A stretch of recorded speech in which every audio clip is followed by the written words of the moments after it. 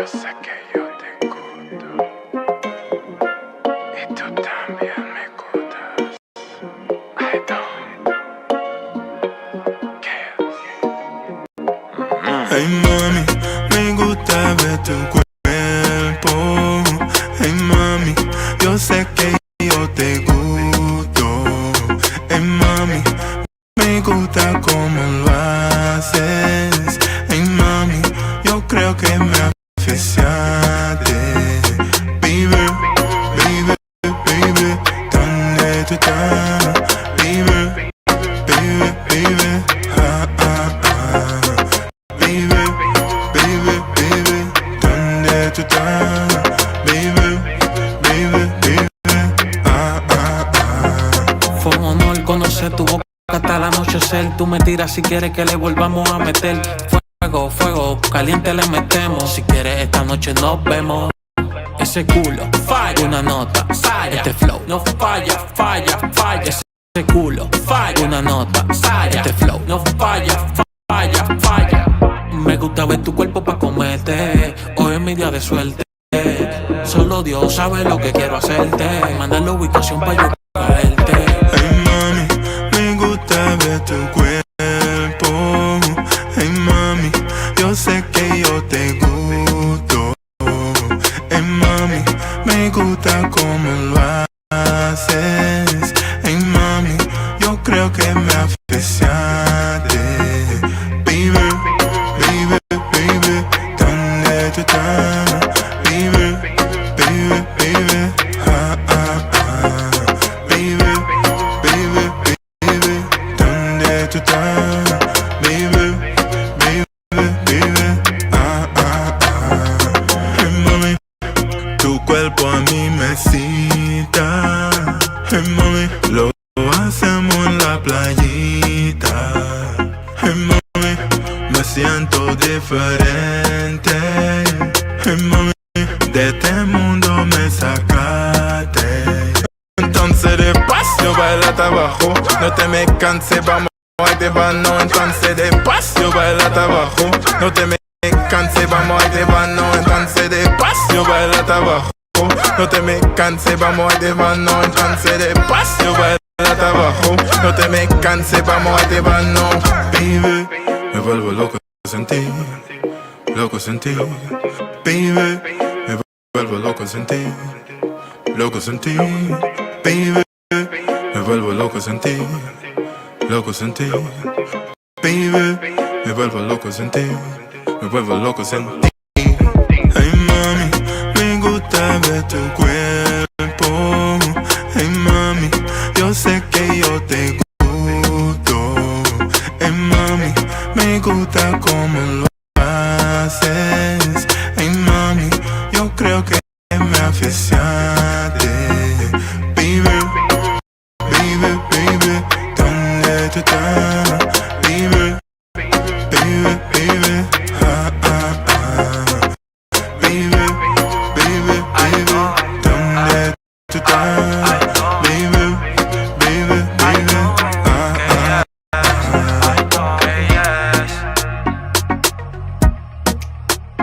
Área 51. Ya, ya, ya, ya, que yes.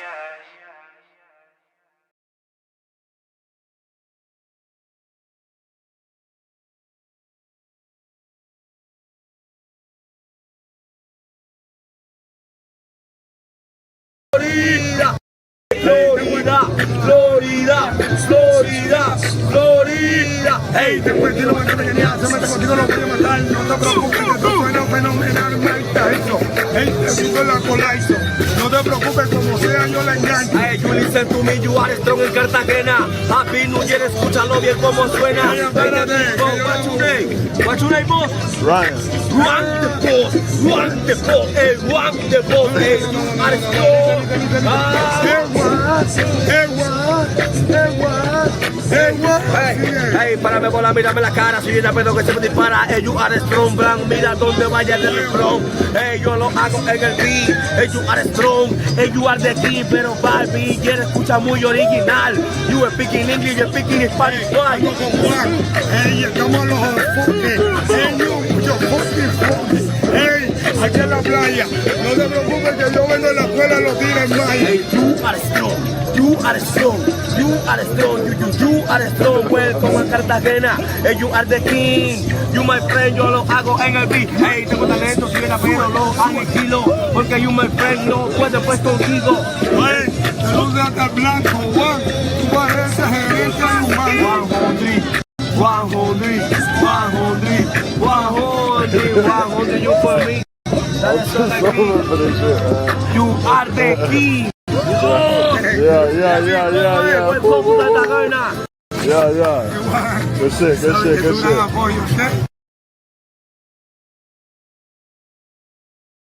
Gracias por mirar Vacation Time with Brian. No olvides dar like y suscribirte.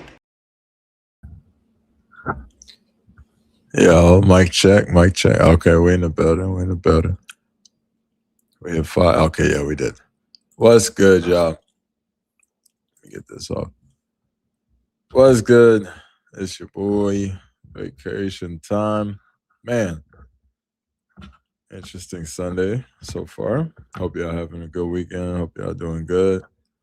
All right, give me one more round. Be right with y'all. Florida. Hey, después de lo que te quería, se mete contigo, lo voy a matar. No te preocupes, que esto suena fenomenalmente eso. Hey, te digo la colaizo. No te preocupes, como sea, yo la engancho. Hey, you listen to me, you are strong en Cartagena. Happy New Year, escúchalo bien como suena. Hey, espérate. What's your name, boss? Ryan. Run the boss. Hey. Run the boss, hey.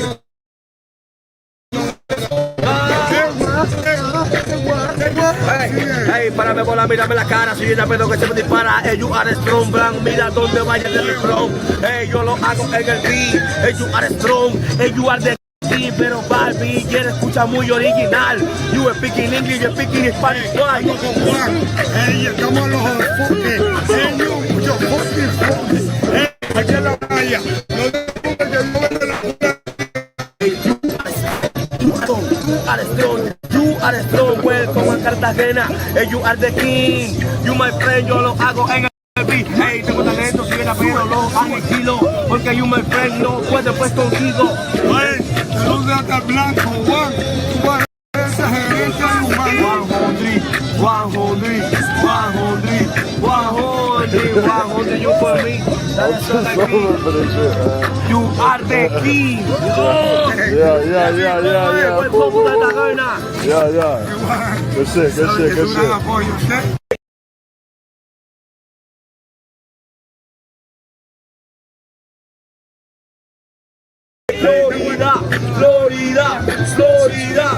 Florida. Hey, después de lo que te quería, se mete contigo, lo voy a matar. No te preocupes, que esto suena fenomenalmente eso. Hey, te digo la colaizo. No te preocupes, como sea, yo la engancho. Hey, you listen to me, you are strong en Cartagena. Happy New Year, escúchalo bien como suena. Hey, espérate. What's your name, boss? Ryan.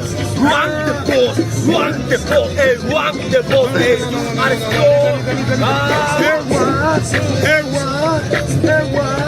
Hey, párame bola, mírame la cara, si viene a pedo que se me dispara. Hey,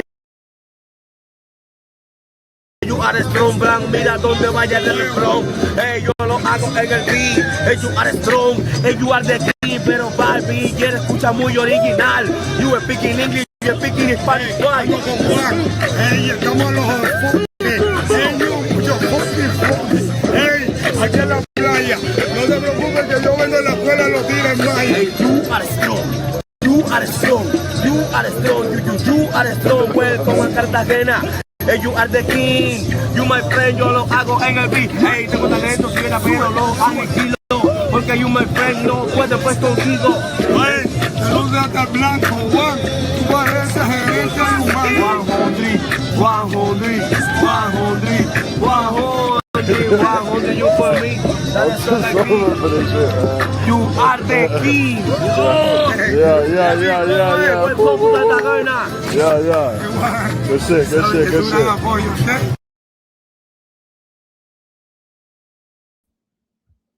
Yo. All right, I'm in the Man, it's amazing how that clip is still amusing. Anyways, what's good, man? Tap in, tap in. Make sure y'all hit the like button. Excuse me, I'm just finishing up, closing out my window. But dang, all right, let's get into it. Let's get into it. Before we get started, read some of them comments and we'll get going. All right. Hope y'all doing good. Hope y'all having a good Sunday. Man, it ain't the same. We ain't got no basketball. We ain't got no football. So, all right, cool. We in the building though. All right. What do y'all got going on this weekend? What have y'all seen? What have y'all been doing? Listen, man, I'm going to just say, without saying too much, I could see why some people would say my content or my live streams are boring, because I've been watching some of these ninjas lives and them shits is like, it's like watching a WWF, bro, in like 95 or something. Like, it's crazy. It's just crazy in the travel space. It's wild. I'm like, now I see why they say my channel is boring, because whew, if that's what I gotta do to get some people in the building, I'm cool. VTR gang, salute, Mr. Peppers in the bitty. And that ain't no shots of disrespect. That's I watch shit. I be sitting in the cut watching. It's entertaining for sure. But so it's entertaining, but entertaining in a way where I don't take it serious. But like, if some people like this is their day-to-day real life, man, we gotta do better as human beings, man. That should be looking like it's entertaining, man. That's all I'm gonna say. Let me not say nothing slick. Big Ben 5 says, peace to all. Salute. Country in the building. Salute, brother. Salute. Shout out to the chat. Salute, salute. Hey, hit that like button. Yes, sir. Make sure y'all tap that like on your way in. Appreciate y'all being here. Happy Sunday. Blessings, blessings. Okay. Aaron, salute, salute, salute. Good evening, brother. Happy Father's Day to all the fathers. Yes, happy Father's Day. That's crazy how. Wow, that's crazy. Anyways, happy Father's Day to all the dads in the space. I'm pretty sure all y'all got kids. I say salute. Was that top notch? What's good? What's good, brother? What's good? I have few. They talented. This gap between them two is crazy. Oh snap! What happened?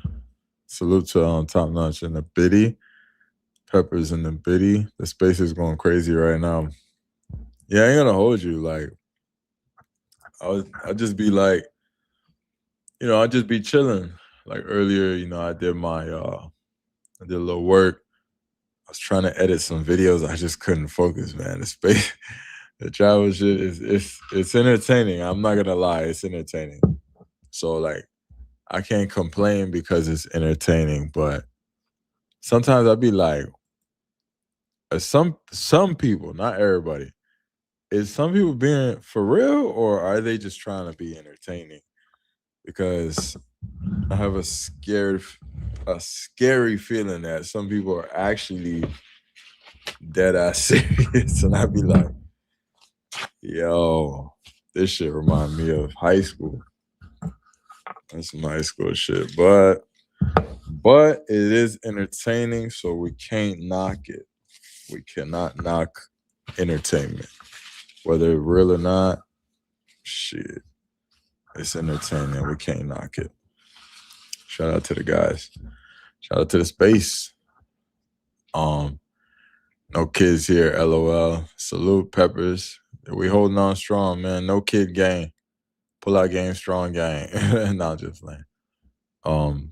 Went to my first country concert Friday. It was crazy. You went to a country concert? Damn, that actually sounds like it would be a good time.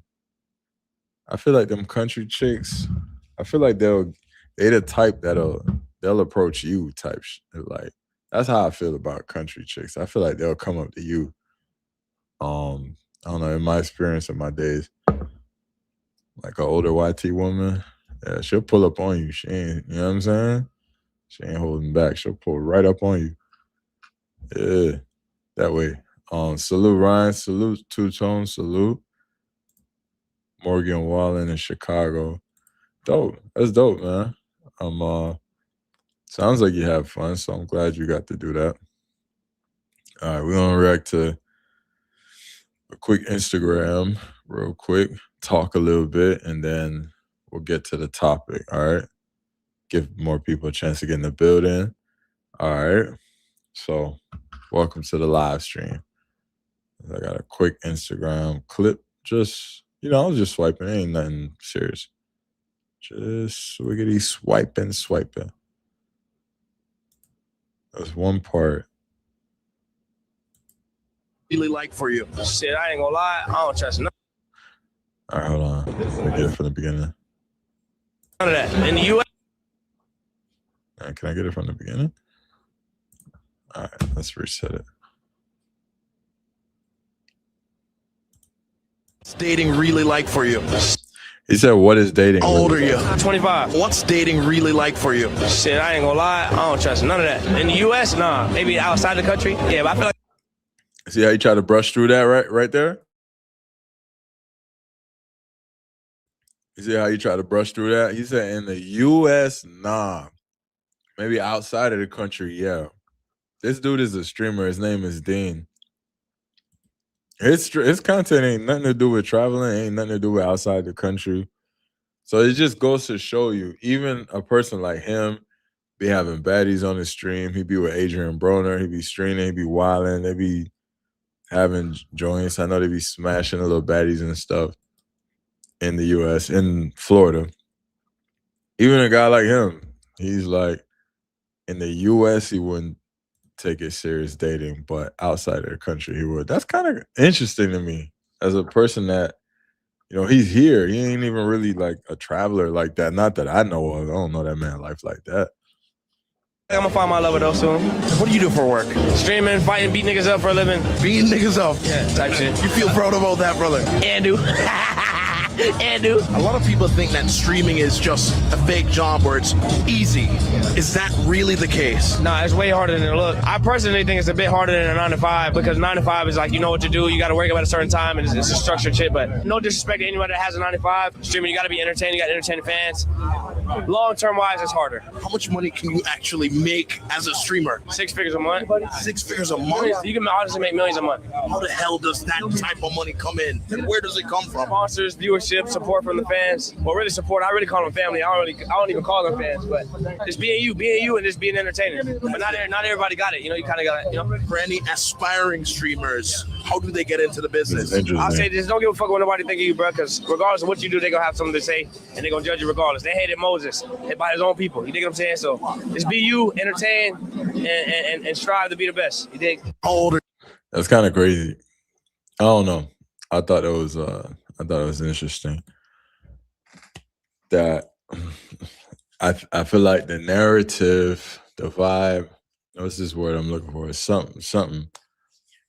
The whole perception nowadays from men is more and more pushing towards like, oh, it's harder to date in the US and all that. I don't know. I find that interesting.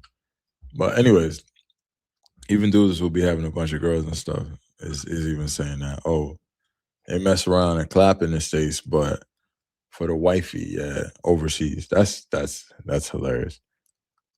You seen MTR go to Thailand.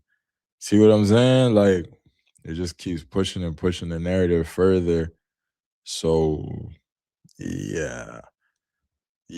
But anyways, today's topic was inspired by a post that I seen going around. I'm pretty sure you guys seen it. I'm not gonna play it this time around because it seemed like homie is out to get people. So I don't want to be a part of that. Not that I have anything to hide, because I don't.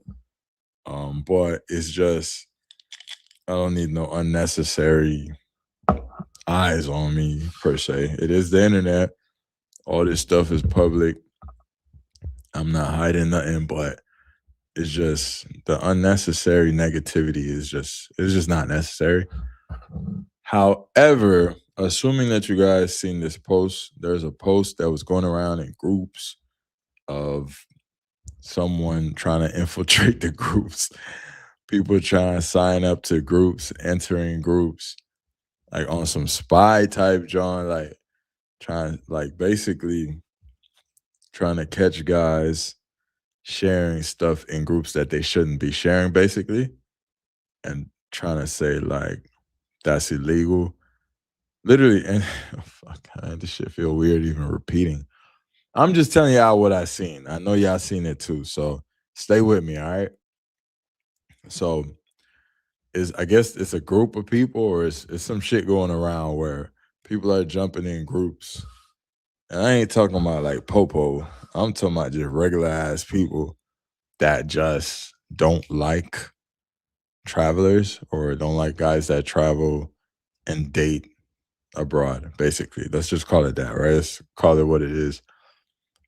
Because there's different type of people that travel. There's some that date, there's some that just want to have some fun and party, and there's some that just want to do some freaky stuff. There's different types. But let's just say the average guy dating, perfectly innocent, perfectly legal. This motherfucker is going in groups, because you know when you get in a group, right? Facebook is different. It's just Facebook. But WhatsApp, it shares your phone number with everybody else in the group. So everyone within the group has access to your WhatsApp number, which maybe WhatsApp could do something about that. I think that's a little much for WhatsApp to do, but yeah, that's what it is, right? Some people may enter with fake numbers or their second phone or their burner phone or some shit. I don't know. It's not that deep to me. But yeah, bro, trying to infiltrate the groups, trying to get groups shut down and trying to say people are like doing illegal stuff, posting stuff they shouldn't be posting and stuff like that. So my groups have rules, right? So I do have a few groups. They got rules and there's a process to get in a group. So I think it eliminates a lot of the trolling, because you gotta actually pay a small fee to get in, and it's typically Cash App or Zelle or something like that. So, I think when somebody's willing to make a payment, which is attached to their name and stuff like that, I think that it's less likely to have trolls and stuff like that. So it just keeps it quality.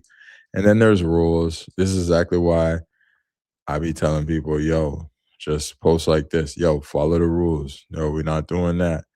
I be kicking joints out the group because they just want to be bops. And I'm like, yo, it's not a bop group. Like, it's just a chill group. Like, we're just chilling. And they can't understand it. They're like, oh, or, chicks, the first thing they want to say, oh, y'all gay or something? No, ain't nobody gay. It's just, there's shit, like, some people just don't understand what could happen. Like, and I knew coming into this YouTube, coming into the internet, coming into WhatsApp groups, I know what can happen. And I've been knew this before all this shit came out. This is why there's rules. This is why groups have rules. That's why I make rules for my group. Some people think, oh, you being boring or you being lame. No, y'all got each other's fucking number. So if y'all want to text each other, whatever, text each other privately. I ain't got no problem with that. But why you want to post bop activity in there? Like, no, we're not doing that. And honestly, it be the chicks. Guys don't, like, in these groups, it's not the guy, in my groups at least, guys are not posting wild shit. It's the women that want to post wild shit. And I'd be like, yo, if you want to post like that, I'm going to have to kick you out the group. And they don't understand. And then I have to explain to them on the back end, like, I live in the U.S. I'm a U.S. citizen. I don't know how it is in your country, but over here, there's laws and there's rules and there's regulation. Like, you can't just wild out everywhere. Like, if you want to do whatever you want to do it in private. Just don't do it in my group. If you meet someone and then y'all two text each other, whatever the fuck, they ain't got shit to do with me. Excuse my language. That doesn't have anything to do with me. You feel me? So anyways, yeah, sorry, that was a little long-winded, but you get what I'm trying to say. Like, but it's people coming in these groups and they don't want guys to I don't know, man. Hold on, let me read a few comments and we'll continue. Him and AB be going crazy. Yeah, they do. Them ninjas are wild. AB, I rock with him, but it's kind of sad to see what's up with him. I hope he can get off alcohol and get back in that ring. He's younger than me. He should still be boxing. Ryan tapped in. I don't know these new streamers. I'm kind of new to Dean the Great, but you know, I've been seeing him and AB. I know who AB is, so I keep seeing him and AB, and I'm like, so I finally, you know, started watching some of their stuff. They stream don't really be popping like that. It's the highlights. Like, so they'll have these little wild moments. They clip them up real good. They have a bunch of clippers. And the clippers is what really keeps these guys lit. I learned that, right? So if you're into streaming and you want to be a streamer, get you some clippers. The clippers is what keeps these guys lit. Without them clippers, it wouldn't work out. First of all, AB don't know nothing about content creation. And a lot of these guys, they're not sitting down clipping up these videos and stuff. They're paid clippers that make hella bread to clip these streamers and make channels where they literally clip these streamers and post them all day. So all you see across your timeline, if you notice, you've been seeing a lot of Adrian Broner lately, right? Because he signed a deal. You know, he done signed a deal, and now, you know, all the clippers are clipping, doing their job, and he getting his money. Clippers getting their money, Kick getting their money. Everybody happy. So that's a little gem. If you want to be a streamer, get you some clippers. Somebody in like each state, have them posting you. Their sole purpose in life is to post clips. So that's how they eat. So when you go viral, they get paid. You can't really lose like that, especially if you're already famous. Adrian Broner is already famous for being a boxer. So it's like, and then him, who's not gonna laugh at a drunk dude, like just being drunk and like buying box on camera and stuff? Like who's not laughing at that? That's hilarious.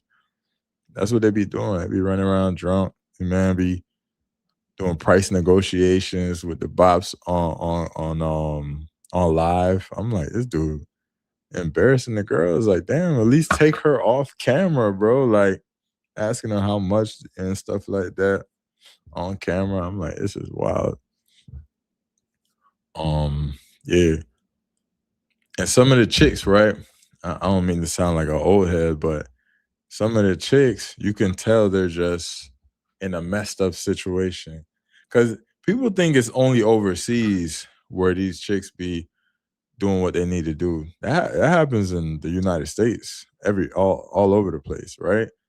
So you'll have a young, attractive chick, and he'll be on there putting her out as a bop. Yo, I seen a clip of bro saying, oh, you know, I just skeeted on your face or something like that, and can I do it again or something like that. He made sure he said it on the clip. We wouldn't have known that if he didn't say that. And then she didn't say, oh, you didn't do that. Like, she didn't deny it, right? So I'm like, bro, what if one day this girl wants to stop doing what she's doing and have a family and settle? Now she's a known, like, for that clip of you talking about skeeting on her face. Like, I know, you know, it's funny, it's cool, it's a clip, but bro, that's I don't know, man. I don't mean to sound like an old nigga, but like, I think my mindset is starting to change a little bit. Maybe I'm getting old. Cause I'm just thinking like, dog, why would you say that to the girl on camera like that? Is she gonna one day go off and get married? And she's probably 21, right? And she's probably gonna be 28 and like, oh my God, what the hell was I doing? When I was 21, bro, if somebody was clipping me up at 21, I would be pretty embarrassed right now. because I did lots of dumb shit when I was 21. You heard? So I mean, I don't know. Maybe I'm getting old. I'm sorry, guys. I know you guys are probably like, Ryan, what the fuck? Maybe I'm getting old, dog. Maybe I'm like in that crossover phase, like when I'm starting to get a little older. But I just think that kind of fucked up. Like, if you see, like, if I ever was vibing with a chick on camera, let's say I'm a streamer, I'm out in Miami, and we vibe, we just vibe and let the audience could think whatever the fuck they want to. They could think what they want to think. If they think, oh, Ryan probably whatever, then there's no proof, there's no evidence. I'm just kicking it with her. We just chilling, we laughing, we having a drink. We can go out to eat, we can go to the beach, we can walk, we can talk shit, we can read the chat, we can have fun with the guys, we could play fucking Uno. I don't care, but it's up to the audience to make an assumption. We could always deny the assumption. We don't know what's true. This could be my homegirl from high school. But to go and be like, yeah, now I skeeted on her face, it's just like, bro, you're fucking wilding. It's wild, man. My fault. I'm supposed to finish up the topic, but I just wanted to put that out in the air because, you know, I think, you know, as we get older, we should think about these things. Some people don't care, and that's fine. That's cool, you know. You know what I'm saying, I'm not perfect, you know, but I don't know. I just think that shit ain't cool to say it just blunt like that. But anyways, let me get back to the topic. Big Med 5 says, chicks that play the gay card are always hit in the looks department or the confidence department. Shout out to Big Ben 5. What made you say that, Big Ben? I mean, not saying I don't agree, but I'm saying, like, what made you say that? What's good, nephew? When you finish, I would love to jump on for a sec. Congrats on the 5K. I appreciate that, man. Of course, Andre, I got you. I got you, Andre. Yeah, I'm gonna drop the link in a sec. Sorry, I just wanted to introduce the topic. My bad. I got on a little side rant, you know. Yeah, no, I'll be talking sometime.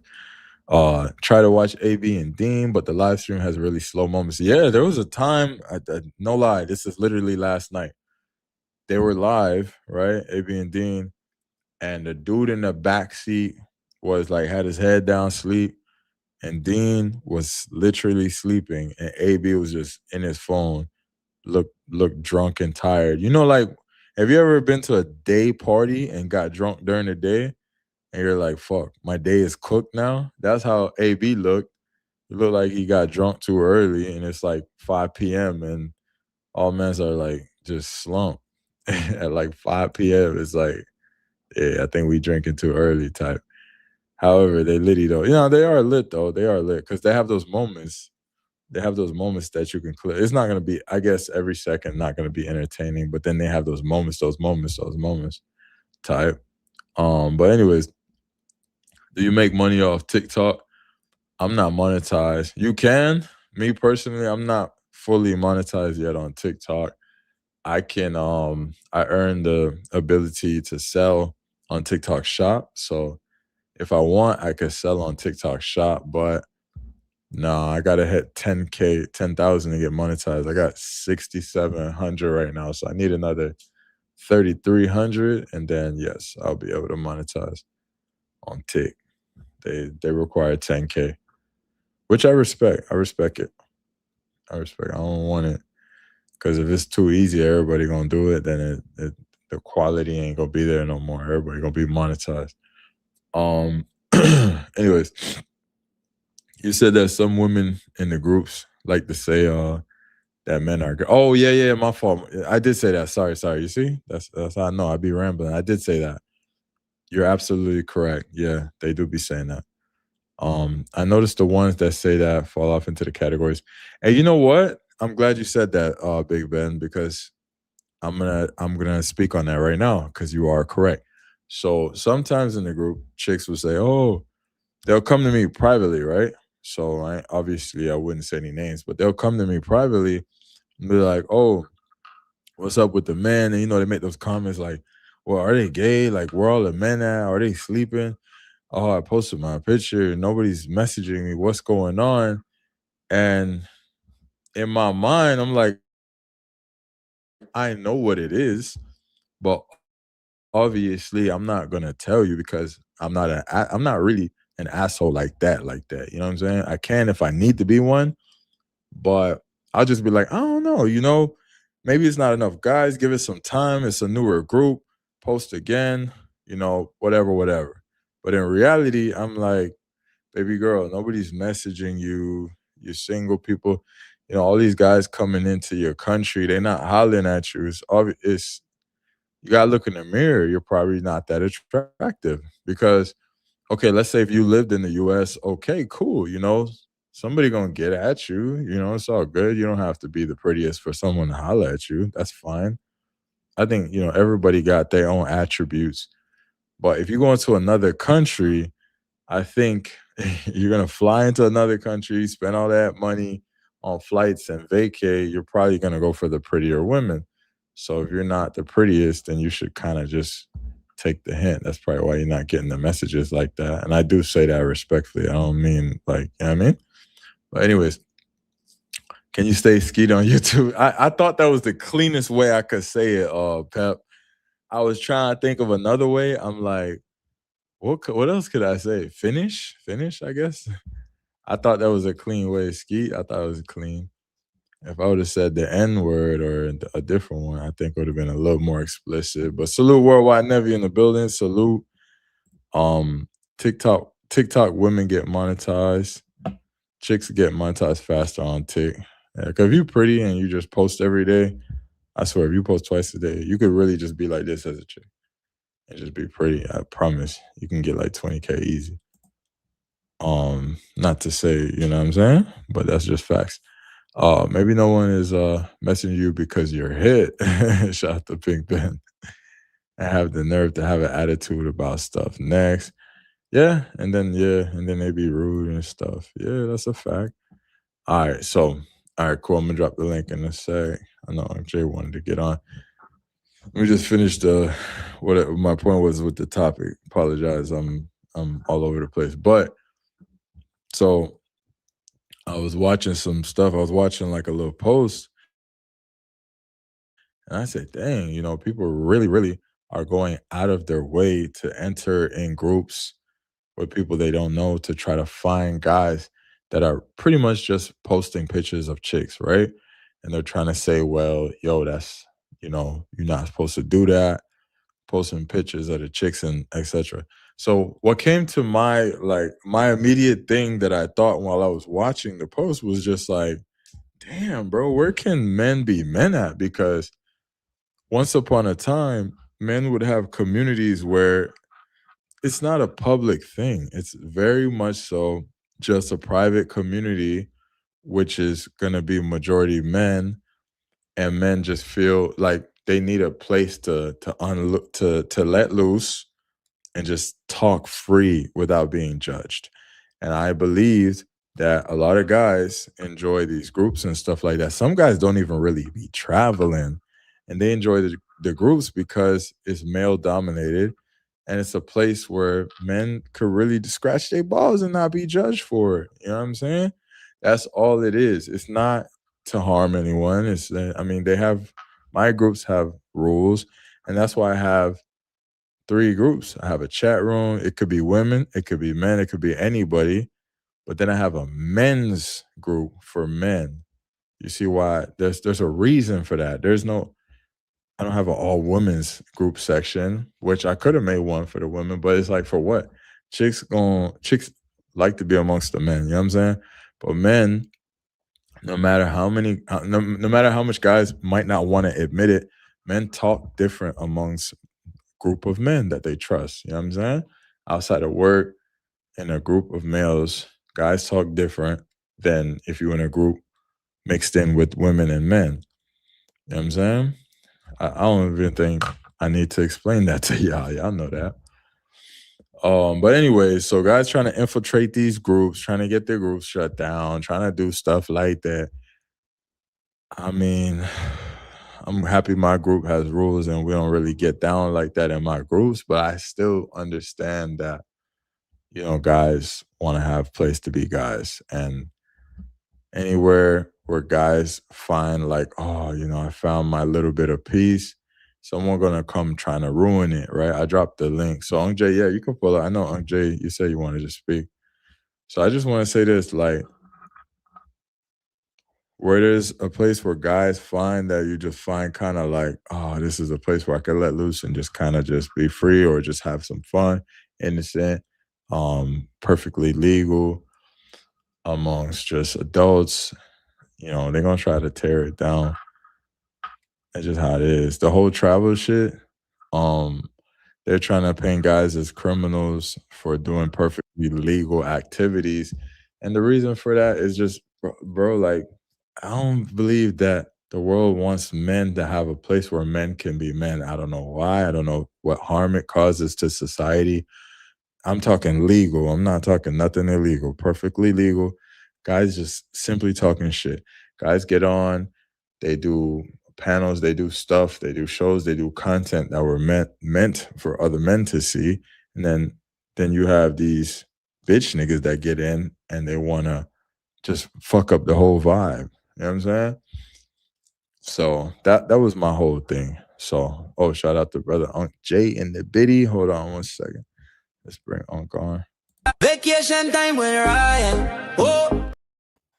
Unc J in the building. What's good, brother? Yo, what's good, nephew? How you feel, man? I'm doing amazing, man. Good to see you. Good to see you. Man, look, congratulations on the 5K, bro. I know how hard it is. Hey, I appreciate it. I appreciate it, man. Oh, again, congratulations. Even though I've been quiet in the space for a minute, man, I've been watching you. I've been watching the updates on the weight loss, man. Congratulations. I appreciate that. I used to do a little training myself back in the day, so I definitely know how hard the journey is. But man, it's like you're a different person, bro. I appreciate it, man. I appreciate it. I ain't even done yet, man. In another three, 4 months. It's a constant thing. It's not a one hitter quitter, man. I remember when I was driving trucks for a while, and I got up to probably 280 and I graduated like 150 pounds, man. People be like, did you play football? I was like, nah, bro, I played basketball. I was a hooper. But but anyway, one of the main reasons I wanted to come on was because it's just been kind of like taking a lot of time to observe what's going on in space right now, and it's getting really weird, bro. It's getting really weird, you know, and because of that, you know, I was listening in on the whole Uncle Rico thing, you know, and man, as I get older, I start looking at things a lot differently, you know, and it's like a lot of times, bro, we got to fight with jobs. We got to fight. No disrespect to my white brothers or whatever, but just as black men, man, we got it rough, bro. So it's like anything that anybody else may do or anything that I may do that I feel like is gonna put a target on our backs, you know, it doesn't feel good. So my thing is that we all need to stick together, because right now, man, it's like an army after us, bro. And it kind of goes into what you're saying today as far as we don't have a place where we can go that's sacred, you know what I mean? And one of the things that one of the reasons why, like when I was on YouTube before, instead of like correcting a lot of young brothers by like, you shouldn't do this or whatever, I kind of took the barbershop approach, like, let's laugh about, you know, stupid things. We've all done stupid things, you know what I mean? And and to me, the biggest healing is when you can look yourself in the mirror and say, yeah, it was kind of stupid that I did that or whatever, you know what I'm saying? But different people take it wrong, or people can take things out of context. But in reference to Uncle Rico, you know, I just want to say this, man. Like, I did say it, you know, but it was out of anger. And it was kind of like, you know, here I'm trying to squash something, you know, so we can move on. But then, you know, I'm seeing him in other chat groups and stuff, still like beating that horse and trying to keep the chaos going. You know what I'm saying? And I have no problem, man, for people that ride for their boys. Just like, Miguel's gonna ride for me.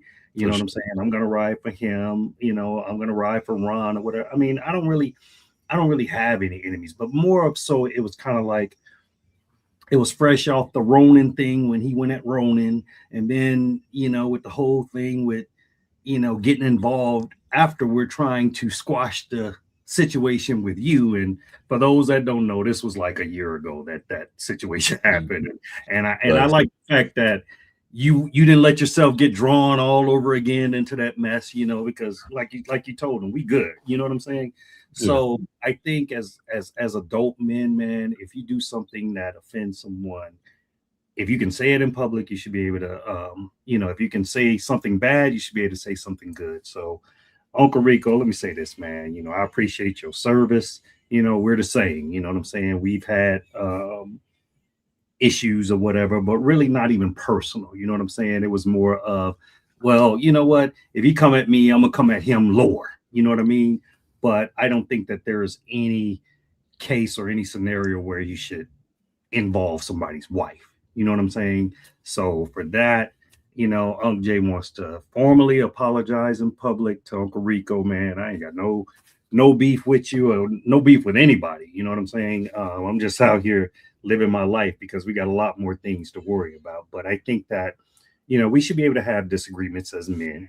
You know what I'm saying? And I can't be responsible about what he said about me or whatever. All I can be responsible is for what I say. So I don't care about what he said about me. For me, as a grown man and as a kind of an elder statesman, in a travel game or whatever, I just want to encourage people. So, like I said, man, I definitely want to apologize to that man for going at his old lady because, like I said, we gotta start sticking together, man. And who knows? I may be in Punta Cana one weekend and have some beers with the guy. You know what I'm saying? Because at the end of the day, as long as nobody got shot, anything like that or deleted, we can, we got to be an example for these young bucks because these young bucks, man, they get hot. You can't take that back, once you delete someone. You know what I'm saying? Right. And that's pretty much all I wanted to say on that. And as far as the topic at hand, that's the main reason why, like, I've decided to kind of go. You know what I mean? Because right now, bro, it's a lot of heat over here. It's a lot of heat, and I guarantee you, if I was still on the internet, I'm sure my name would have got drugged in there. You know what I'm saying? And we got to start putting out a lot of positive images and positive messages because it just seems like it's okay for this group to do something, but then if we do it, it's a problem. I look at things for face value. You know what I'm saying? I feel like a lot of what they're doing with the IG and everything, I feel like they're putting a lot of people on blast, but you're not doing it for everyone. You know what I'm saying? I feel like how can you be responsible? I've had groups too, and that was one of the main reasons why I shut them down because it felt like it just the juice wasn't worth the squeeze. You know what I'm saying? It just wasn't worth it, and it wasn't nearly as bad as it is now, man. Because it's terrible now, and I really feel for a lot of the cats that's traveling because who wants to spend that much on a ticket just to get turned around, at the gate or whatever. But I'm gonna say this to your audience: it's a different day, it's a different time, man, and the things that we used to be able to talk about on the internet, those days are done because there's no way that you can vet thousands of people. You're always going to have one. I mean, some of the guys that I thought was the best are the biggest ones that backstab me. You know what I mean? So that's just how the game goes, man. And for me, I don't promote anything. Like I get together, but like for instance, me having a hotel, that ain't my responsibility what somebody does in the privacy of their room. Right. You know what I'm saying? As long as they got their IDs, as long as the person that's registered got their ID, anything else is not my business. But I feel like we're being held accountable for other people's actions. You know what I'm saying? Like I even look at Ron. I mean, I'm like, damn, man, they coming hard at my guy Ron. But Ron, everybody knows Ron as the fun guy. You know what I'm saying? He makes jokes. said, I like his like the latest things that he's been doing with the characters and stuff, and he's basically showing you real life situations in these countries, but putting it in a playful way. Yeah. But man, like I said, just to wrap it up, I just want to tell everyone, man, let's just try to stay positive, and because we got enough knuckleheads out here that's doing the most. So, you know, it's one thing I love about your channel, man, is that you keep it positive, and even the mistakes that you've made in the travel game, you share them, and you're very transparent like I am, so that others won't make the same mistakes. You know what I'm saying? Because absolutely. Look, I know if you got a couple 100,000 today, I bet you spend a little bit different. Heck yeah, I'll be thinking of that like every other day. Like, where we invested, man. That's a fact. But yeah, we learn, man. I've done the same things. You know what I'm saying?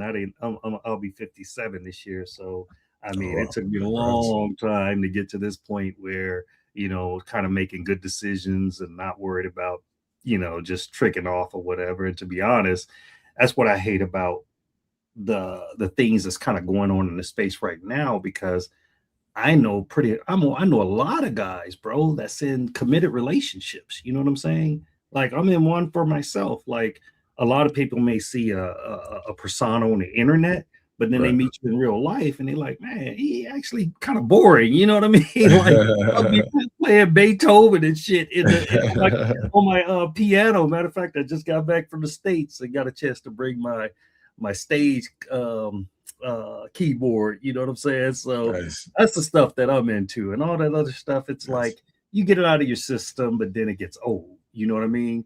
After a while, and after a while, you want something meaningful. But to me, it's like if you're gonna hold everyone else, if you're gonna hold the foreigners accountable, then I feel like you should hold the locals accountable, because I can look down the street right from where I am, and there's like 3 or 4 of them. Ain't no gringos coming out here. You know what I'm saying? So I just think they should show that same energy. You know, if you want to protect the kids, let's protect the kids. You know what I'm saying? But let's protect them from locals also. It goes both ways. But I don't know, man. But hopefully it'll be some big changes around here. For those that don't know, Petro's guy didn't get in, so we got a whole new president now in Colombia. So the election was just today, the runoff. So the guy that 47 supports, he actually got in. So he's supposed to be one of these guys that's going to clean it up and everything. But yeah, man, like I said, and like I said, I also wanted to come on because I didn't want you being drugged back in the middle of no stuff. You know what I mean? Because I know sometimes when and I don't hold you responsible for what you can't be held responsible for what people say on your show. You know what I mean? Yeah. But at the same time, even me, I even felt bad afterwards. Because when I got in the heat of the moment, I always kind of let things play out. Yeah. Because we all men, like I was saying earlier. We all guys. This stuff happens, but later on, I'm like, damn, did I should I have stopped? Do you remember when I just told you? Because at the time, it was one of your best lives, right? And I told you, no, man, keep it up, man. I was like, man, we good, because I, at that time I was thinking from a content creator, I mean, at the end of the day, we want views, we want that algorithm to catch us. But the one thing I hate is that why is it that the algorithm catches faster when it's something negative or something drama? But when you're putting out positive information, like nobody's saying anything about all the tips and stuff we give. I mean, do some guys go above and beyond and say things that they shouldn't say, like, oh, if you want to skip the immigration line, or you should do this or do that. I don't agree with that. You know what I'm saying? But I know for a fact that you've done it. Ronan's done it. I've done it. Zoe, a lot of people have given positive information just to help keep people safe. You know what I'm saying? And even the guy that I don't know him. I don't have any beef against him or whatever, because at first I thought he was doing really, really good work. You know what I mean? And what I mean by that is that yes, they need to get on these people that's trying to delete people and rob them and things like that. That's a positive thing. For I sure. just don't like that everybody is getting put into a certain category. You know what I'm saying? Like, I've been in a relationship for 3 years strong. You know what I'm saying? So Sure. I know that I don't fall in that category, and they act like we sign a permission, not a permission slip, but we sign like a contract to join this group, like we're all like we're a frat or something. Right. You know what I mean? And it's not even a real thing. You know what I mean? So yeah, it's crazy. That's the Man. thing that That's sucks. pretty much all I got, bro. No, I appreciate it. But before we close that chapter out, I was just gonna say, did you get a chance to speak with Rico? Did I? Yeah. No, I don't have his because he information. did. I spoke to him briefly on YouTube, and he was apologizing. So he was like, he wanted to come on live. Since he said it live, he wanted to apologize to you and Miguel. So I'm like, I'm going live Sunday if you're gonna be there. But Right. he was apologizing through And that, message. you know what? That's enough for me that he did contact you, because, like I said, man, I don't know how old he is, but I think he's older than I am. You know what I'm saying? Yeah. And I do respect my elders, and I try to show respect to anyone. You know what I'm saying? And like I said, I'm not perfect, and I like a good laugh just like everybody. And to be honest, most of the stuff is comical to me. You know what I'm saying? Like Yeah. nothing can really rattle me being dropped off in a damn war zone. You know what I mean? With the infantry. So that doesn't really bother me. That's like kid stuff. But I do know that us as black men, especially, or all men, we don't need to be at war with each other, especially as black men. We need to be sticking together, trying to keep each other safe. And we also need to support guys like yourself and people that's out here spreading positivity versus, and I'm not telling anybody not to support the other stuff, but it looks kind of bad when some of the biggest streams are the crash out stuff. You know what I'm saying? Yeah. And it's not directed toward anyone. There's hundreds of crash outs. You know what I mean? So I'm not picking on one person or anything like that, but I just think we need to be, sticking together. And that's probably the thing that I love the most about like having the hotel and meeting dudes from all over the world and meeting my, fellow veterans, and we just be up there chopping it up. A lot of times, bro, we done been up there till 4 o'clock in the morning, wasn't one chick around. We smoking cigars and just, having good conversation, and that's priceless, man. You know what I mean? So Absolutely. there are a lot of good brothers that's doing good work out here in the space, bro, and you included. So salute to you, and I don't wish you nothing but the best, nephew, for sure. No, appreciate it. You too, huh? Yeah, you too, man. It's a shame I haven't got a chance to go out there to Cartagena. I'm low key scared now. I'm like, if anybody on that list, I know give it a couple weeks after this, because to be honest, like I said, I went to the States like when they had a first election, right? But it wasn't a decisive victory, so they had to have like a runoff today. And man, they were doing things to trucks and buildings and stuff like that. Yeah. It's been very tense around here. But matter of fact, they got after the election because the far right guy won, so they're boarding up things in Bogota, whatever, because they don't know what to expect. But hopefully it'll be peace, man, and hopefully it'll make it better for us, because my thing is like I was telling Ron one time. I looked at one of the videos where, they take your picture and they put the display in front of you or whatever. Now, I ain't saying I know it all, but I can tell you this. I ain't never known no man to carry XL Magnums, regular Magnums, and lifestyle.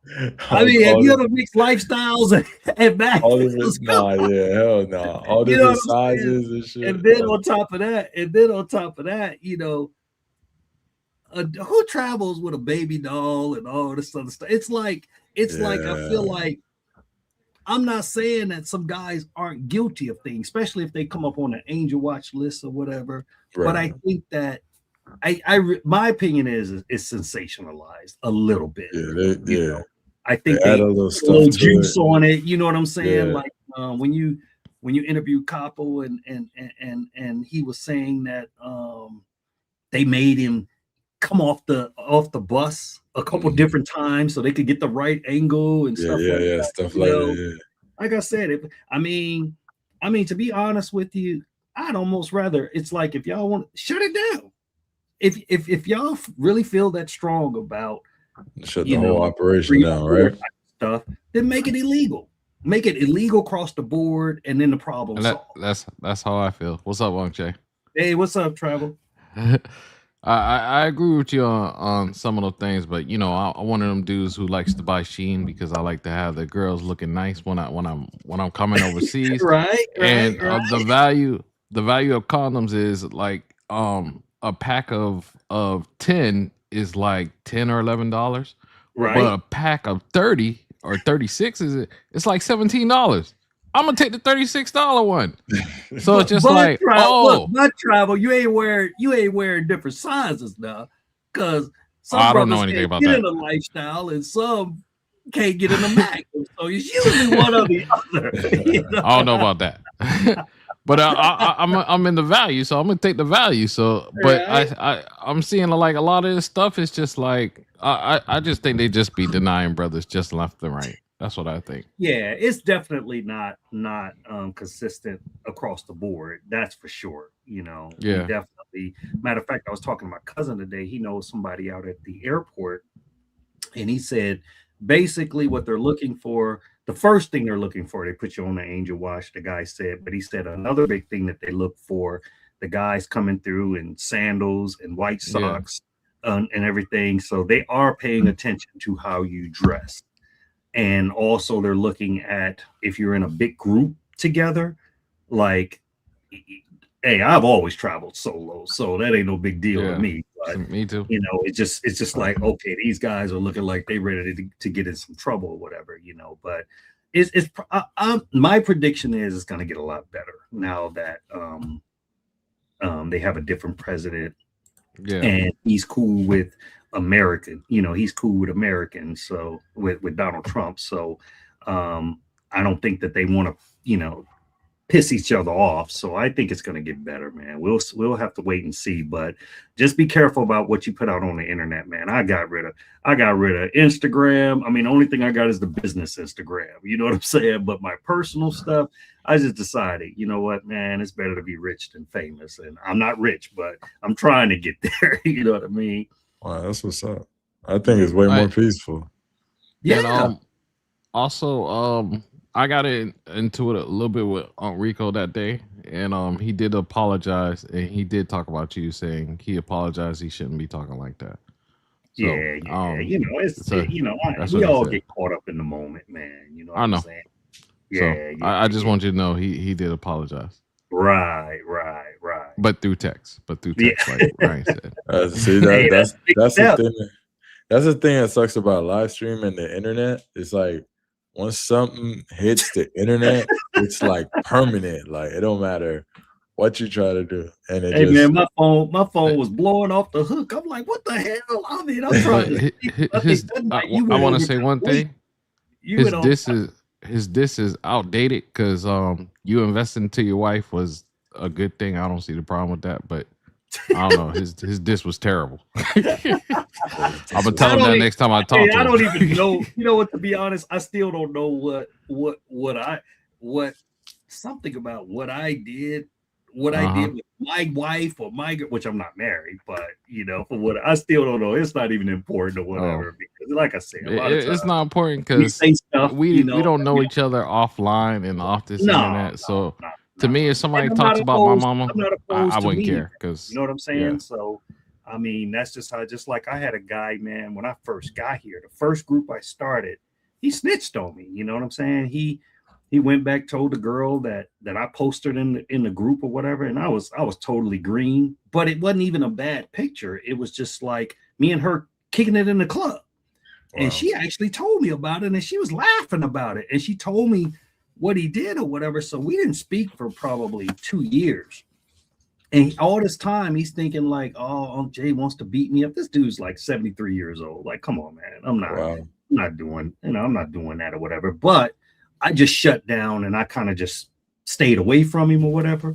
So finally one day he forced me to talk, and he was like, man, you know, I heard you wanted to beat me. I said, man, I ain't said one word about you, you know, but I said, man, you know what?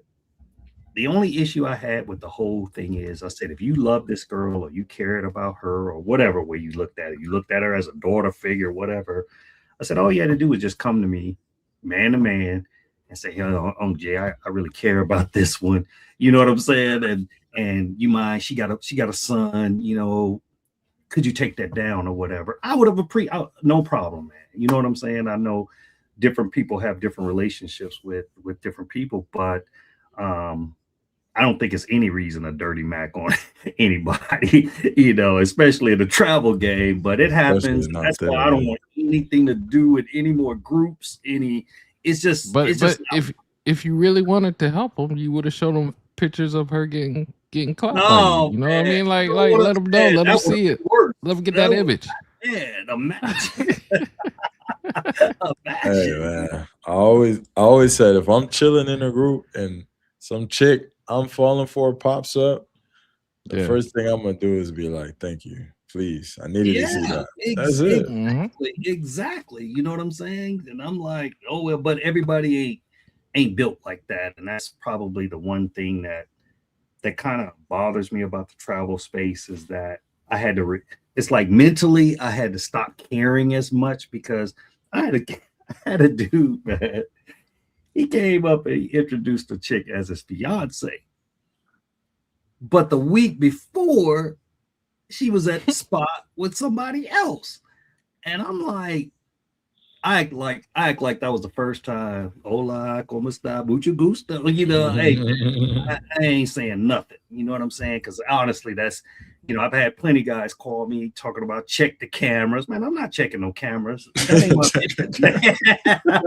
my I'm straight up, Ryan. I have had guys call me and say, check the cameras. Wow. You know, and I'm like, nah, bro, because the thing about it is one client's girlfriend will tell another client, and then before you know it, oh, don't fool with him. That ain't my business. I don't know what the hell. You know what I'm saying? Half the time I'm not even there. So yeah, but it's diabolical, man. Oh my gosh, that is hilarious, man. That's my fiance, man. You know, I want to laugh, but I have to try to keep a straight face, bro. I tell dudes 9 times out of 10, when you get that really, really strong feeling to where you find yourself sneaking and snooping and setting up cameras and stuff, she's doing something wrong. I never seen a dude have that strong of a feeling and not be correct about it. You know, you usually get that feeling for a reason. Like, you know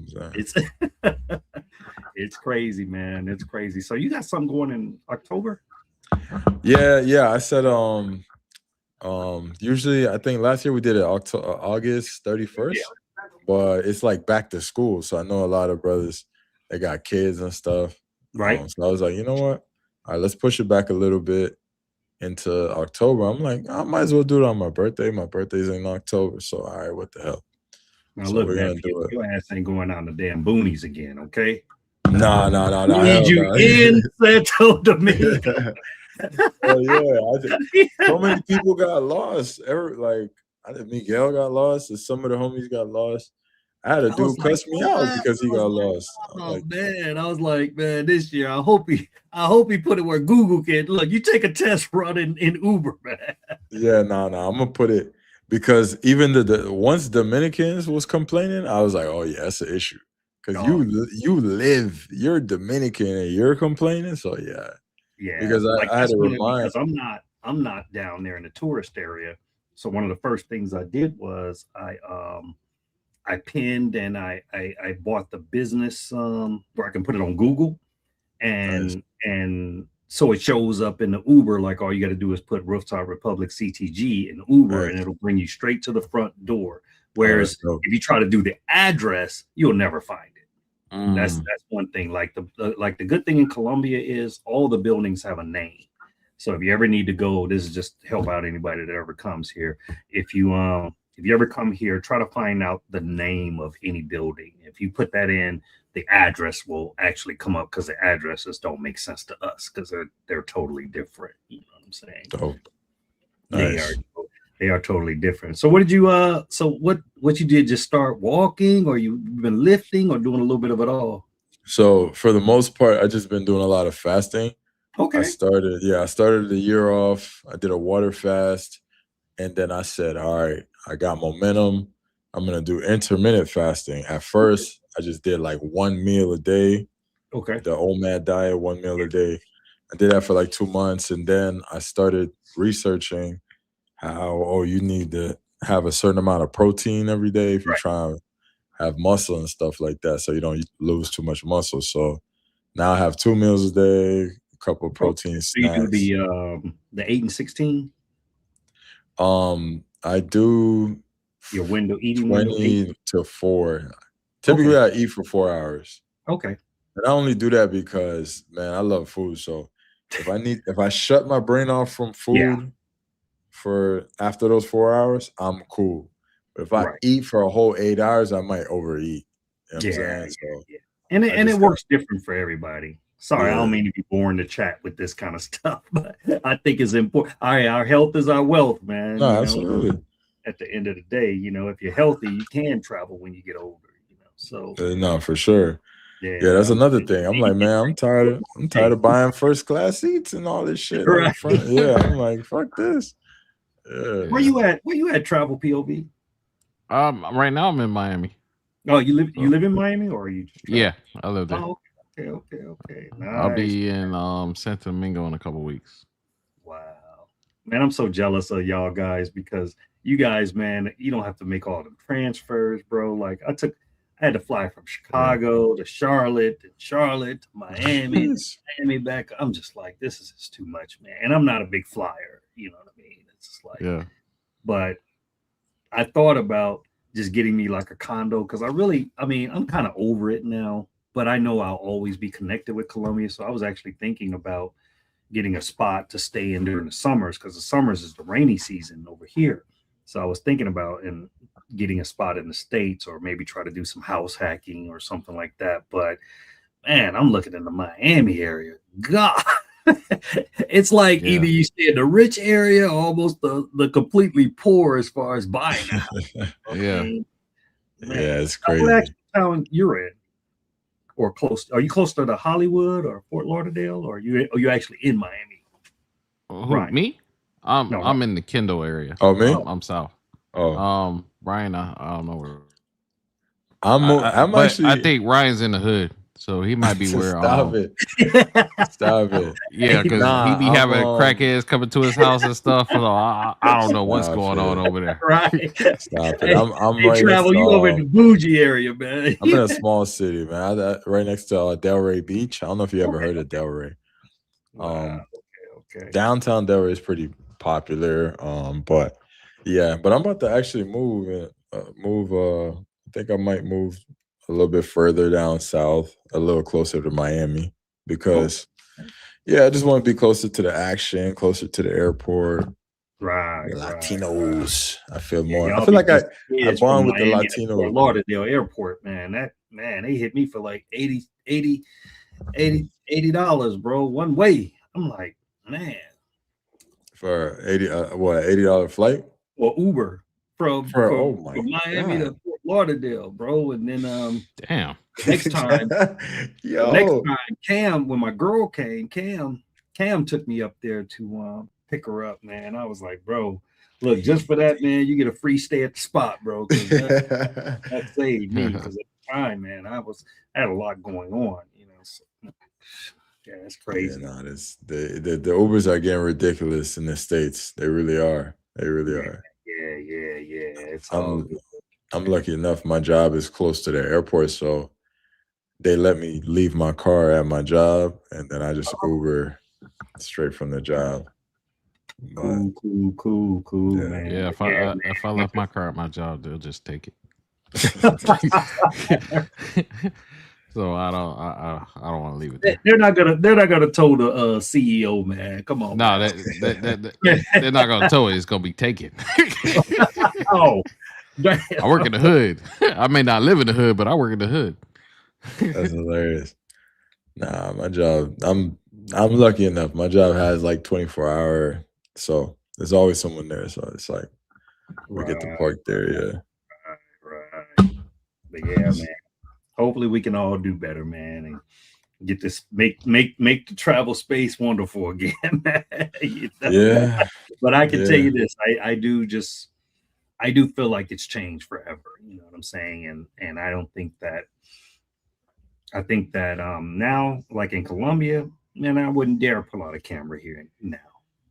I mean, it's getting crazy. Just like I remember at one time, like when I was in DR, I didn't do anything, but I would see a lot of videos where the girls attacking dudes for breaking out the camera. And I mean, I never did it, but I can see where at first it didn't bother me as much, but it actually bothers me now. I think that those people, just because they do what they do, don't mean that they don't have families and shouldn't try to, you know, shouldn't try to hide their identity or keep what they do secret. I mean, just like as if, there's some guys that had top secret clearances in the military, you know what I'm saying? They can't have their stuff out there, you know what I mean, for everybody to see. So I think we all deserve a certain amount of privacy, especially like if it's a camera and he's out, I ain't got no problem with that, because at least you know it's coming.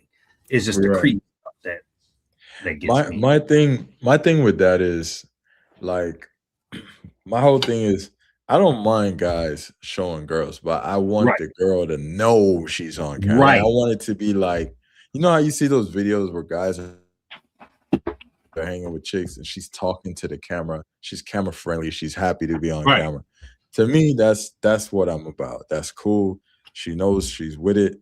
We're just enjoying life. But like, if you hide now, then I mean, in the past, I never really cared because it's not my thing per se. But I'm just like, whatever, I'm used to Florida. You're responsible for your own privacy. But these other countries got different laws and they do things different. So, I wouldn't leave and go into another country and then hide out in the bushes with a fucking scope camera. And like, I wouldn't do all that. That's too much. I could tell the ones in Central Cartagena, you can tell because usually the camera is kind of a little bit lower, and you can tell the girls don't see the camera when they're walking. See, even when I went to Cartagena, at first I was thinking like, damn, can I record? But when I went into the clock tower area, when I heard about it, I thought it was just a bunch of wildness going on. But when I actually went, I'm like, oh, there's a bunch of tourists here. I see a bunch of white people everywhere.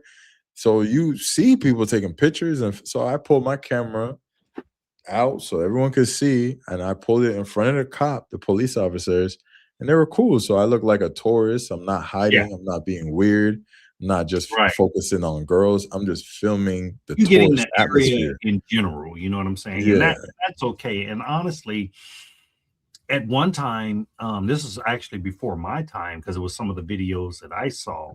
It was like the Wild Wild West. But I think when you had came, it had changed quite a bit, because they started moving the girls a little bit further down to make it more family oriented right there in the circle. So yeah, it's definitely changed a lot. And to be honest, I would be okay with them just designating a district and that's where it's at.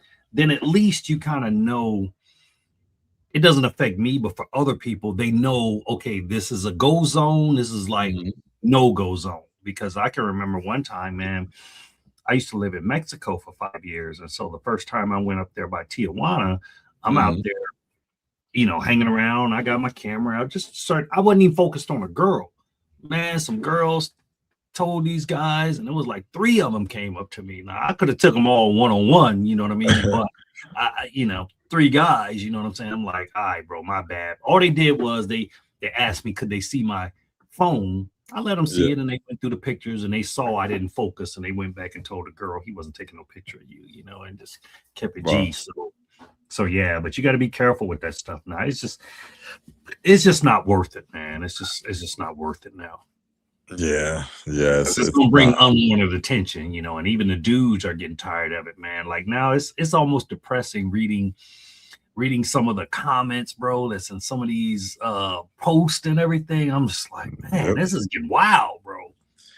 Yeah, I ain't gonna lie. I be on Instagram reading some of the comments like, what the Oh, hell? Like I be getting pissed. Like this is yes, yeah, yes. I'm You like, know, this like some one racist one shit. person said, "Oh, we should start making them get visas to come to Colombia." It's like, does she not understand that we don't need y'all? Y'all need us. Did she not understand that Yeah, they be talking they wild. not worried about us staying over here being a burden on their economy? It's the opposite way around. Yeah, When they get to exactly. America, they're not leaving.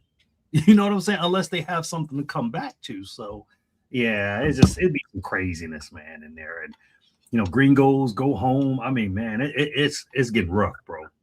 Yeah. It's crazy. I tell people, I'm like, if you ever want to know how people really feel, where they Yes. can hide and say how they really feel, go on the internet, go on Instagram, read them comments, read them, because these are your everyday working people that don't get to express how they truly feel inside, and they go on the internet and they talk their mind on the internet.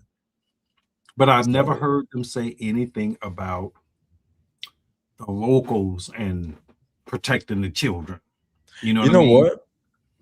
You know what? Not to be Yeah. weird, but like let's say 15 years ago, it was always kind of known that a lot of other countries, I'll even say Jamaica, right? My people Jamaican.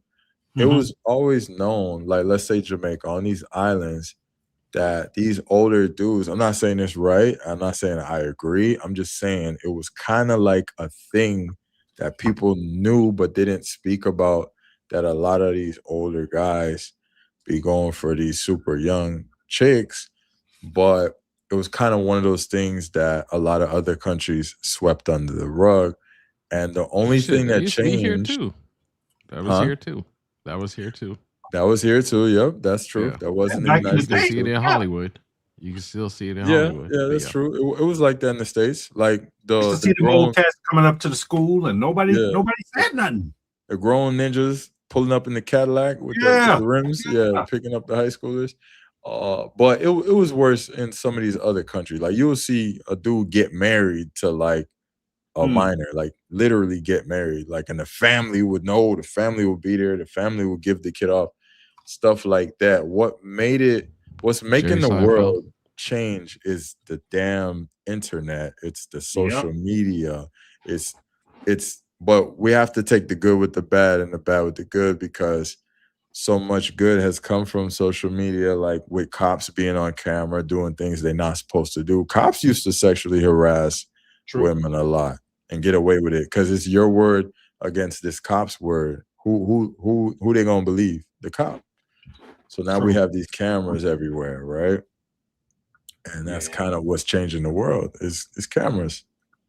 And it's fun about. I mean, to be honest with you, like if you told me, knowing what I know now, if I actually had a choice to say, well, Jay, where in the world would you want to live?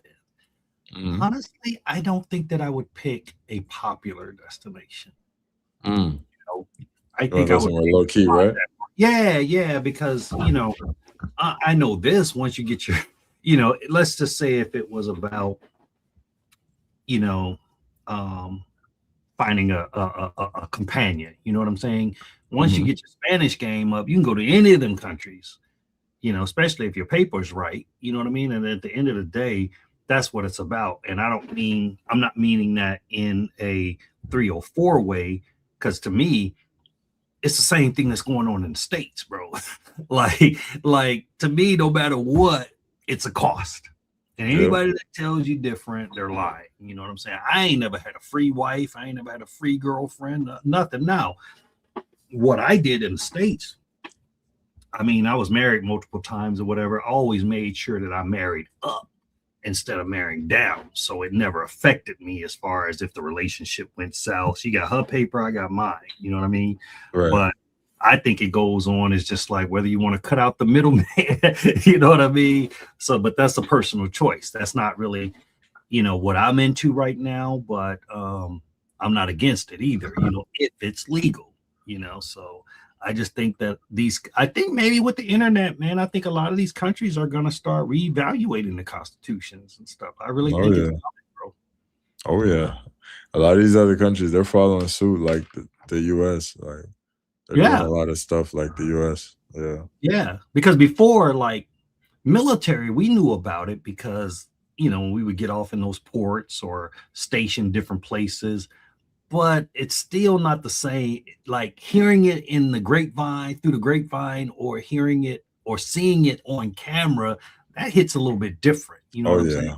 So now we're in a situation where most guys, man, they can't even have those conversations with their, like they can't even look at certain things on YouTube, because if they looking at Colombia and the old lady see them looking at Colombia and they see what the hell is going on, it's like, no, you're not going. I got plenty of guys that lie and say they going to Miami, bro. They leave out that second flight, you know.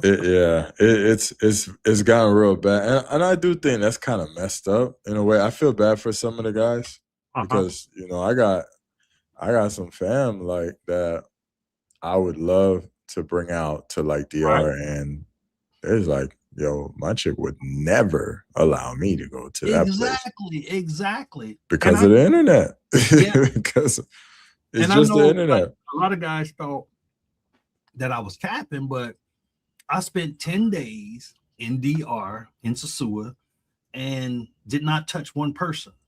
But I can tell you this, it was one of the funnest trips I had because, you know, like I said, I'm at that age and ain't nothing wrong with me and nothing like that. But I think once you get that out of your system and it's like, I can take it or leave it. You know what I'm saying? My focus is on, you know, get my bread right or whatever. But the best time I had, bro, was sitting eating wings and drinking beer with Ron, you know, and Ron and I on the beach by ourselves. You know what I'm saying? Just talking about life, bro. I totally feel that. Yeah, I totally feel that. Yeah, I think I ain't gonna say it's all the way out my system, but like when I first got out my relationship, that was my real first time where I really was just had a few crazy trips and stuff like that. Right. But before that, you know, I've always had a relationship. I've always just been more of a relationship guy, you know. But no, they never talk about other reasons we travel, you know, and like I say, for me, it makes more financial sense. I mean, if you got, that's why a lot of military brothers, you know, they end up living being expats, because a lot of them, man, you know, they know they got that money coming in every month. Whereas a guy that's working from home, he may have the job may end or whatever, but there's plenty of guys out here just trying to make their money go a little bit further and just live a better quality of life. So like I say, I just hate that they group everybody into the same category. And to me, that's the only thing. A lot of the other guys, I mean, if it's legal, I have no problem with it. You know what I mean? Same. But I can tell you this, from the 3 years that I've been here and the 8 years total that I've been living overseas, I can tell you this, most of the brothers ain't the one that's messing with that powder and all that other stuff or whatever. I don't think it's most of us that's messing around with no kids. Now, do I think we've gotten caught up in some situations? But honestly, I'd be willing to bet that most of those situations where it's like maybe a minor, I think it's a case of this person pretended to be a certain age. You know, of course, there's always the exception now where some guys just dirt bags or whatever. But I do believe a couple guys that they were shown an 18-year-old ID. Yeah, you know, caught up. Yeah. I was a foreigner, like I would know because I live here. But most foreigners, if you just show them an ID, they don't know if it's fake. They don't know, you know what I mean? But then they'll turn around and act like you was trying to. They put a baby doll in front of you when they take the video and the picture, and we know a baby and how would anybody get a hold of your baby? Tell me that.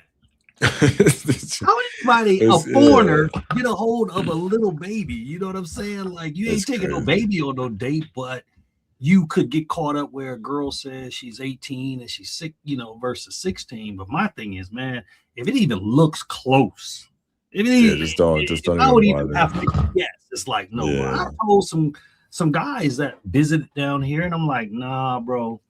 Nah, she not even filling out that bathing suit, bro. Like, nah.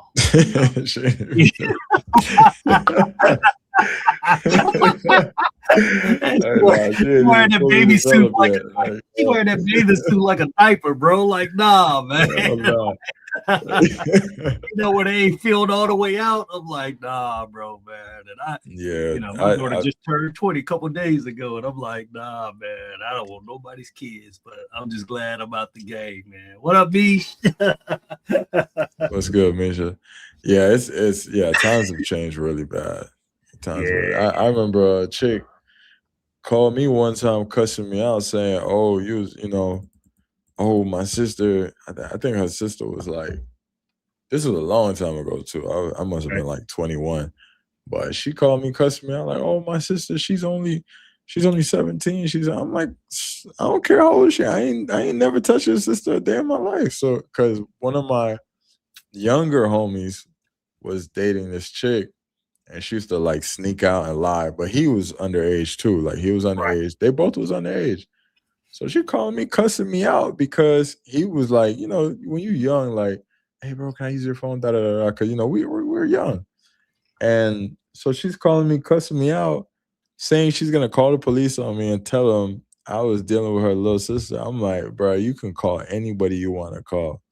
I ain't never even seen this girl. My homie was dating her and he used my phone, but they're quick to they quick to pin something on you.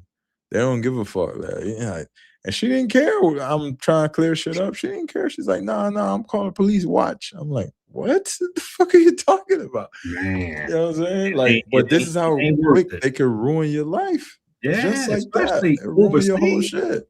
They don't have them rights in the car cell like they do in the local county. You know what I'm saying? Like it's different over here, bro. So I wouldn't take no chances. Like I've known guys, man, that they get over here, like I'm seeing them blaze up or whatever. Where you get that from? I brought it with me. I put it in my luggage. Like, what are you doing, bro? Like, man, I would be terrified to do anything like that. Right. Especially when you can get it in that country, that I don't understand. It's like, why would you risk your whole livelihood for that? But people don't make any sense, bro. I got one dude came down, man. He came down here with $400, bro. Like, and that was for food. That was for everything, bro. And I'm ain't gonna lie. You serious? I mean, come on, bro. Who goes? You do that with me, you might gotta go home. I ain't gonna lie. Who goes all the way to Colombia, man, with $400? And that's food and everything for a week. What are you talking? See, that's the beauty of traveling alone, because you don't have to babysit nobody and shit like that. Because it's always gonna be that one ninja. It's always gonna be that one ninja. Bro, it was like situation. All the guys that were here that weekend, they were all very successful guys, military, retired, a couple colonels, one was a doctor and some other things. And so, man, dude had that last hundo, and he was trying to figure out, should he eat or should he do whatever he do, right? And man, you know which one he chose, right? Oh, so we end up having to feed that food, man, for like 4 days, bro. I mean, he is a little youngster. Everybody else was probably 20 years older than him, man. But we let him have it. We scolded him, but at the same time, we did show him some love. And one guy, he's like 77. He was like, "Don't you ever in your life do that again." He's like, I gotta go get together. So man, quit telling these dudes that they can come over here, like get it in for the free meal.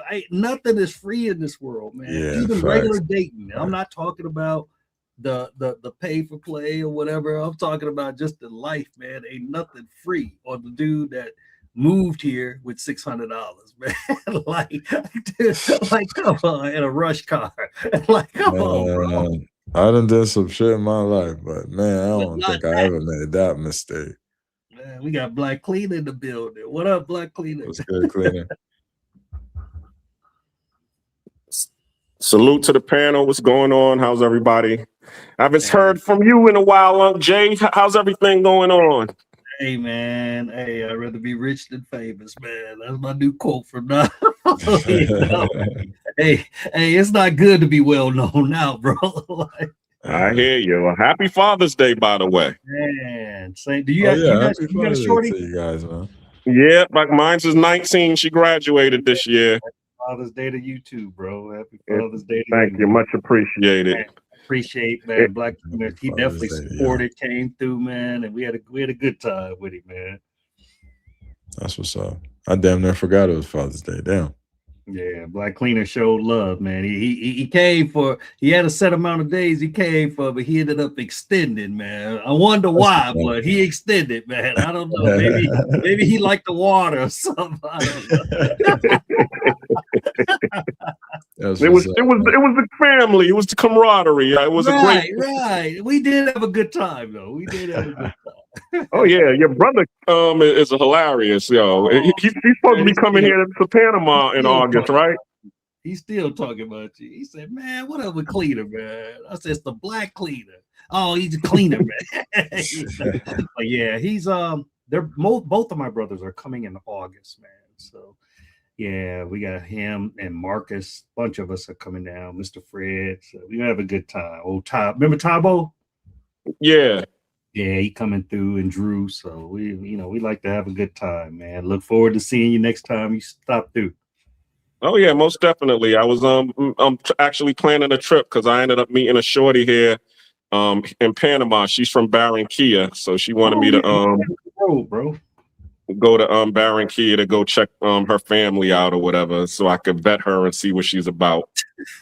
Oh Lord, man! Hey, just yeah, well, remember, sometimes the family be in on it. They be in on it, man. Oh yeah, I definitely know that. I was like, well, I'm definitely gonna be staying at at Rooftop Republic. You ain't gonna have me staying over there in Barranquilla. We'll go out there for a couple of hours or a couple of days or whatever. But I'm definitely checking in.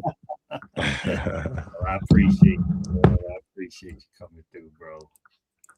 Travel POV. Ryan, your kids didn't call you. His kids don't speak English, man. Hey, man. I'm sure you got a couple of sugar babies out there, Ryan. Hey, you never know. You never know. Nowadays, you never know, man. You never know. All these girls calling you Poppy, Poppy. Hey man, the other week because I think Black Cleaner was on there. I could tell Black Cleaner was trying to change the subject, man. They wouldn't let him change the subject, man. Oh yeah, last week. Oh my god, that was crazy. You because I already seen Homeboy in the first live. I forget whose live what he was on, but he was on there and you could tell that he was drunk. So as soon as he got on Ryan's live, I was like, okay, this ain't gonna be well because he hadn't stopped drinking. So this ain't gonna be well. But you know what? When I was sitting there and I'm like, man, when you pulled Miguel up, I'm like, oh, I just did like this, right? I was like, this is gonna be good, man, because I know Miguel, man, he go hard. And I was actually surprised that he stayed calm. I mean, and then I called him right after. I said, man, why you threatening that dude, man? Stop that. Nah, bro, don't do that. F that, man, but I was like, he was actually calm. I thought he was just going to come on. As soon as you let him on, he was going to explode. But yeah, I thought the same. I was like, oh shit, it's about to be real. I was waiting for it anyways. I was like, right. I actually thought you were gonna pull out. I was like, Jay gonna pull out. Yeah, man. Well, you know what? Miguel, I was like, okay. You know what I find now, man? A lot of times, you let people get it off, get it off their chest. And then sometimes it's better to come back to stuff later. And that way cooler heads prevail. You know what I'm saying? Just like, my man was saying that he sent his apologies. You said it, and so maybe it wouldn't have went that well that night if in the heat of the moment, especially like you said, when you got 30 messages on your phone, man, somebody going at you, man, blah blah blah. I'm like, what the hell? Yeah, that could get you. That you see, I'm happy this is the internet. I really am. Right. Because all of this stuff could go real bad if this was like for sure, man. I mean, the thing, if you think about it, right, like right now, it kind of hurts me when I see like this guy put this guy on a show. Like for instance, my boy Andre, he's done something with Anton before. Then they fell out. You know what I'm saying? Then O'Shea fell out with Anton, and O'Shea fell out with this person. I'm like, man, and it's just, you know, we should all be working together, bro. Like, No, for sure. But I will say one thing though, publicly. If I ever meet anyone from the space, everyone's so cool in person. Yeah. Everyone's so cool. Everyone's chill. That is Everyone's true. respectful. I've never met a person where I'm like, nah, I can't be around this nigga. You know what I'm saying? Like, I never really met him. Everyone seemed pretty cool. Like, I mean, of course, we all know some cats are a little different, and we can't fault. But for the most part. Yeah, but for the most part, that's been my experience, man. Yeah, most of the time, cool. it's the trolls that you never see that you end up, you know, it end up getting crazy or whatever online. But I don't think a lot of the true travelers, you know, we may have a difference of opinion, but it just seems like now, man, the bigger guys like they fight. I think because there's an amount of sometimes it's personal, and then sometimes it's more. I think that some people just do it for YouTube, because if this guy is bigger than you and then you have beef with him, then all of a sudden your name gets thrown out there, and then the algorithm picks you up. So I wonder how much of it is real. You know what I mean? Yeah, I can tell you this: like, I don't even have a YouTube channel anymore, nor do I have any other social media other than the work page. So, you know, me coming on here tonight was just genuinely because that's just not how I want to be perceived on going off on somebody's loved one. You know what I'm saying? When I don't even know them, you know what I'm saying? But you know how it is, man. I used to have this saying, bro. I'll be like, when I used to get in fights when I was younger, they'd be like, man, you fight. Wow, you don't stop, bro. You be trying to kill somebody. Like, you already beat him up and then you grabbing a knife. I said, man, ain't no such thing as a fair fight. You know what I mean? But as you get older, man, you realize, man, you know, it doesn't matter what, you know, it doesn't matter what a person does. It's no reason to take it and make it personal. You know what I'm saying? If we're going to keep it about, we can have different ideas about the space, you know, we can have different ideas about traveling, whatever, but it's no reason to really go personal on anybody. You know what I mean? And we just gotta do better, because that, you know, one thing about in the military, my fellow military brothers, the person you think you hate could be the person to save your life. You know what I mean?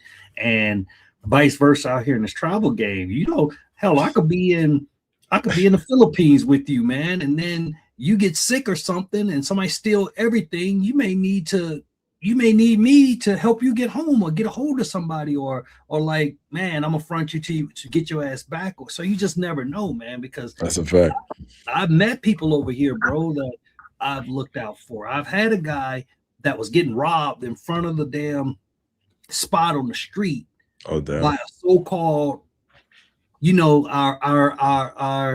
our guys in these countries that love us so much that they go look out for us or whatever, and sometimes they're the main ones in your pockets. You know what I mean?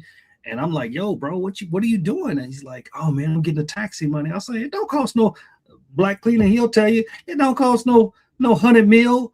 And he got the whole knot in his hand. It was like this, bro. Oh my! He got the whole knot in his hand, but the dude was kind of toe up, so he's standing on the fence or whatever. And someone told me to wait for him because I couldn't get him to leave with me to come back after the club, and so I waited for him. But when they pulled up, dude was getting ready to take his whole knot. I said, man, you better take 15 mil pesos and keep it moving.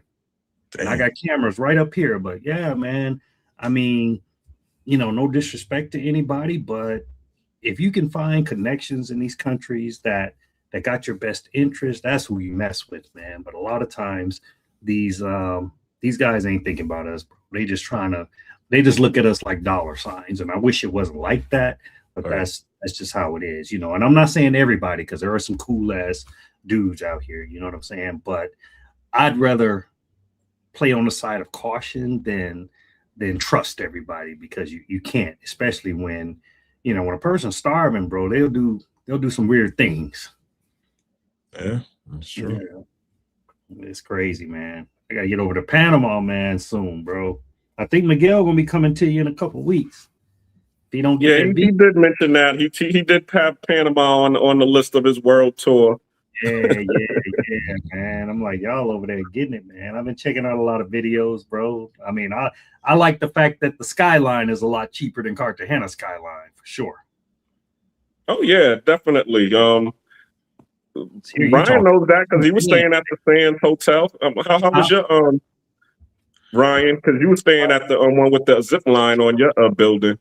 Yeah, I don't remember how much I paid. It was on the lower end from the other stuff I was seeing though.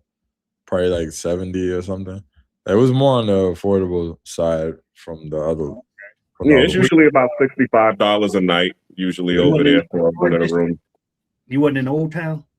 No, he was he could walk to Old Town from where he was at, but he was on right there across the street from the boardwalk, Santa Costera. The only thing I didn't like, I didn't have hot water. That's the only thing I didn't like. I did not. He didn't check that. That's what that's a requirement. That You got to put that in the filters. That was a rookie mistake. Yeah, you got to put that in the filters when you do your every now Airbnb. and then I could appreciate it. Bro. JM, I'm definitely not saying that it's okay to go overseas with one card and one bank account, man. Hell no. I never said that. Hell no, man. I don't. Nah, bro. I believe in you carry 3 or 4 different credit cards. You know what I'm saying? And your bank card. Preferably use your credit card because if somebody steal or charge something on it, it's gonna be a lot easier than if somebody could just drain your whole account. You know, so. I don't do that. I was talking about somebody else's situation, but no, I was saying that this guy, he did this and we just looked out for the guy, you know, but I would never say that that's okay to travel overseas with one damn credit card or one bank card. No. Right. That's irresponsible. Yeah, facts. I don't know how some guys, they barely make it out of the country, some guys. But yeah, man. Well, I think a lot of times they look at these videos, man, and they think that this stuff is easy and it's cheap, but it's not. You know, I mean, you can blow a bag quick. You know, like I have guys that want to. You know, if I went out every time somebody I knew came to the spot and I went out with them, then I'd be broke. Absolutely. Bottles every night or whatever, you know. And then some guys, you know, it's like, hold on. If I'm giving you the information, you know, don't get me wrong. I don't expect nobody to do anything for me. But if you invite me, if I invite you somewhere, that's going to be on me. You know what I'm saying? Like, I'm going to be like, hey, I got you. Thank you, Ryan, for showing me around DR, bro. You know, unless you tell me different or whatever. But I don't expect the guy to go out. You expect this guy to travel down there to see you, and then you want him to be buying drinks and bottles, man. If you live like that, you will be broke. You know? Yeah. A lot of guys don't think that way. Everybody ain't living off $500 a month. Trust me. Right. Yeah. A lot of people don't be thinking like that. They just don't. They just think like, yeah, I don't know.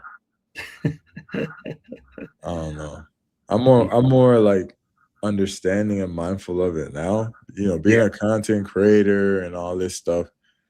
I kind of see how it is, especially like if for, let's say you're a younger guy, you're a content creator, your whole like your income is based off your content and stuff like that. I wouldn't come into your country where you live and try to take up your time and this and that and not even offer to like pick up the tab or something.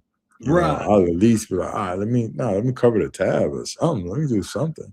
Right. Let me pay for this. Let me pay for that. Like, right. Because you understand, like, what's good, DC?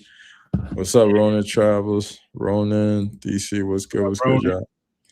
Yeah, man, I feel you, bro. You just gotta make good decisions, you know. Like the only time I probably go out, maybe twice a year, you know, when I'm having something or whatever. But for the most part, like I said, I'm kind of over it, bro. It just becomes monotonous after a while. Actually, the one time I did go out, it was with my niece, Misha, when she was in town. You know what I'm saying? That was a movie, as you guys saw. But we had a good time, bro. I don't be out there trying to do too much, man. And actually now I'm trying to think about relocating somewhere else, like I said, during the rainy season. So You know, I could be in DR, wherever, man. I don't know, but you know, we'll see. I got to do some more research. They Question, Jay. Did you go to Peru? Did you go to Peru, Ryan? No, I've been talking about it like a one ago, but no, I haven't went. Oh, okay. But Yeah, I'm actually I'm leading right now. Right now, the leader is Panama. I think if I could do 6 months in Panama, 6 months here, that would be great. Better get in there quick. They about to blow it up, man. They already No, talking about full. it. man. They Matter of already fact, talking about it. We are you know, full. my favorite place right now that's leading is the JW. I think I want to get me an apartment in the JW, man, because I like that they had. Don't they have a cigar bar there? Yeah, they got a lounge up in there. Yeah.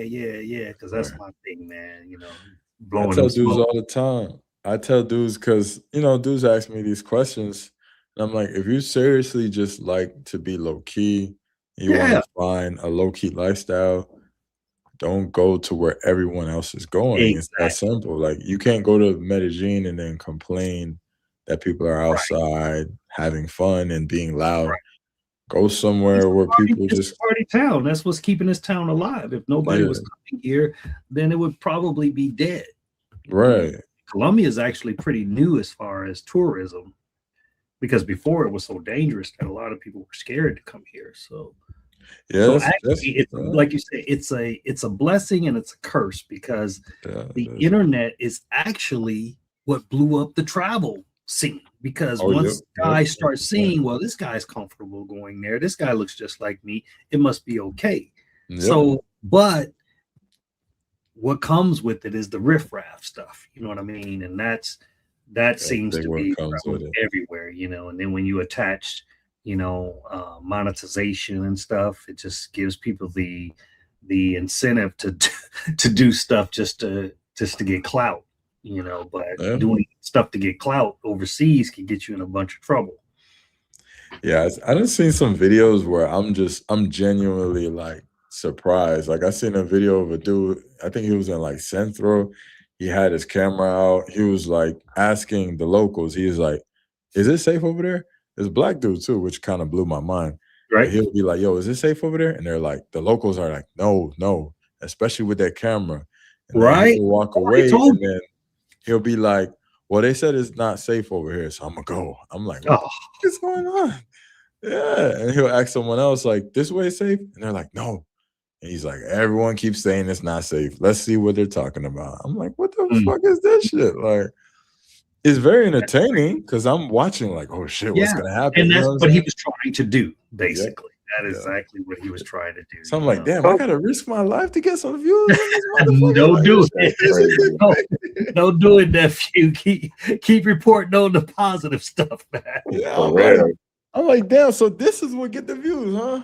But I'm genuinely, I can't lie. Like, I talk about this other shit, but I watch it though, because it will be entertaining. Like, I'm not gonna lie. Like, it's entertaining, man. I mean, like the drama, like, I ain't gonna lie. Entertaining, and I hate to say it, but I mean, I just hope no one gets hurt. Oh shit! Wait, hold on, I definitely got to read this. Jay, back in the biddy. Got a super chat in the building. Got a super chat. YV in the building. What's good, YV? $100 super chat says, gotta respect the YV. Salute. How you been, brother? I want to take this time to congratulate Ryan on his fasting health journey. Having money and living life means nothing without your health. Ninjas are getting murked for from strokes and heart attacks every day. Don't be one of them. YV, I gotta say thank you, because for a long time you've been trying to tell me about fasting. I remember one time you even made a joke. They're like, "Yo, if y'all using honey packs and stuff, just do fasting and your body will naturally be good to go." So YV been telling me that for a while. So I do give credit to YV. That definitely motivated me to get on a fasting journey as well. So appreciate that $100 super chat, brother. Health is wealth for sure. For sure. Thank you so much. Appreciate that. My bad, guys. And I think that guy, New York City, the future, I think he's okay, because I think he just put up a stream after that happened, that accident that he was in. So, was he in an accident? Yeah. Oh, I didn't know that. Yeah. So he's okay. At least he didn't seem like he had no issues when he did the live after it. I just happened to, and you know what's funny, man? This show you how the algorithm is. Like, I'm not even subscribed, bro, and it just comes up. It just popped up. I'm like, what is going on, man? Yo, I be signing on different computers trying to get away from shit, and then it would just show the same video. I'm like, yo, what the fuck? Yeah, it's crazy, man. I'm like, okay.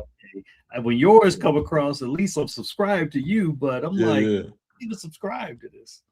Yeah, they're definitely that's why I say they put us all in the same kind of box. And I think even for the creators, they do that, man. I think it's like, okay, if you follow Ronan and Ronan follows Flip and Flip follow, they just keep it in this box, and they do. The part that I don't like. I really wish that somebody who had some serious paper could come up with an alternative to YouTube, because that's gonna put it on a level playing field. You know what I mean? But, yeah. You know, or that, you know, supported our sponsors or something like that would be okay, because you know it's all about money. So they feel like, okay, well, maybe this person isn't marketable, or nobody's going to look at his video, even though he has the views, but he can't get the views if you don't put it out there. You know what I mean? Yeah, I don't. And I don't understand. I mean, how can, like, I give you an example. So my buddy Marcus Brown, like, that dude at one time was hot. He just walked away. You know what I'm saying? You know, I think at the time he had only like 16,000 followers or whatever. And then he took a break, came back to YouTube. Now, his videos were even better than maybe the first one, but the algorithm never picked him up on the second round when he tried to, you know, he's trying to make a comeback. So it's just crazy. So it's hard to say whether it's talent or not, but for me, it's like if somebody's hot 1 minute, they should be hot no matter what, you know. But, you know, and I think Ace made some complaints about it, and he showed proof of, you know, you couldn't even find his video unless you typed in his name. But then his video had the most views out of that area that he was in, but they were showing people that had, you know, 1,000 or 500 views. So, you know, it's crazy. It's strange. It is strange. It's very strange, and it's disheartening, because if anybody knows YouTube, man, it's a lot of work, bro. like, hey, man, I know you'd be glad when you get to the stage like O'Shea, where they got people on their team do all the work. You just talk. Oh my God, that's like, that'd be like a dream come true. You could just but I was hiring a guy. I hired a guy from India, bro, and he would do my thumbnails and chop up my videos, because I'm like, this is a lot of work, bro. I'm supposed to be retired, enjoying life. Yeah, I was talking to O'Shea recently, and he was telling me that he spends a lot of money per episode. I think he said he was averaging about $300 to $400 per episode that he puts out. And you know how many episodes he puts out on an average week. That's a lot of money. If you're making 70, 80 bands a month, yeah, you know, then it's worth it. Bad. It's worth it. You know what I'm saying? So I believe you got to put in to what you know, to get anything out of it. You know, nothing is free. And a lot of people only look at the finished product of things, you know, but there's a lot of work that goes into it. Just like if somebody asked me, they'd be like, oh, you know, should I get a hotel, or should I get an Airbnb or buy property? To be honest with you, like, some people would try to look at that as gatekeeping, which I would never do that. But my thing is that if I feel like I'm too far in, so there's nothing I can do. But if I could do it all over again, I would not recommend it, you know, because there's so many intricate parts that work. Like, you can have all the money in the world and you can say, okay, I got a couple $100,000 I want to invest in something in Colombia. I want to get an Airbnb or whatever. I want to build something. But it's so much behind the scenes stuff that's going on, and so many moving parts. And I'll be honest with you, if I was not in a committed relationship and a good relationship with a local, there's no way in hell we'd be open right now, because it's too old. Incidents that have happened with the police running up on us, but when they run up on us, all they see is Colombians having a good time because I haven't, I don't have events for our people anymore. I had 2 events, man, a while back, and I just decided I wasn't doing it anymore. I don't want to host anything, but now everybody that comes to the hotel, like we had 22 events last month, and I think we got 24 this month, but it's for locals, so they can rent out like the pool area and stuff like that. So every time they complain about loud music or something, I'm like, they play music in Colombian neighborhoods all the time. But of course, because it's gringo, it's a different story. So when the police come up there and they're like, "Oh, Pedro, hey, how you?" They know the dude, whatever. They like, okay, this is what we thought it was, but that's just how the game goes, But I can't in my right mind recommend it. I mean, it's just a lot of red tape, man. It's a lot of red tape, but. Of course. Let me ask this question, Unc Jay. How is this? Because you all just had an election today, right? And how is this new president going to affect the changes that's going on in Colombia? How is it gonna affect you? Well, honestly, it's just my opinion. It don't mean nothing, but I think it could go 2 ways. It just depends on what you're looking for. I think that this new president is going to be kind of like the guy from El Salvador, that runs the Cenote prison and stuff like that. I think he's going to clean up the crime. I think that he actually said that he wants to get it in with the guerrillas. Like, he tired of the corruption. He's tired of, all the nonsense that's going on or whatever. I think he wants to have a better relationship with the United States. So I think it's going to make it a little bit easier for visas and stuff like that. But the other side of it is I think when cleaning up, what else is going to get cleaned up? You know what I mean? So it depends on what side. Now, that doesn't really, it doesn't really affect me all that much as far as I'm concerned or whatever. But, if it's not legal anymore, then I do feel that it's going to definitely hurt tourism, Now, eventually, will it catch up or whatever? But I think that they're trying to make it into like a Punta Cana or something,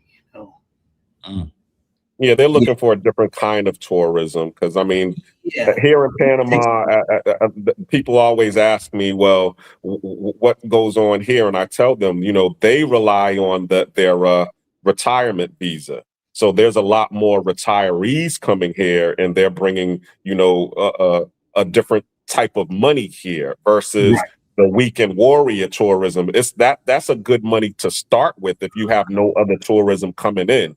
But if you can get that, that retirement, money that's coming in, which is on a monthly basis, and they spend a lot more as well too, because they got a lot more activities that they're going on. They'd rather prefer that. Yeah, and I think honestly, Black Cleaner, I think that, it's going to help out the expat guys that actually want to move. Say, think about it like this, right? If they criminalize that, right? And now the only people that's coming to these countries are the ones that's coming to live, and they actually come in to find a wife. I think that they would have more choices, because now these chicks ain't making that kind of bread that they're making before. So they're more quick to settle down and settle in with one guy instead of like you trying to save them. And then they're like, wait a minute, I'm making 600 a week, 700 a week, 1,000, whatever it is. You know what I mean? Why would I settle down with you and you just sending me that little funky $300 a month? You know what I mean? Like, guys, all these chicks, man, they hurting. Trust me. You see them in the DR, man. Some of them chicks driving nice rides, man, got nice cribs, whatever, and it would be hard for them to settle down for a dude that's, because a lot of the poor chicks think that we're all balling, right? And then we get back, we get them to the States, bro, and they're like, wait a minute, you stand in a 400 square foot apartment, your whip is messed up, and that doesn't mean anything, because I truly believe in minimalistic lifestyle. But of course, we're judged by things that's on the surface or whatever. But yeah, I think honestly, I don't think that it's gonna hurt the real tourism. And what I mean by that is that most of the guys, and I can speak on this because I see it every day, you know, owning a hotel. The only people that's really going to be hurting is the Airbnb people because they don't stay in the hotels anyway in Cartagena, you know, because the hotels don't allow certain type of people coming. Your guests have to be pre-registered, you know, and most people don't know anybody before they get here.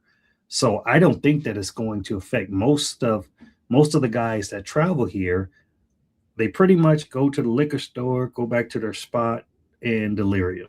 You know what I mean? So most of them aren't doing the island tours or the not only it's some that really care about going to Palenque and other things, but I'm just talking about the majority of people that I see. They go back and forth pretty much two places, Hollywood Beach and Delirium.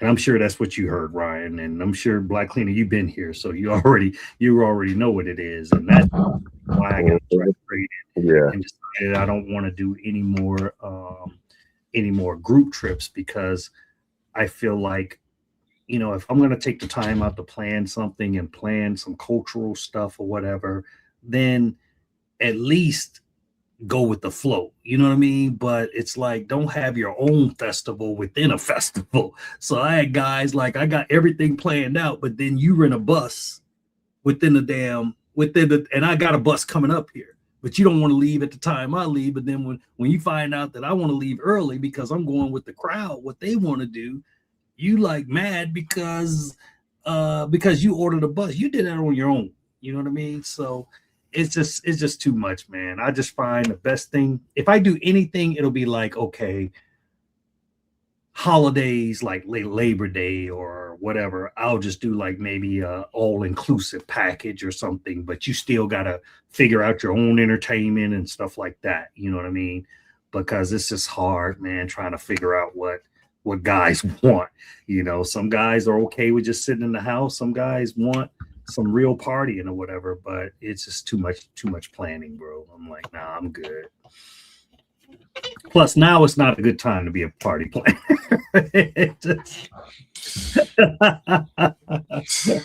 But you don't live in DR anyway. But DR ain't like that. You ain't on that type of time, no way. You more. DR's chill for now. Yeah. But Colombia, I don't know, man. People. Yeah. They go crazy about Colombia over there, man. Man, it what?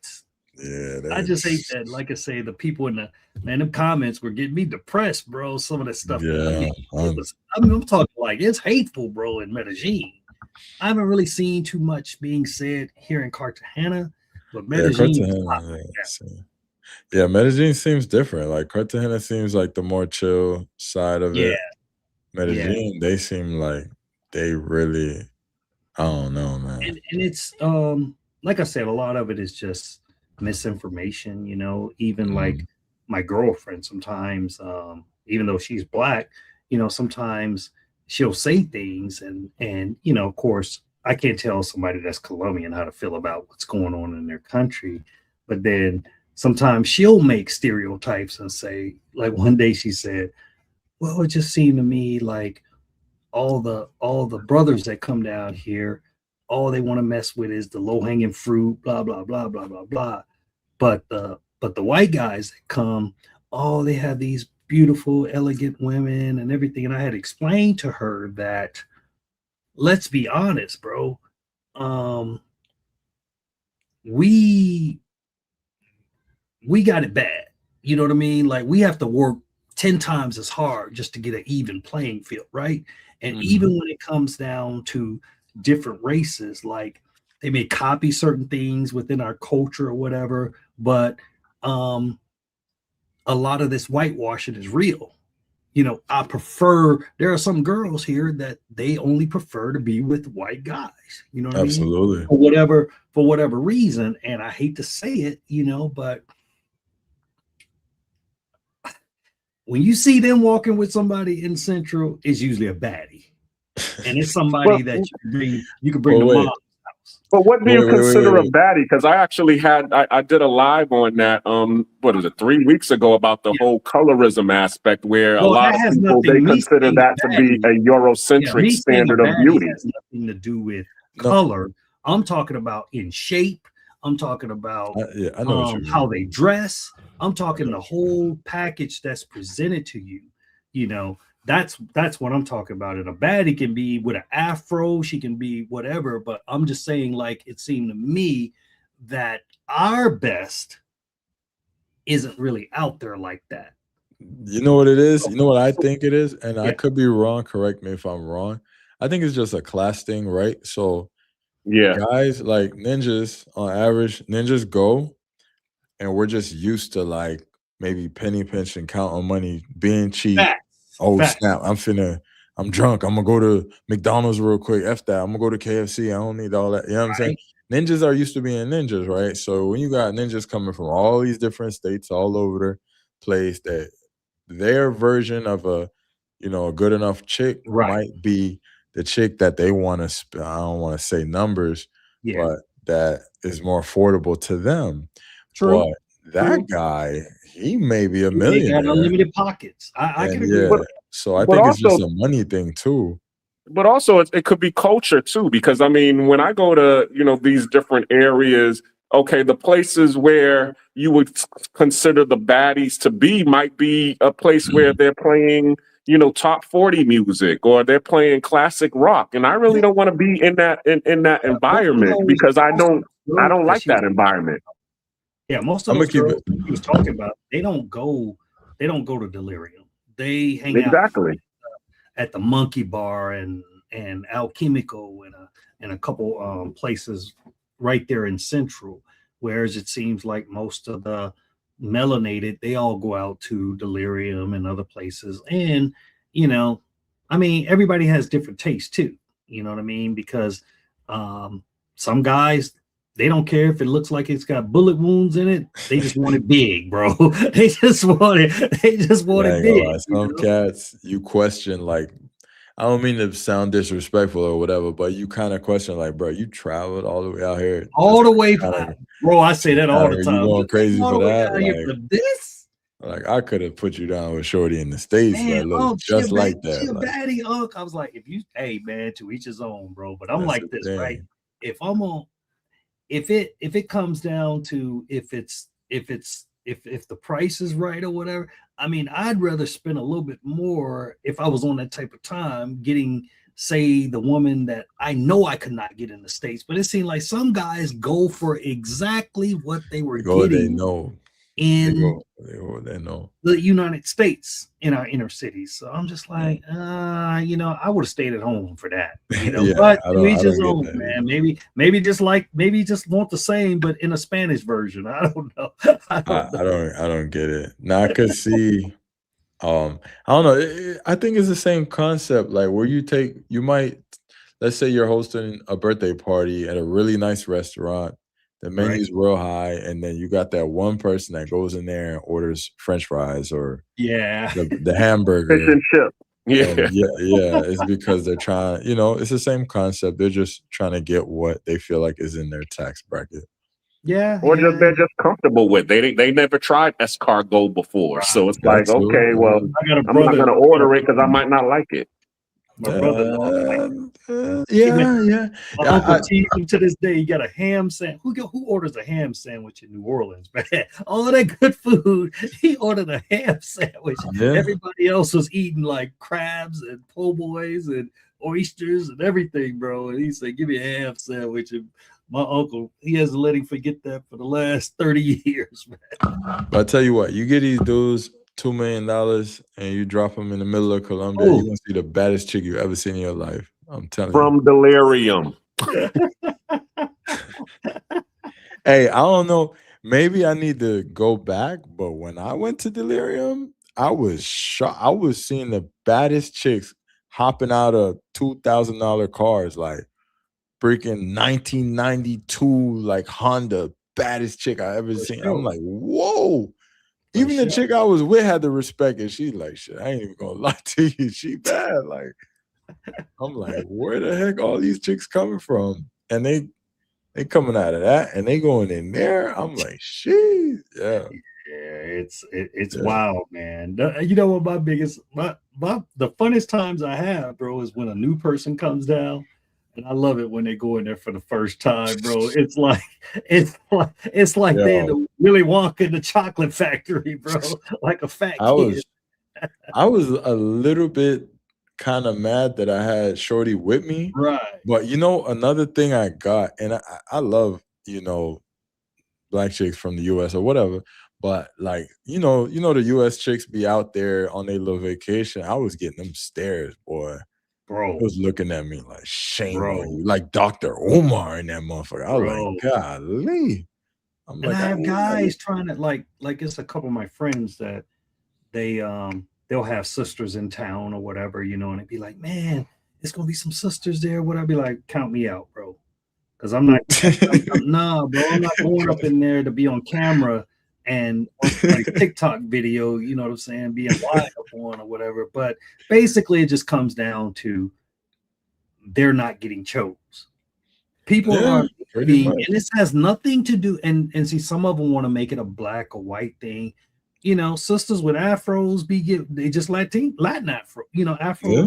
Latinas.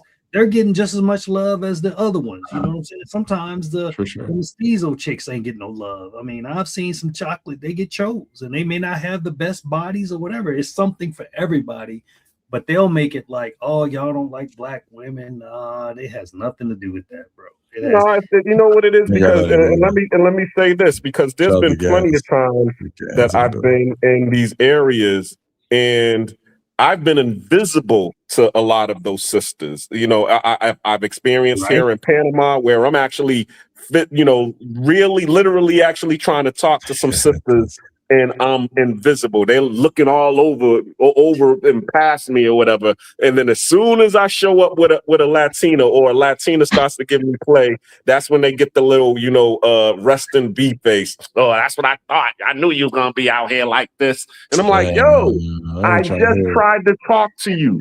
You Right. the I one ain't who trying hit to me hear it. with the you ain't my They're type just of upset because a situation. lot of them don't get that attention that they're used to getting in the United States. That's all that comes down to it, and that's probably the reason that fight happened in front of Delirium.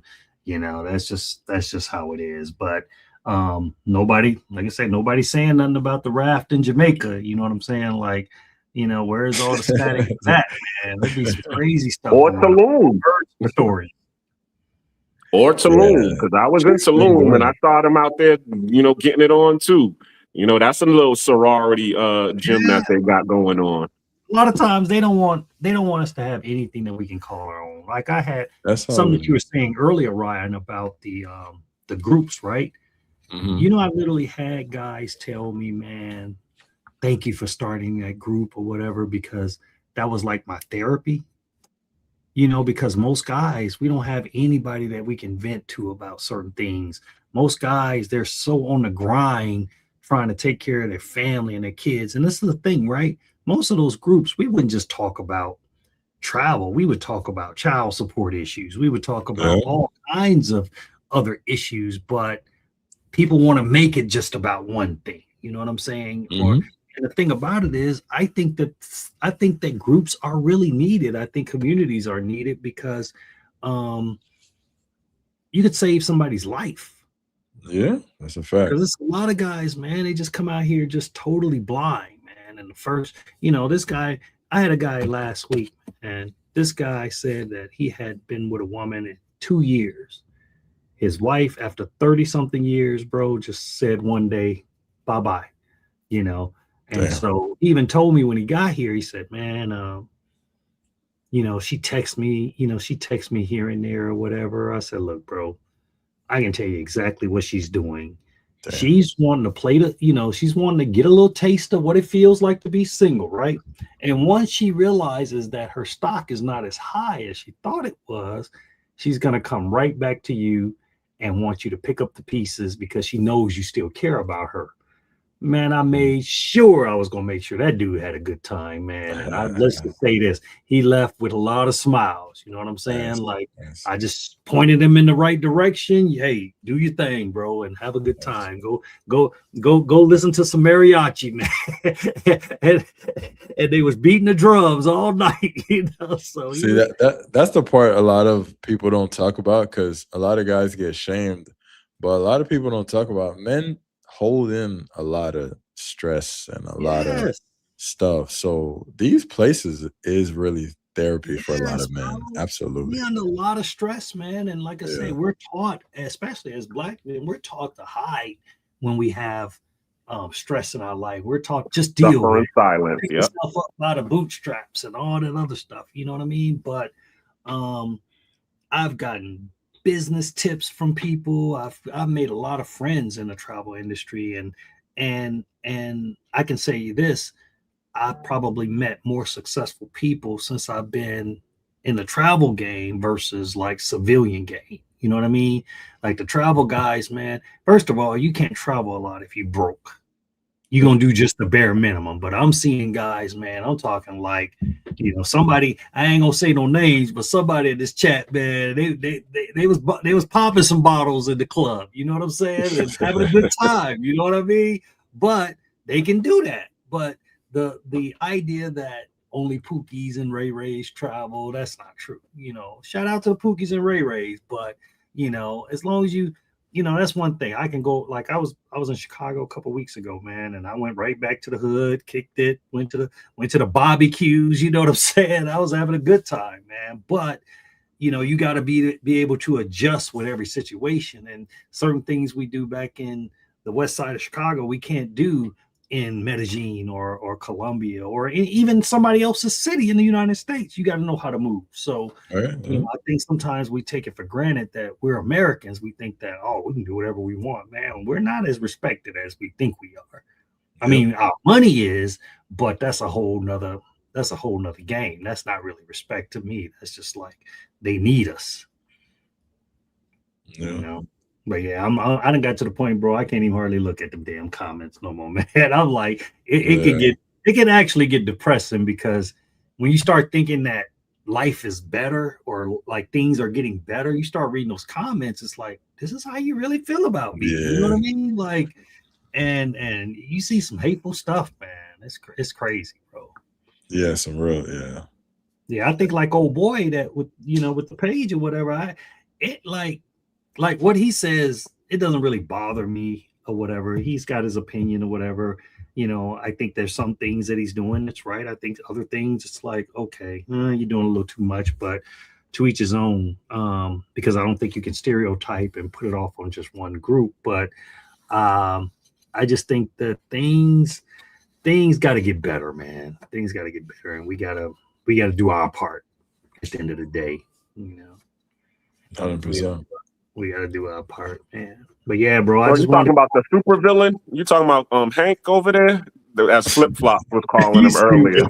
The BBC and the NDE. Bro. Oh, don't do that, Black Cleat. Nah, I'm just. That's what I saw where him and Flip was at it this weekend, man, or earlier.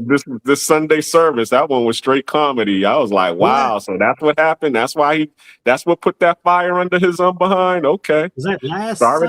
He did one today. Yeah, he did one today. He said he found out why he got that battery in his back. He said, something happened to his wife. One of the passport bros got to her. Oh, damn. And made a video about it. Oh wow. Yeah, they going back. They Daphne Joyed her. Yeah. Oh wow. It's definitely starting to get. Wait, is that recent? Yeah. Oh. That's why he's, on this rampage. Oh, makes perfect sense, actually. Yeah. Because I when I was hearing some things, I was like, oh, I thought he was on our side. What the hell happened? I'm like, because at first it was just about the scopolamine chicks. Right. Like I was like, yes, and it seemed like it flipped on the other side, and like I said, I ain't got no problem with the pedophiles, all that stuff. I get that, But if you're gonna have smoke for adult people engaging in adult things that are legal, then you should have the same smoke for the locals. But he can't have the same smoke for the locals because, you know, you could end up coming up, you know, Yeah, whatever, for sure. Yeah, you gotta be fill in careful. the blank. You know what I mean? So, Right. you know, but I have to say, man, he's very brave. He's Yeah, very he brave is. He is. I said because that even one time too. it could get ugly because it's like, okay, you pissing off both sides of it or whatever, and people Yeah, he know was you wild. are, but you don't necessarily know all the people that you've got into it, or the Yep. fact that this guy knows this guy that knows this guy that knows this guy or whatever. I didn't realize how small the damn travel game was, man. Yeah, me too. I Yeah, it's second that. crazy, but you know, and I used to even with Flip, man, I used to be like, damn, man, I don't know if I could. I mean, to each his own, you know, but I don't know if I could be sitting there arguing all day with the enemies in the chat and stuff like that because they know where you're at. You know what I'm saying? They know where you're at every day, and it's hard to watch your Yeah. back when you don't. If I know you my enemy, then that's a difference. But when you don't know, it's like anything could happen. You know what I You're mean? arguing with Dude? a shadow. you argue with a black And who wants to screen. live You paranoid? argue with You a know, black screen. hey, shout out to my boy Flip, man. But he's brave, but ain't no way I'm gonna be arguing with. You know, one guy he threatened me, and I don't know this guy from Adam, bro. I ain't been on the internet, nothing, but I get something on my Instagram or whatever, like, oh, you BS, you know, blah blah blah. You think you're all that or whatever. Wait till I see you or whatever. Man, I just said, instead of arguing with him, I said, man, I hate you feel that way about somebody that you don't even know, nor have I ever mentioned your name or anybody's name. And I said, God bless you, man. And I just took the fire out, you know what I'm saying? And I ain't heard from you since, you know. But if I sit up there and curse him out or whatever, well, I don't know who this dude is. Right, This dude shake my hand and then turn around and put a knife in my back. So it's just not a healthy thing to carry on beefs, man. Like I agree. Yeah, I said something like that on my live last week. You know, I try to, bring positivity. I'm not trying to be over here trying to, turn every, live panel discussion into a Jerry Springer moment just to get views. And if I'm only stuck with, 178, subscribers, then so be it. As long as I'm being positive, you know what I'm saying? Some people got zero, bro. So you got to exactly. You yeah. see what I'm saying? So, but I mean, to want to be out here trolling just to be able to get your subscribership up and to get views is really not worth it. It's not. I think you got a question in the chat about, is it legal? I mean, I don't think that we're breaking any laws I don't think the U.S. has jurisdiction over here if something is legal, as long as we don't do it over there. I mean, I could be wrong, but I've never heard anything about we're breaking U.S. laws if we engage in certain activities overseas. Right. Other than money laundering. And you know what? In the U.S., right? So let's say Florida, it's not legal, right? Right. Do you think that's gonna stop these guys? No. Do you think guys are not? It's just gonna go underground for what they want. Come on, man. I mean, think about it like this: how can you pick out somebody on Tinder, right, or any of these apps, and say, "Oh, they're not really doing what they're doing"? So I don't think it's any way that they can control it. Now, you won't be able to do certain things out public, like out public. Yeah, that's the. But they're still gonna go up to the spots. They're still gonna come to your crib. It'll just be like, I think it'll be more online. Yeah, just go to more online. Yeah, kind of like the way it is in most of these U.S. cities, or it's under escort, as they say, in places like Chicago, Miami, New York. Man, I'm just your company for the night. Sometimes I wonder how some of these places run. Like, I never really dealt with any of the massage joints, but like the Asian massage joints, they're just out in the open and they do their thing. But I guess they have a way of just kind of making it legal when it's not.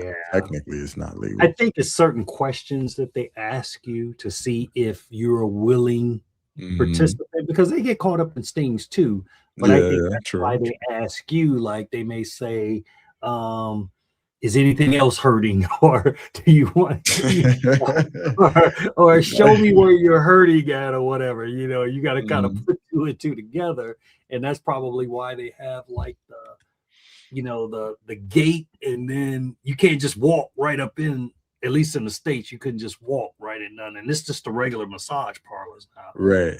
So all right, let me ask y'all something real quick. Maybe y'all could know, because this came to my mind the other day, and I'm really trying to understand this. This might blow y'all mind, because it actually blew my mind, right? So let's say you're a guy in, let's say, Florida, and let's say you just want to buy some box, right? But let's say it's not legal. You don't want to get in trouble, right? So got this pretty chick, you want to pay her, you want to clap, you want to do your thing, and you want it to be legal, right? But how can I say, corn, putting it on film is legal. So you can pay her as a adult actress.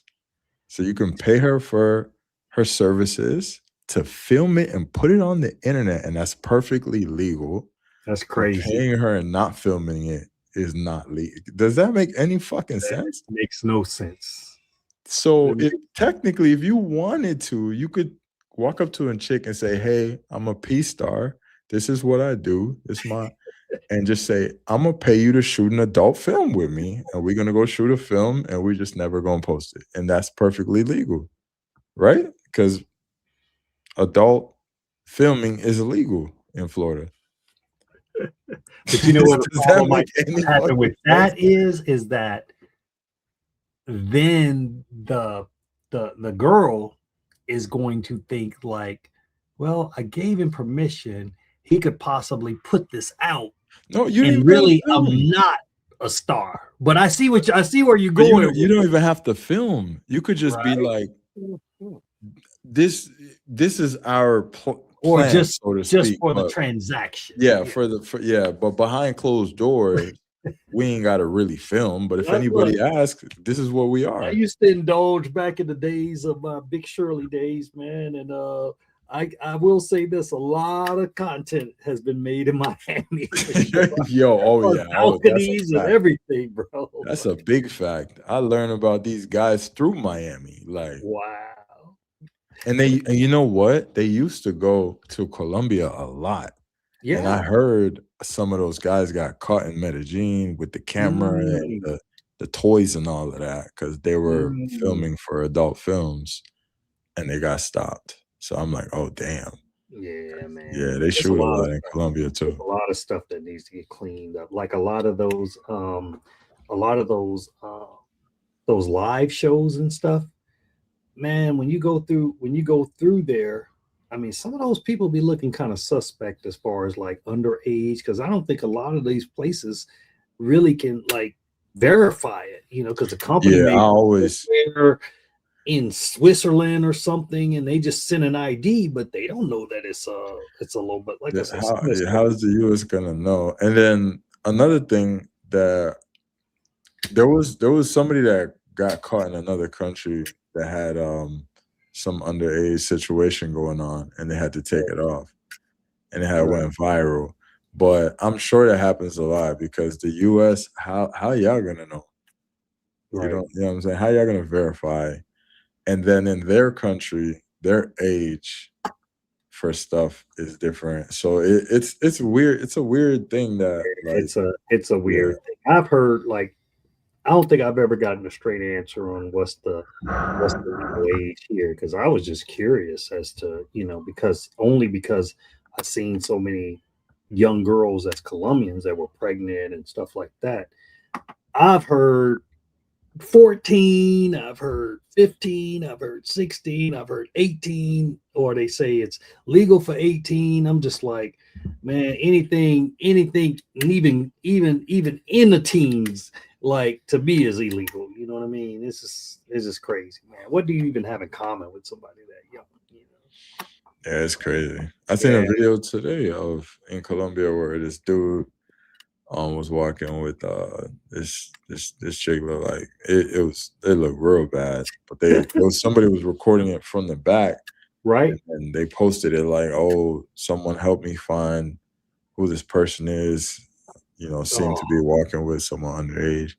And dude Oh, was just walking with Shorty out in the open like it was nothing. bro, I'm like, what I the seen fuck it. is I going I on seen here? a 70-something-year-old man, and I tell you, man, like I came close to grabbing the police because I was like, this is creepy, bro. This is creepy. Dude was like 72 or something. He's an old white guy, man, and this girl looked like she could be in a sophomore in high school, man. I mean, it was bad, bro. It was bad. It said, ain't no way. And I'm like, the police passing right by them. Now they do check IDs and stuff. But I'm like, how is this girl? Ain't no way that girl could be that old. Maybe she is, maybe she wasn't, but she looked like a little kid, man, with the little braces on, and no. I mean, I talked to a lot of the Afro Latinas here, and basically, you know, because a couple of them have told me their past situation, and they saying as long as it's consensual, you know, they don't frown upon it. That the only time they frown upon it is when a person is going to report it. But if they don't report it, and they just deem it consensual. That's why you have a lot of these young, you know, girls. You meet them and they're like 19, 20, and they already have 4 kids because they done started getting pregnant around 12, 13 years old. That's a fact. Okay, yeah, That's I think a fact. Martin, thanks for that clarification, man, because I'd heard something about 14 and then I heard something about 18, but Yeah, so I went to a resort one time with I think I told the story, but long story short, man, it blew my mind because it was this little girl was out. You know, it's a resort. We on the adult side, everything. Because you know the resort's got the adult side, and then it got the little all ages side. So we on the resort, the adult side, we grabbing food at night. And this little girl, I'm like, and she was loud and all get up. So I looked at my chick because I'm like, this your country, like, where the fuck is her parents? Like, why is she out here so late? Right? And then she told me, she was like, she with them dudes over there. I'm like, oh no, she ain't with those dudes over there. I'm like, them dudes like in their 30s. Mind you, this was a child. So like when I say child, I mean like she's clearly a teenager. So so shorty chick I was with, my girl, she was just like, that's normal out here. And so I'm like, so what happened? Like we called the police. She's like, if you call the police just gonna call their parents, and their parents are just gonna be like, we know, and then that's it. And I was like, wow. But if it's a gringo, they're gonna surround the building as they should. But I just want to say, like I said, I don't condone it. I just want the same energy toward their people as they give toward ours. All of them to me. Like the one guy, someone told me that it was you hear about the white guy that was on the balcony, and then all the Colombians were waiting. They were gonna crucify that dude, man. If the I heard about that. Showed up. It was a mistake, I right? heard something about it was a mistake. Yeah. He was only scolding his adopted child. He just brought him out there to scold him, and everybody saw it because he was making a loud scene about it. Right. Hey, if that was me, my neighbors can't talk to me no more after that. I'm like, hell I'm no. your neighbor. You was ready to just hang me Bro, out to dry if the like police wasn't there, they would have killed that dude. Wow. I mean, you got to be careful with this stuff, bro. Wow. No. I'm like, That I don't want no part of anybody that's look, the closest I got to anybody underage is me throwing the Christmas party for the kids on the block, and all their parents were there. I'm like, man, it's. And you know the messed up part is there's still new videos floating around of people talking about it, and they don't hear the part that it was a mistake. All they hear is this guy, that foreigner did this. Yeah, his whole reputation. That's why I do believe. Listen, I get that all that stuff is wrong, but I think the internet. When you see something on the internet, you gotta get some proof, man. Do a little research, do something because we gonna mistakenly really mess somebody up one day. I mean, in them shorts you see, right? And it's either AI or it's like something fake that the person never said or never commented on. It's getting ridiculous, bro. It's getting scary. You could start a war, or you could get somebody hurt, man. Especially when you're talking about, being a pedophile and stuff like that, man, that'll get you hurt in the United States, less known in these countries where they don't mind taking violence in their own hands. Yeah. Justice in their own hands. I just think we gotta. I get when something's wrong is wrong, but we gotta just verify. We gotta verify. Yeah. I seen a video real quick where this chick, she went and grabbed this dude's bag. This dude is a big black guy.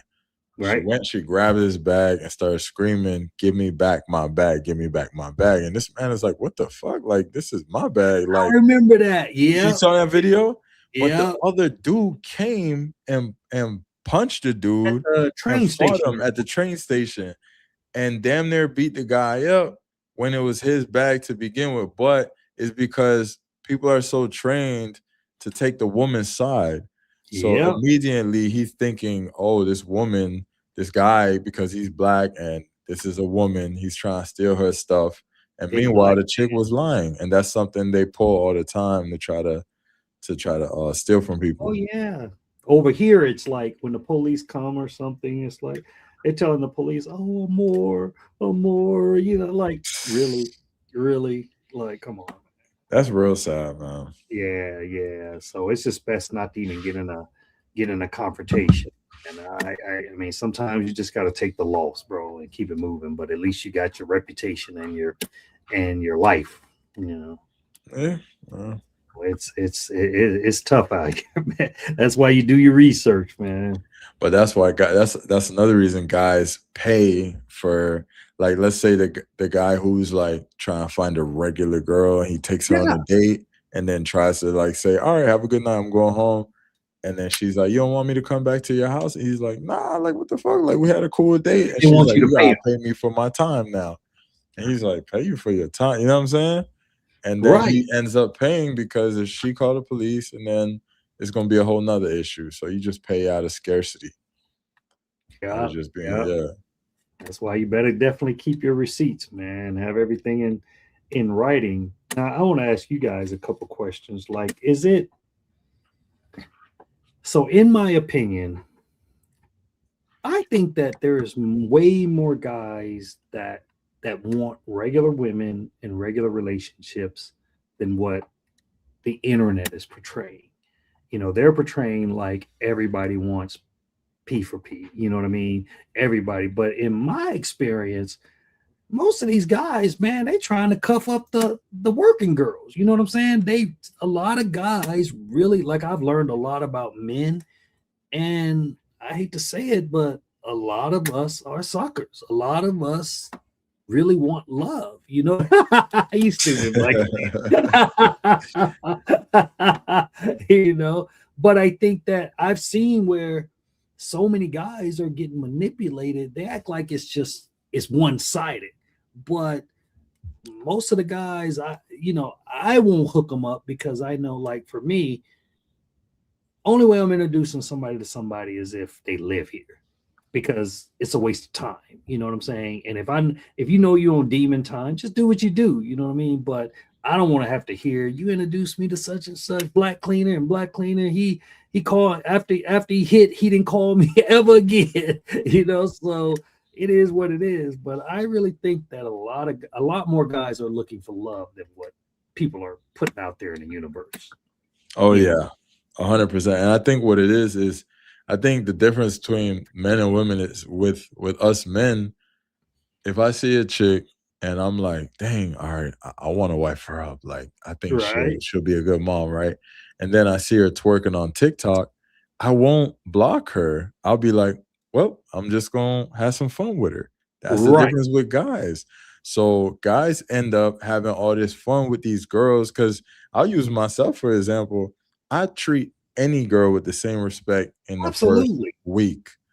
They tell me who they are, and then I treat them based on how they treat themselves. You can weed them out and put them in the categories.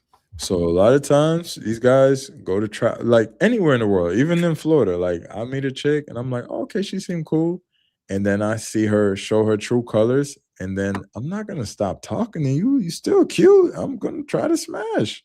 That's But not. now you know she's not wifey material. She's just not wifey material. Yeah. But chicks don't get that shit, and they think like, oh, you guys just want to smash. No, you just want to get smashed. You out here naked on TikTok, bro. I'm not finna wife you. Like, but I'm not gonna. You just want our resources. So resources come with something, you know. That's just how it is.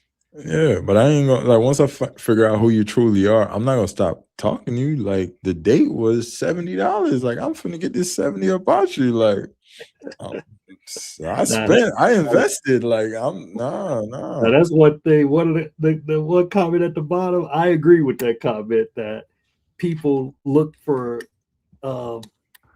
attraction outside their bracket. You know what I mean? Like you know what you was getting in the States. You know what I'm saying? That's why I don't think that even the people that's involved in transactional type of shit, you know what it's about.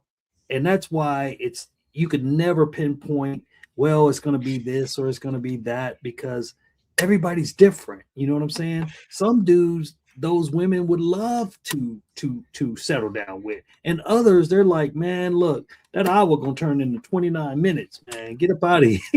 You know what I mean? for the double price, you know what I mean? So I think that you have to be realistic. Now, do I feel like you can get, I feel like you still can get better quality overseas versus at home. Like if you take the same person, the same tax bracket, everything, I know that you can get better overseas, because a lot of times the women that are 7, 8, 9s, 10s or whatever, I just think that now, I mean, I wouldn't even, I mean, and I, you know, I did all right when I was, you know, when I was a youngster, but I didn't have the internet either. You know what I mean? To deal with. And I think that like we only knew the chicks in our school or in our block or whatever. Now, man, you got the whole, you can be in the comforts of your living room. And if you got the gold package, you can be like, what they doing over in Pakistan right now? What they hitting for? What they hitting for in Dubai or whatever? And you can get anybody come, and a lot of us are driven by you know, we need to feel like we're wanted. You know what I'm saying? That's why the likes and the dopamine from that stuff, it's so important to some people, you know. And man, at one time, I'm not gonna lie, man, I spent so much time on my phone, and then I went through this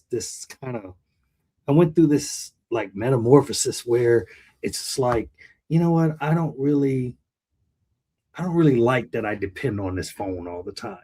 So now I went to I'm an extremist. I'm either one way or the other. And now it's like, I'll leave it in the front room. My girl be trying to bring it to me. I'm like, I ain't thinking about that phone or whatever. But, you know, it's taking it. And because I started reading like a lot of the, you know, how millionaires, you know, how they rock. And a lot of them, they aren't tied to their phones. A lot of them, they don't care about what type of clothes they have or what type of car they drive or what, at least old money. You know what I mean? Yeah. I like that, you know, the little YouTube shorts with the cartoons talking about the millionaire next door or whatever. And the guy that's, you know, he's got to have a big XL across his chest and everything, you know, it's really interesting, but yeah. No, thanks. And it's basically what you're talking about is, you know, the system. We was just talking about that on Ronan's channel. He was saying what we had applied it to fathers, and he was asking, are fathers undervalued, being used, or being replaced by the system? And basically, that's what's going on right now. Because the way that you're talking, it reminds me of when I was watching Great American Pimp, and the guy was talking about how they would call around on each city to see what the cities is hitting for, you know, during that time. Okay, yeah, but everybody's making money in LA, so they would fly all the way out to LA. And in terms of that, what I'm saying is these girls already had a man, okay? So because they already had someone who they was claiming to be their man, everybody else, all of the dates was the ones that's supposed to be funding or facilitating their dreams. So now that's what's going on now with the system. The system is the thing that provides stability, okay, in the United States. Overseas, they don't have the system of job security. They don't have the system of welfare, food stamps, child support, alimony to be able to provide them that stability. So therefore, they have to rely more on community and cooperation to be able to get their stability. But in the United States, they have it. So now it's like, all right, I got the stability here from this system. So I'm going to, deal with the system because the system is more secure and stable. So anybody that comes after has to be able to facilitate my dreams. And if you can't facilitate my dreams, then I'm just going to get rid of you because I already have a daddy. I got Uncle Sam as my new daddy. Appreciate it, Trouble. What they have done is turned everybody into the new hookup culture or pimp hole culture. And Uncle Sam is the new pimp, is the great American pimp. Yeah, it's crazy, man. It's crazy. I would not want to be in the game as a young man in the United States right now because, like you say, think about this, right? Even the mid-grade chicks, bro. If you go on their Instagrams, man, it's just like the comments just be diabolical. So imagine like the average baddie. They getting thousands and thousands of DMs and messages and craziness. So, that messes with you psychological. So what it ends up happening is I think that with a lot of those women, it's just hard to be satisfied because it's like a buffet. If you eat a meal, you'll be satisfied, right? But if you go and you get to that buffet, you're going to want to try a little bit of this, a little bit of that. And I mean, a lot of those women, it's a lot of pressure out there on them, man. It's like, it's crazy. So, but then also too, Jay, think about this. There was a girl who worked at Home Depot, and Shaquille O'Neal is in her DM. Yes. So when girls see that, now they're thinking, well, shoot, I work at McDonald's. Could I get a Kevin Durant to be in my DMs? Right. And so they hold out for that. They're passing up a lot of good men. You know what I'm saying? Because they're looking for something. What did Kevin used to say? Like, 90% of women looking for 10% of the men. So the other 90%, we're just getting left behind, bro. And like I remember one time, like I said, my daughter came to me and she was like, "Oh, Dad, this guy from Minnesota Timberwolves, he's in my inbox or whatever." And he's like, "Oh, I want to fly you." She let me read it. She was like, basically, he wanted to fly her and her parents to a game or whatever. And I told her, I said, absolutely not. Absolutely not. I said, why don't you tell him, look, how about you get us tickets to a game when you come to Dallas and everything, and we'll just have dinner after the game or whatever. And, never heard back from him or whatever. And that's the lesson right there. I said, because if you fly out, we all know what goes down when you fly out. I said, now you obligated. Whereas if, and you fall right into the trap of every other chick on the internet. But if you're the one that he may circle back around and say, you know what, I want to take you out or whatever. You didn't act thirsty when I invited you or whatever. So it's all psychology, man. But for sure, yeah, man. I just wanted to. It's late. It's getting late for the old man. But yeah, I just wanted to come on here, man. And like I said, once again, apologize to Uncle Rico, man. Live your best life, man. You and your missus, that's what it's all about. And man, salute to you. Thanks for having me on tonight, man. And appreciate you, Uncle Jay. Glad you joined, guys. We got to do more of this as men. We gotta lift each other up instead of always trying to tear each other down, man. We got to do a better job because the world already tearing us down. So 100%. We got to do it. And look forward to seeing you guys, man, next time y'all come out. So next time, and look, don't be making no plan. Don't be pre-gaming ahead of time, man. Hey, save one free day for us, man. All I need is one day. Hey, next time if I go, I ain't telling nobody, especially with all this drama going on with the you let them know ahead of time, man. I'm gonna call you on the back end. I ain't publicizing that shit. I ain't going live. I drop my videos when I get home, when I'm in the US. Right. Like That's how that. you do it, bro. Because Yeah. you know, a lot of guys they come in town and they're like, as soon as they put it public, chick calling them up, hey, you know, it's like, come on, man, you know, Yeah, and then no, fuck that. don't want them to do nothing else. Yeah. So they get no. locked in, bro, and then they never get the experience. Because I'm almost sure, like, because you was only here a couple, like a long weekend, right? So Yeah, you it was really didn't even because get I to was do going to it that Brazil. much, Yeah. or whatever. You know what I'm saying? Compared to whereas if you had a week or so like that, you know what I mean? So yeah, definitely, man. Next time you come down or whatever, dinner on me, man, and we'll kick it, Definitely. man, and do some interesting stuff, and come out here to the spot, bro, for sure.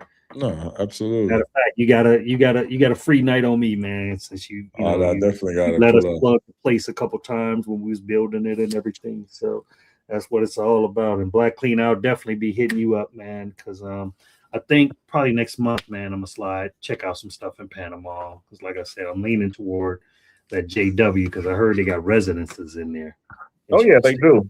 One of my Yeah. friends, he actually used to live up in there. He enjoyed it. Now he done wife somebody. He's out in the sticks now, but he still actually still has his apartment out there. Section, man. But but like I said, I'm gonna definitely be leaning on your support, bro, and your knowledge because I don't know nothing about there. And like I say, you may have some other alternatives that's some fly buildings without the notoriety, but you know, they're cheaper, but they got a sick view just like the JW does, you know. Because I don't necessarily have to be in San Francisco. Is that the area, or what's that? What's that area? Well, it's Punta Pacifica, which is right next to San Francisco. The only thing that the mall separates San Francisco from Punta Pacifica, so you're just on the other side, the back side of the mall. All right, man. Well, y'all be cool, man, and we'll get up, fellas. All right, Jay. All right. Take it easy. All right, bro. All right.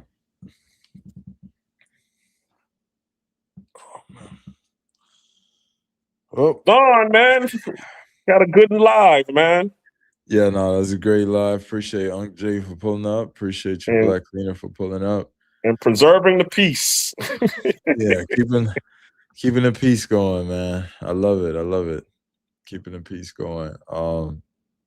Yeah, but that was tonight. That was what tonight's live was about, you know, just can we have a space for brothers to just be brothers and just try not to have it corrupted or anything like that, you know, just keep it cool. Everyone just be cool.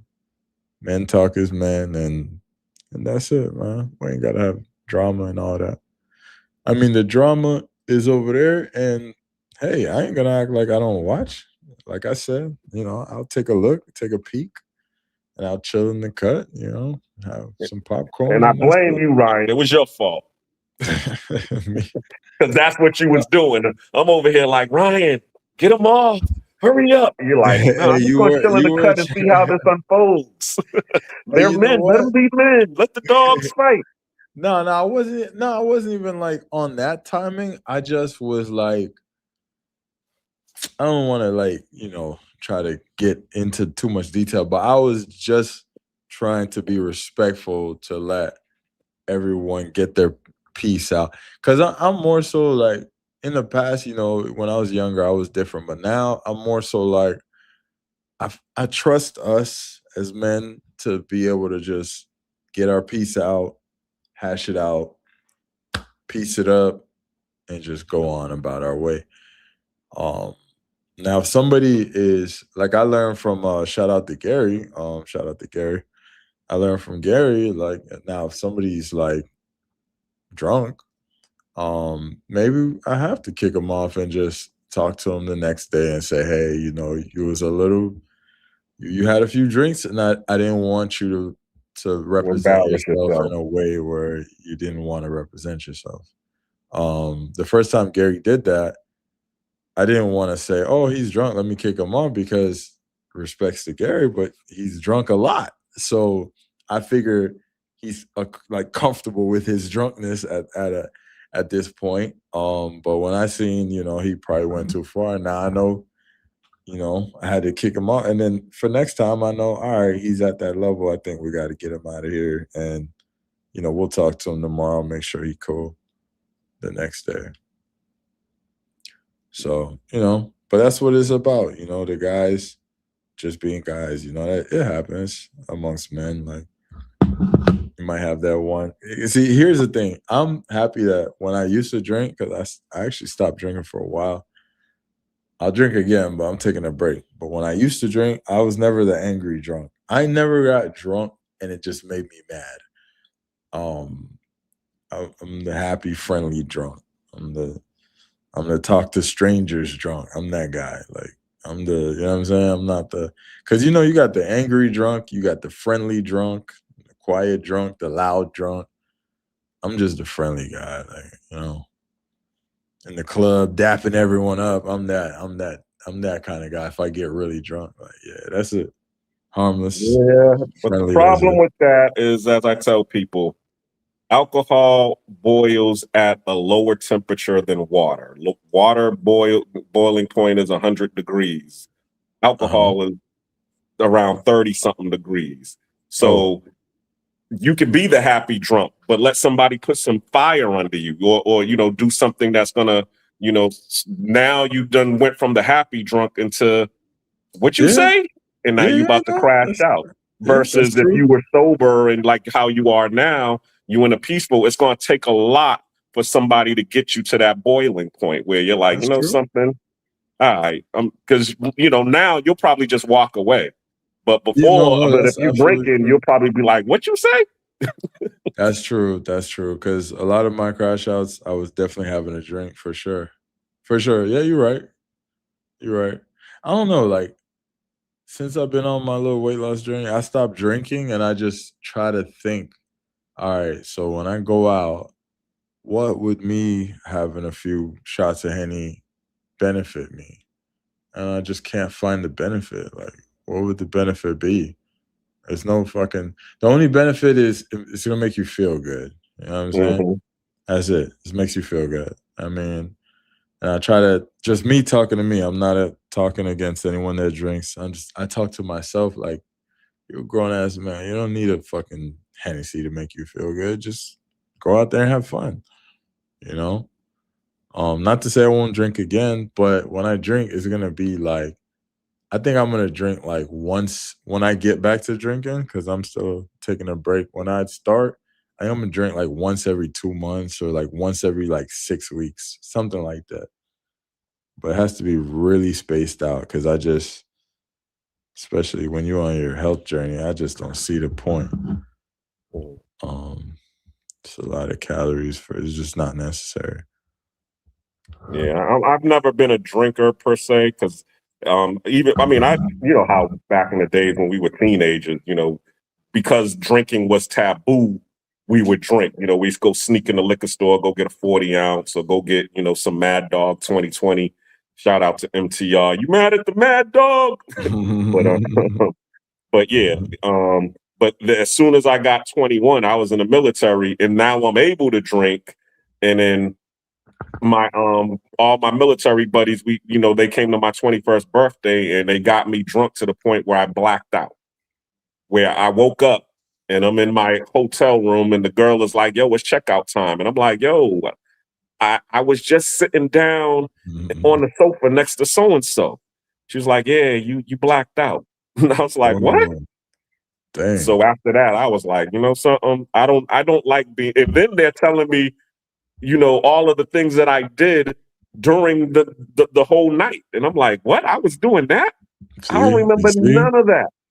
see, So that's after another that, I was fear. like, something, I'm never, gonna get to the point where I'm out of control like that. Exactly. When I was younger, I used to hear people say, I don't remember what happened last night. I used to think they were lying. I was like, man, you full of shit. How the hell you don't remember, right? Because I always remember shit when I wake up the next day after drinking. Until one day it happened to me. Like, as I gotten older, I don't know. I'm like, am I getting older? Is just did I drink too much? I genuinely did not. And I was so mad because I remember flashes of the night. I remember, like, I had a night where long story short, I had dealt with two chicks. And I was so mad because I couldn't really remember the moment, but I know me and these 2 chicks had a great time. And I'm like, fuck. I like, my boy, he was with me. He was asking me. I'm like, bruh, I don't remember. I'm so mad. I remember like little moments, and that's it. And I said I will never drink like that again, especially around women, because what's the point of having all that fun if I ain't gonna remember the shit? Hell no. Like I need to live that moment, like, and remember it clear as day. So yeah. So even whenever I do go back to drinking, if I do, it's either I'm gonna stick to wine or I'm just gonna be like the 2-cup guy, like 2 cups and I'm out. Like, yeah. Cause it ain't, it ain't worth it. And then being all sluggish on vacation, nah, bruh. Forget that. Okay. Well, I'm definitely looking forward to your party. You gotta definitely send me that information Oh on the yeah, back yeah. end. I definitely I forgot to talk about it. But yeah, no, I mean it's still early, so I'll be doing a lot more promotions. I'm trying to get some chicks to do some promos, and maybe like I'm trying to do like a little skit. I want to do a good rollout this year. Last year it was good. We lost a lot of people due to the location.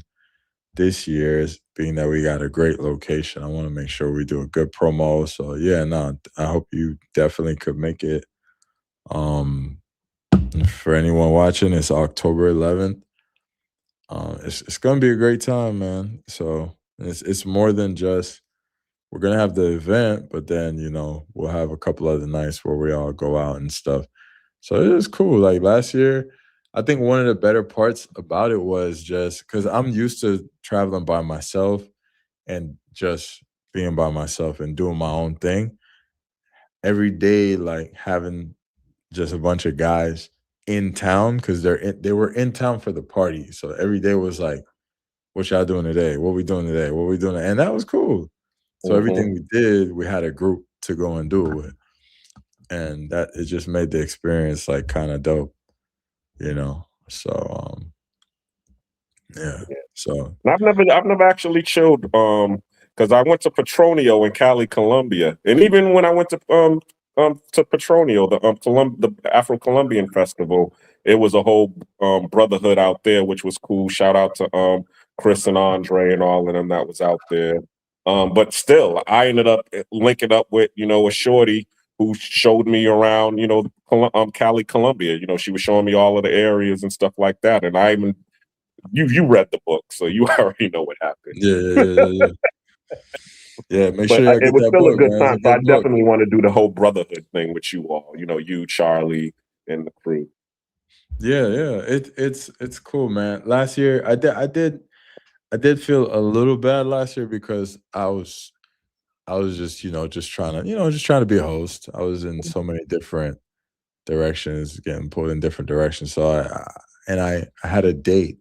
So I think this year I'm not gonna have a date because I think it's kind of distracting. I was all in my head thinking like, nah, you gotta have a date. Like it's your event. You gotta have a but you don't. You really don't. Especially with all the guys there. I want everyone. I want to be able to have conversations with everybody. So, I'm always having to check on my date and make sure she's all right because she don't know nobody. So I'm like, this time I think I'm just gonna come solo, you know. Well, I So mean, what you also can do, here I am, Mr. Logistics. You just tell your date to bring a friend.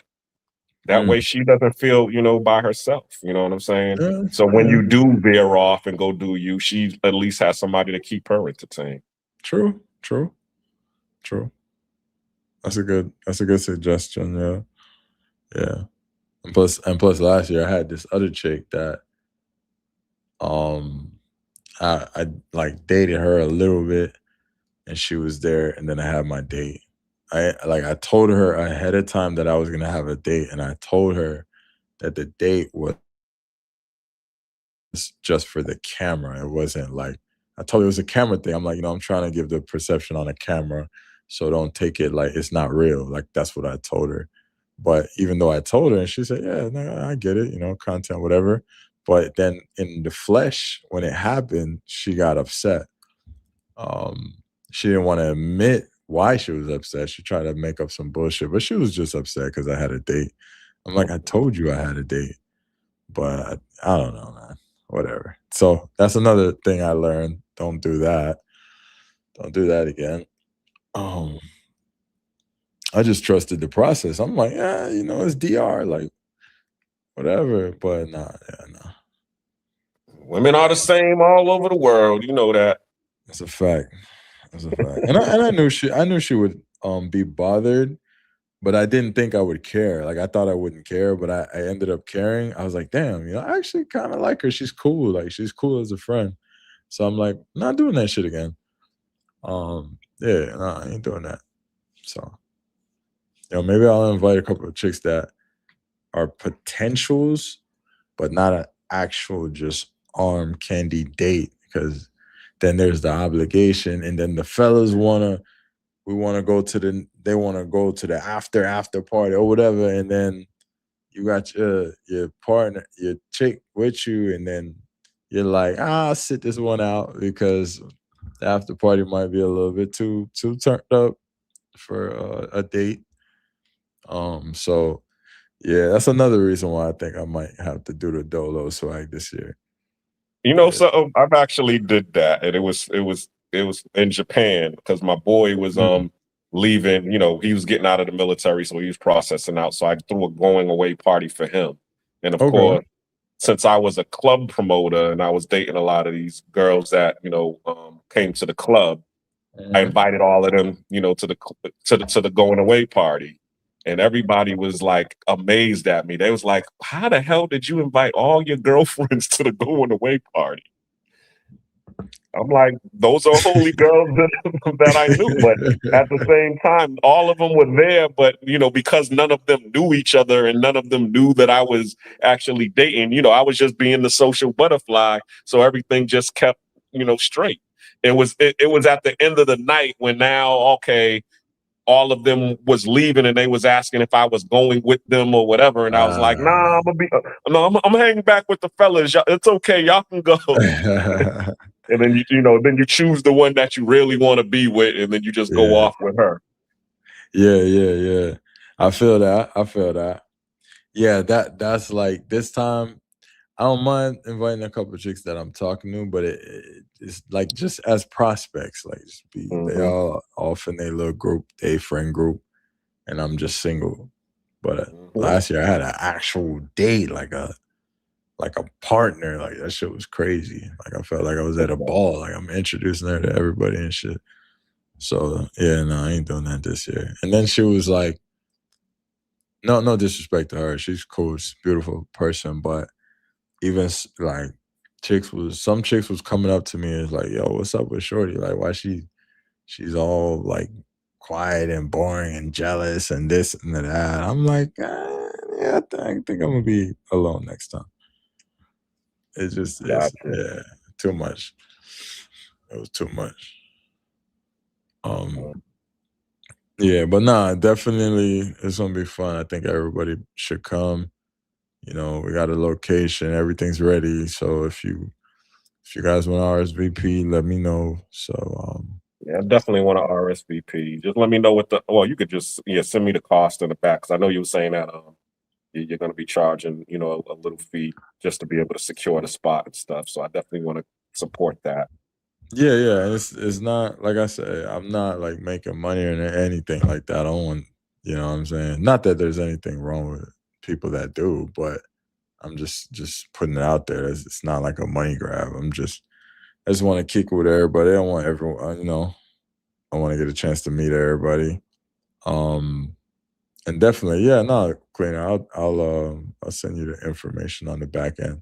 I made like a little quick flyer because someone was asking for it. Okay, but I'm gonna go back and touch it up, add some more details to it, and I'll send it to you. So yeah. Now you said you're gonna have a couple of days. So you're doing an itinerary. You're gonna have a content creator day. No. So I thought about that too, like where the content creators were. Maybe we can get together and do a live, or or some videos or something. So maybe we could do that like on the back end, like at an Airbnb or something, at one of our whoever got the nicest Airbnb or something like that. I think that'd be cool. But yeah, no, the itinerary, it's like I say, the main thing is the event. Like that's what, where we're gonna have the food, the alcohol. That's my responsibility to provide the entertainment. The other things is just like I tell everyone, it's like, hey, this is where we're gonna be at.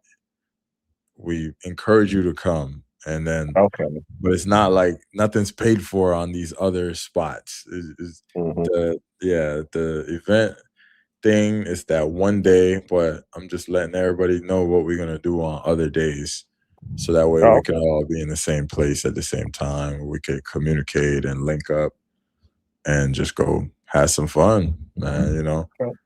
Are you going to be leaving Santo Domingo at all? Going to any of the other spots? Or are you just going to be strictly around the Santo Domingo area?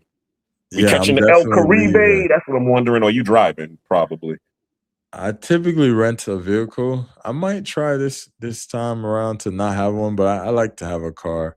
So this time, because I told myself every time I go to DR, I got to see a new city. I got to do something different. So this time, there's this little island off like a little bit off, but it's still considered DR. So I want to go there. So if the weather is good, it's close to La Romana. But I know there was a fire out there, and that's exactly where that fire was at too, and close to that little island. So I don't know if that affects anything. But yeah, if not there, then maybe like one of these little rivers. Just for a new experience. But yeah, if you're interested in that, I'll put you up to whatever I'm trying to do with that. Please. Yeah, because I want to, like a little boat off to an island. I think it's like a 2-hour boat ride, or like an hour or 2 hours. And then it's closest to La Romana or Bahia or some shit. And so it might be like a little day trip. Okay. And then just back to Santo Domingo the next day. It should be like an hour and a half out, something like that. But yeah, just just to have a different vibe and some content. I'll choose one of these lucky girls to go with me. Just pick the one, whoever I'm feeling the vibe with that trip, whoever comes off like the coolest one to be around, or I can still get my content. Cause one thing I learned, man, when you're doing stuff, no matter where you're at in the world, you don't want to be with the wrong person. Like if you have a chick, you don't want to be with the wrong chick, or it's just gonna kill the whole vibe. Like ex-girlfriends, I think all my ex-girlfriends, like you go on a trip, and that's when they want to argue and fight and had a bad vibe and be in bad moods. And I'm like, bro, I could have came on this shit by myself and had a better time. Absolutely, 100%. You tell me. I've been in those situations a couple of times, and see, you only got one time to mess up an event for me, because you mess up that event, you will not go on no other event after that. Because I mean, especially me, because like the types of events that I like to go on be the whole, the conscious hip hop, soul, R&B, those type of vibes. So, and I really cherish those types of events because they rarely happen. Nice. So if I'm bringing you, I'm really sharing my world with you. So if you F up on that event, no, you're not coming back. And that happened to me on a couple of times, like even with my daughter's mother, back in the days. I brought her to a concert. I think it was like Chrisette Michelle or whatever. And she was over there like, oh, it's cold. I'm my feet tired or whatever. And I'm over here really trying to enjoy the whole, ambiance. After that, I was like, yo, let's just go home, because I'm not really able to enjoy this. So, hey, fuck it, let's go home. I'm ready to go home. Done. Yeah, so I took her home, and then the next time I brought my daughter with me. They was like, you ain't bringing your girl? I'm like, nah, she messed that up. She's like, I'm not gonna do it no more. I'm like, I know, because you ain't coming. That's how you got. That's how you gotta train them. I think with Mm-hmm. me, I messed up because I didn't like teach her how to not be around me from the beginning. Like I'm more of a laid back guy, and I let her get away with too much shit. But going on trips would teach me why. Like, okay, this is why I don't need to be with this girl. Every time we go to something that should be a fun event, she just whines about something. Something in my feet hurt. Oh, it's cold. That's why I was laughing because that's one of the most common ones. It's cold. It's this. It's that. It's that. I'm like, I wouldn't say anything because I don't want her to bring the energy now to me where we're now arguing. So I would just ignore it. But in my head, I'll be thinking like, I think I need to break up with this bitch, like because like fun times shouldn't be not fun times. Like, you know what I'm saying? Like, how you turn a fun time into a not fun time because you just want to pick at something. Something's wrong. I took this girl to a resort and she's complaining about, like, yo, we got unlimited food, unlimited alcohol, a fly ass room, pools, jacuzzi, everyone's in good spirits and good vibes, and yo ass want to complain. The food is. I think the other resorts would. I'm like, yo, the food is fire, bro. It's fine. And oh, they don't have this, they don't have that. I'm like, fam, the point of the resort is for you to have fun with the person you're with. I'm like, you're with me. We got alcohol, we got unlimited food and alcohol. You telling me you can't have fun? There's beach, there's pool, there's other people here. If you can't have fun in that, like, baby girl, just forget about it. It ain't gonna work. You can't have fun here. We ain't gonna have fun anywhere. Like, I'm in paradise right now. I wake up and just pull up to the fucking pool bar and grab a margarita, and you and your feeling. Get the fuck out of here. Yo, you just made me think about something. I'm on a cruise. We went to a Bahama cruise from West Palm Beach when me and my ex. Oh, nice. Generations. Anybody knows that cruise or whatever. They got a buffet on there. Mm. The food is fire. And now the first, day, I'm there, I'm just enjoying myself because I'm like, yo, this is fire. So Mhm. I bring her to the damn buffet. You know what she's worrying about? All these What? people around here, it's just too many germs. Oh, Can we go eat at the restaurants? I'm oh like, no. That's how they so now be. that That's she just done how put that in they my head, now I can't go back to the darn buffet anymore. So you done ruined my whole cruise because you because want the to go eat buffet at experience. the 3-course meal. Yeah, I'm like, okay, yeah. I mean, the 3-course meal was cool, but damn, the buffet was you can just Man, choose what you want. Now I gotta be sitting here just picking out of the 3, meals that they offering. That was whack. I'm convinced, Che. I'm convinced that some people in life just like things because it costs money. I promise you. They did a social experiment. I hope you've seen it. They took a bunch of, I think it was Sheen products or like it was some real cheap products, and they opened this store. It was supposed to be like a new Oh, the designer store. Paylessy. It was Yeah, Paylessy. I remember yeah, that. yeah. And everyone was like, "Oh yeah, the material," and it's like, and they're like gassing this shit up, and it's stuff from like Payless, right? So it's Yeah, like, it was like actually it they just just changed the name of Payless store and made it, very fancy. Like they just called it Palessi. So yeah. now So you everybody's over see, here like, oh, it's real nice. And they're like, these are Payless shoes, girl. so We just it just changed the shows you. name. It just shows you how full of shit people are. You just like something because you think it's more exclusive because it's outside of what everyone else is. So over here you have the buffets and everything that's included, and then you have the little restaurant over there where you have to pay. You want to go over there where we have to pay. We paid already. Well, I paid already. Hmm. Everything's paid for. All we got to do is get drunk and eat and have Hmm. fun.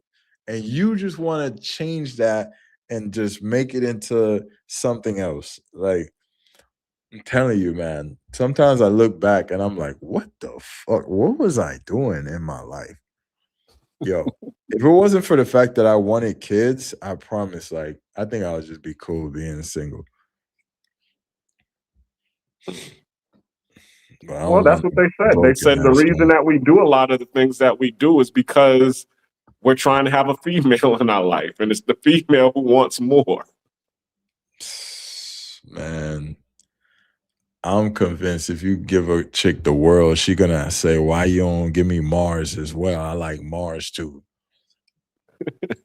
Now, I'm genuinely convinced at that, and I don't even think it's their fault. I just think that's just how their nature is. Yeah, That's just how they are. that's really what it is. It Yeah. really is that. They was talking about the whole. You saw that Joe Buttons short where he was showing the little monologue where Adam and Eve was in the garden, and Adam is explaining to Eve, you know, hey, Yeah. you see all Yeah. of the what we got, it's just so great. And she's all like, yeah, it's got to be more than this. And then everybody else is laughing, and then what's her name? Melissa Ford. Melissa Ford is all like, I don't get why it. is Like she laughing? She's all like, I was waiting for more. yeah. She's like, I don't. She's like, I don't think that's that funny. I don't get it. And then everyone was like, that's the fucking point. You don't get it. That's the point. You don't get it because you are literally that. You are one of those species. You are. You know what I'm saying? And respectfully. And like I said, when I say these things, I don't say I love women. Like, I don't think it's their fault. I just think they're designed different. They're built Yeah, different. they are. Yeah. And I think Somebody what messed us up. Somebody said it was like this. Men are designed to understand things. That's why we strive to be engineers. Women are designed to understand people and emotions. That's why there are more nurses that are women. So, because that's the mode that they're in, to be able to nurture and to understand people. Yeah, no, for sure.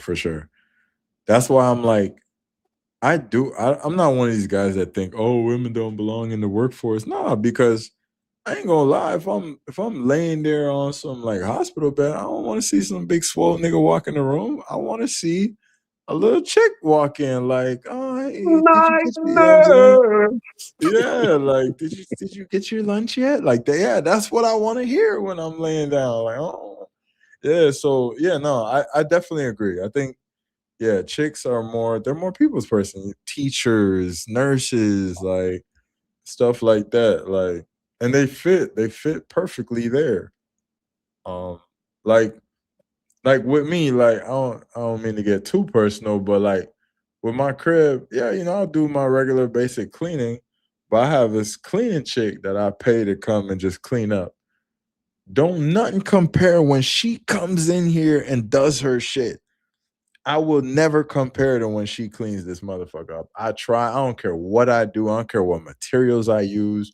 When she comes in and cleans this, like, if you even feel love in the air, like, oh my God, I just feel so peaceful. I sleep better. Everything feels better because it has that woman's touch to it. And I just think it's just something I can't like really grasp or have because I'm not a woman. You know what I'm saying? Yep, that's true. Because I have a cleaner myself, so it's the same thing. When she leaves, she done color coordinated my closet. She done put some good, scent in the air. I don't even know what kind of cleaner she's using to mop the floor with, but it smells very good and refreshing. I'm like, yo, keep doing what you're doing, because every time I try to do it, I'm missing, as you said, I'm missing something. I don't know what it is, but it is missing. It ain't the same. Yeah, that's a fact. It just ain't the same. Like, she'll put stuff that I in a place where I didn't think to put it at. I'm like, that shit do go good right there. Okay, I fuck with what you did. Like, yeah, that's just See, I clean like I got a broad coming over, so let me straighten this place up. Exactly. When she come over here, she cleans like when my broad comes over. You live with a girl? Yeah, exactly. You can really tell the difference. And that, yeah, and there's just jobs like that, man. And I think the more, as human beings, the more we lean into our strengths, we will be better as human beings. You're better at this, I'm better at that. Why don't you do this and let me do that? And I Yep, think we'll be exactly. cool. Yeah. And I think that's where we get it mixed up at. And I think some chicks, they don't even, certain things they don't even want to do. They just want to feel like they want to prove they can do it. It's like, nah, I'm not saying you can do that, but I just think you'll be better at that right there. That's all. Exactly. Because I mean, I got into the cleaning industry, but I was lousy at the finish cleaning.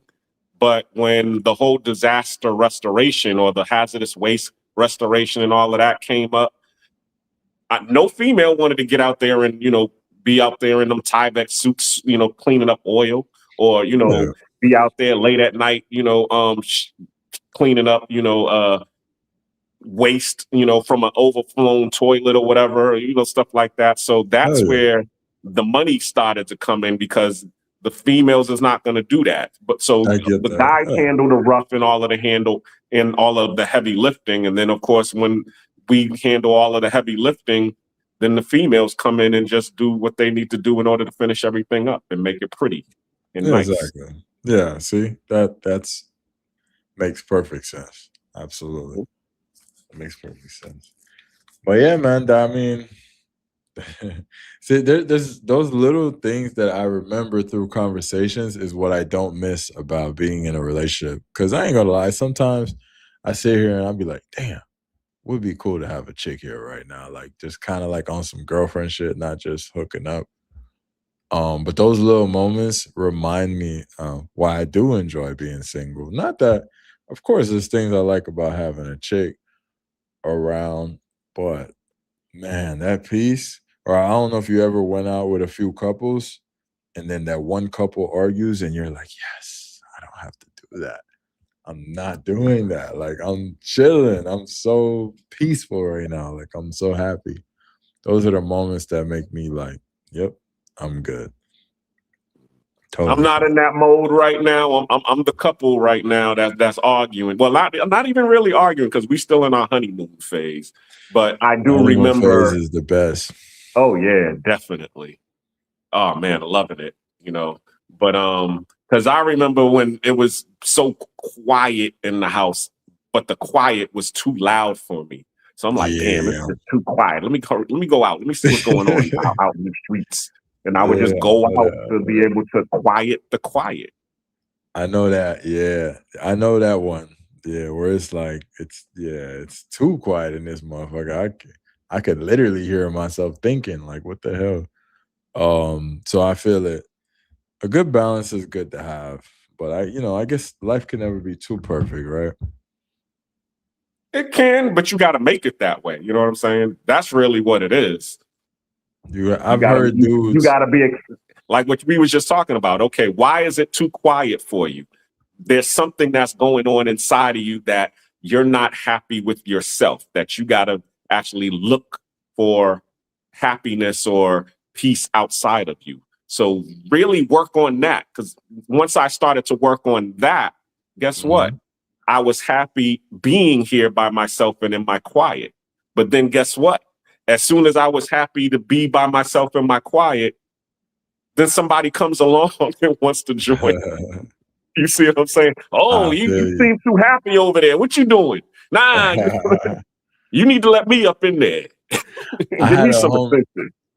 I have a homie. He used to always say this, and shout out to you if you're watching somehow, but he used to always say, I like my girl to be here, but not here. Like, be around somewhere, just in the vicinity somewhere, just not right here. Like, be over there in the corner, like on the phone with your sister or something. So I could look and I see, oh, there she over there. She chilling, but I'm like in my own little space. So like she here if I need her, but I'm still in my own little world. And he said that's what he liked, how he like it. And I understand it, because you like to know the person's over there, but you still kind of got your own little thing going on, your own little space or whatever you need. Exactly. Yeah. And that's cool too, because you know that's another thing a lot of times too is you don't have a program going on. If you had a program going on that you enjoyed, then you would be wanting that type of life going on, to where you're like, yo, I'm busy doing this, focusing on this. I'll get to you later, because that's what happens. Like even tonight, I'm over here I'm on the live with you, and then she calls me. She's at work, and I'm showing her I'm on the live, and she's all like, but she wants me to talk to her. And I'm like, I'll call you later. She's like, you know, I'm going to bed as soon as we hang up, right? Well, then I'll call you tomorrow. Yeah, I know them ones too. Yeah, I know how that feel too. Yeah.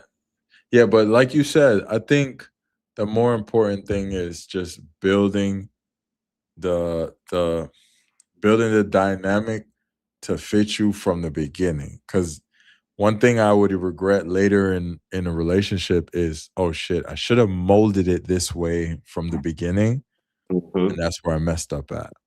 Yep. Because now I done got this MF comfortable being like that, but I could have checked that shit in the beginning.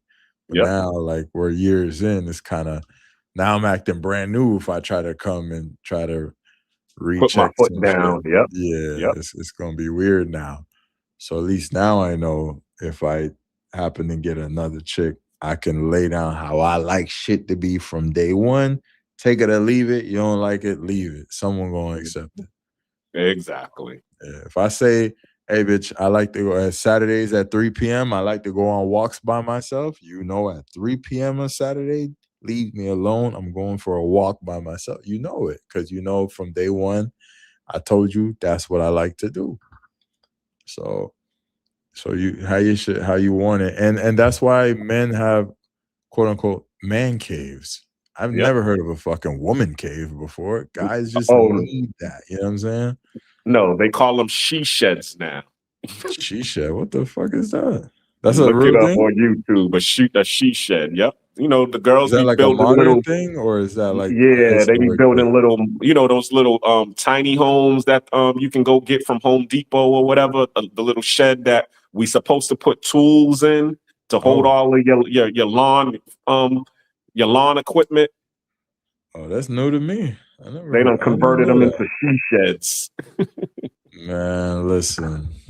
Let me find out they're just doing it because they're trying to like compete or some shit. Like, here's my thing. I mean, historically, I've always heard of a man cave.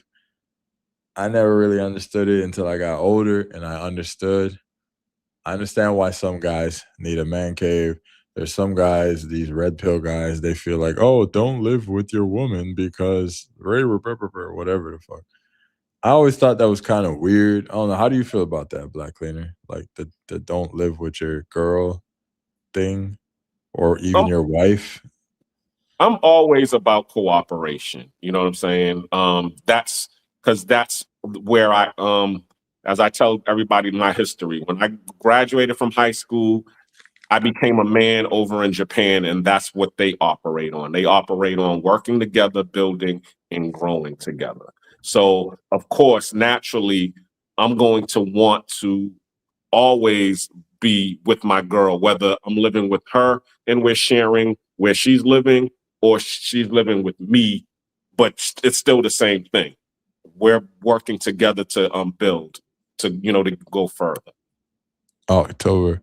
Yeah, no, for sure. No, I feel it. Yeah, and I'll compromise. Yeah, like I'll work, whatever she got, like that makes her cool. I'm cool with that too, as long as it ain't no dumb shit. But I'm cool too. But I just know what I need for me. Because one thing I understand now, like I knew, but I really, really understand is it don't matter how much you do for a chick yesterday. Today is a new day, and she forgot already, my nigga. Just remember that always. Because I had it in my head with certain people, like, oh, snap, like, we went through all of this. This person knows I would have died for them. would have died protecting them. I would have gave them the shirt off my back. So, there was in a tough moment, and I held down the fort. So I'm thinking through my man brain, if anybody ever looked out for me in my toughest moment, I don't care what happens, I would never badmouth you and I would never forget you. Even if we just friends, even if we never in a relationship again, it would be my mission in life to try to repay you somehow because that's just how I am as a man. But I forget I have a man brain. I don't have a woman brain. So her brain don't think like that. She's like, on to the next. You know what I'm saying? She's not worried about what he's done for me. Oh my God, he helped me in a bad. They don't think like that. They really don't. They're like, what have you done for me lately? And that's You it. want to know why? Why is that? Because what's her name? Erica Badu said it in her song called Tyrone. Every time I ask you for a little cash, you turn right around and ask me for some. So exactly. So it's like, okay, yeah, you did that for me, but guess what? You're gonna turn right around and ask me what's up when we getting intimate. So therefore, okay, since I gotta, give myself to you, then you need to be able to give yourself to me again. That's how the exchange goes. That's lame. I don't know, bro. I don't know if I could. I don't know if I could accept that because if that's the case, if that was the real case, you can't even be mad at these guys for saying, "Shit, I'd rather go buy some box." If that's the deal, it's cheaper because if this man is giving you a house with a car and you're like, "Oh well, I gave you access to my body," it's like, bro, I could have got access to body for. You know what I'm saying? For XXXYZ on the corner. So, you know what I'm And that's saying? where this whole system and hookup culture that it ties right back into what we was just talking about before, where that's why they're like, something. I would rather deal with the system because I don't have to deal with all of that. Just like how you're saying, well, I'd rather go deal with a girl on the street rather than to deal with putting up with you and all your problems all the goddamn time. And she's saying the same thing. Well, I'd rather deal with Uncle Sam than to rather deal with you over here, asking me, for my body all the goddamn time. So really what needs to happen is we need to get these transactions off the table and go back to dealing with each other on a love and family, type of situation. Because you don't, you love your aunt, you love your sister, you love all of them, but you ain't, because you're not getting intimate with them. You all have more of a deeper closeness, if you get what I'm saying. You know what I'm saying? Yeah. You're not like with all of that stuff that you were just saying before, where you done held everything down, you done looked out for them. See, though your family understands that, and they're all gonna reciprocate the same thing. It's the moment that you start getting intimate, you bring intimacy onto the table. That's when it muddies the room. But if you can keep it on love and family, things are straight. I'm not there because of your box. And the same thing for the female. I'm not there because you providing stability and you're facilitating my dream. I'm there because I deal with you. That's what I've learned. No, I get you. And I'm not like the type to feel like, because I've always helped with what I can with chicks. I usually in the States, I usually dated chicks that, like my ex, like she made way more money than me because she's college, grad and all that. So it was a different dynamic because she made more money than me. But I did my thing, she did her thing. It was kind of like one of them vibes. But what's funny? I actually enjoy a relationship more where I could help more financially and with the man stuff, and she could just help more with the female stuff. I enjoy that more than a chick that's making more money than me. because Mhm. I don't look to relationship for, damn, what can I get monetarily from it? I just looking for peace, just simply peace, just, you know what I'm saying? Mhm. So, that's one thing I had to learn late because after dealing with shorty who make more money than me, it was cool, but guess what? She making her bread, this and that, she's doing her thing. But now if I want something, she could look at me and say, "Oh, well, I'm not in the mood." You know what I'm saying? And we thought that I used to think that was normal because I just all the homies, all the guys talking, you just think it's normal. Oh yeah, she's not in the mood, she's this, she's that. Like you hear weird shit like, "Oh, I slept on the couch last night." I'm like, this shit that's not, I don't sleep on couches, but like that type of shit ain't normal to me. That's not normal. So once I got out of that and I realized like, oh, you don't have to be with a chick that is gonna sit there and tell you she's not in the mood to, give you the cat when you want it. Like, I'm not saying like you gonna strong arm the damn cat, but like you might be in a mood when she ain't in the mood. Like Mhm. one thing I could never say about this one chick I dated, even though she was annoying in other ways, she never refused me from the box when I wanted it. And that's how life should be. It should be that way. I'm sorry. I know some chicks or guys or whoever may disagree, but I agree. I ain't never finna refuse to pay the rent. I ain't never gonna refuse to do my part. If it's a damn iguana in the house, I can't look at you and be like, bro, I ain't in the mood to go chase the iguana. I gotta I gotta go get the iguana out the house. So same thing goes for sex. You might not be in the mood. I'm in the fucking mood. When I'm not in the mood and your ass in the mood, I gotta do what I gotta do. It's part of the fucking, you know what I mean? It's Yeah, part of the I agree with that one. You don't get no argument out of me, but I've been in those situations. And when you're in that situation, that's what I was saying, earlier. Those be the ones that play the most games. Like you've been here to Panama and you met the girls that I've dealt with. Yeah. Okay. Yeah. I've never slept with them, but they've done more for me during my time of living in Panama than any of the girls that I've actually made my girlfriend. Wow. Wow. Because I treat them like they're my sisters. You know what I'm saying? So they, in return, treat me like I'm their brother. And they show me the game. They tell me, "Oh yeah, watch out for that one." "Oh, nah, we done seen that girl out on the track. Nah, leave that one alone." All of that. You know what I'm saying? So that's why I always, give them, the utmost respect. No, I definitely feel you on that. I definitely feel you on that. I definitely look at, chicks doing their thing in a different way now. Mm-hmm. I do. I do.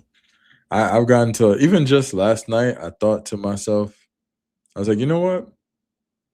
Whatever people do to make themselves happy or whatever they doing and it just makes them feel good, I don't give a fuck, man. I really don't. As long as you are not breaking laws or hurting anybody, I don't care. I ain't gonna judge what another person do. I feel like people put a lot of energy into what other people do, like, oh, he's paying. No, that's not a real girl. That's a this and that. Man, what the fuck do you care for? I just don't care about, and not just that. That's just an example. Just anything. I think as we get older, because I'll put myself out there. I'll be real. Like getting older, you start to experience like different experiences. Like for example, like being lonely. Some guys might not admit it or talk about it, but I've been single for a little while, and this might have been the longest I've been single since I've been an adult. And I ain't gonna lie, I have times where I just feel lonely. Not that I have no one to talk to. I could spark up a live. I got a million friends here I could call. I got chicks I could deal with. but it's just there's a difference between dealing with somebody and feeling like a little bit of aloneness. And I've dealt with that. And I said, you know what? Everybody is their own person. So like what other people are doing and what they feel they need to do to feel whatever they got going on, I don't give a fuck. Like I just really don't care. Oh, so and so is doing this. Good for them. If it makes them feel good and they not hurting nobody, I really don't fucking care. Genuinely, I don't care. And it's You know what I'm funny that saying? you say that because I remember watching, what was it, a little short where Little Wayne was talking about that. He was talking about how he has all of these fans and he has, all of this money and all of this fame. And he, at the end of the night, as soon as he finishes, he can still feel alone. Absolutely. And I get that. Maybe when I was younger, I couldn't get that. Like if I heard someone say something like that, I'm like, oh, give me your money. I'll never feel bad. No, you don't know how the fuck you'll feel. You know what I'm saying? Look at like I always think of Chris Benoit, right? You know Chris Benoit's Yeah, situation. he So killed himself. Yeah, I rest always in think of peace. stuff like that. Like, yo, these guys, they got the money, they got the family, the kids, and all of that. And you just don't know what people are going through, man. So that's why I'm more chill, like, and just let people do them, because you never know what people got going on. And that's why I could look at a situation like, for example, people bash these quote unquote passport bros and oh, these guys are weird. They go overseas. Oh, they're sex tourists. They're this, they're that. I'm like, you don't know what those men are going through, man. You just don't. They find something where they're like, okay, you're not breaking the law. You're just doing something that people just don't like. They just don't like it. And then they get treated as criminals for it. And that's why I always say, And like, I don't care what people do. You know what I'm saying? and that's one of the reasons why I came into this travel space. I don't. I consider. I always say this. I've been in the military, so I was a military bro before I considered myself to be a passport bro. Okay. It was the passport bro that put the battery in my back to get out here and start traveling again. So I'm always going to hold, the passport bro in the travel space in high regard because of just exactly what you said. Before it was them, I was over here putting up with a whole bunch of nonsense and foolishness. And then they reminded me, like what you just said, I don't got to put up with this. So Right. I came into this space, number one, as a fan of it, but then when everybody started, giving the whole passport bro flack and putting negative press on it, I'm like, nah, that's not what this is all about. Matter of fact, you can use me as a case study.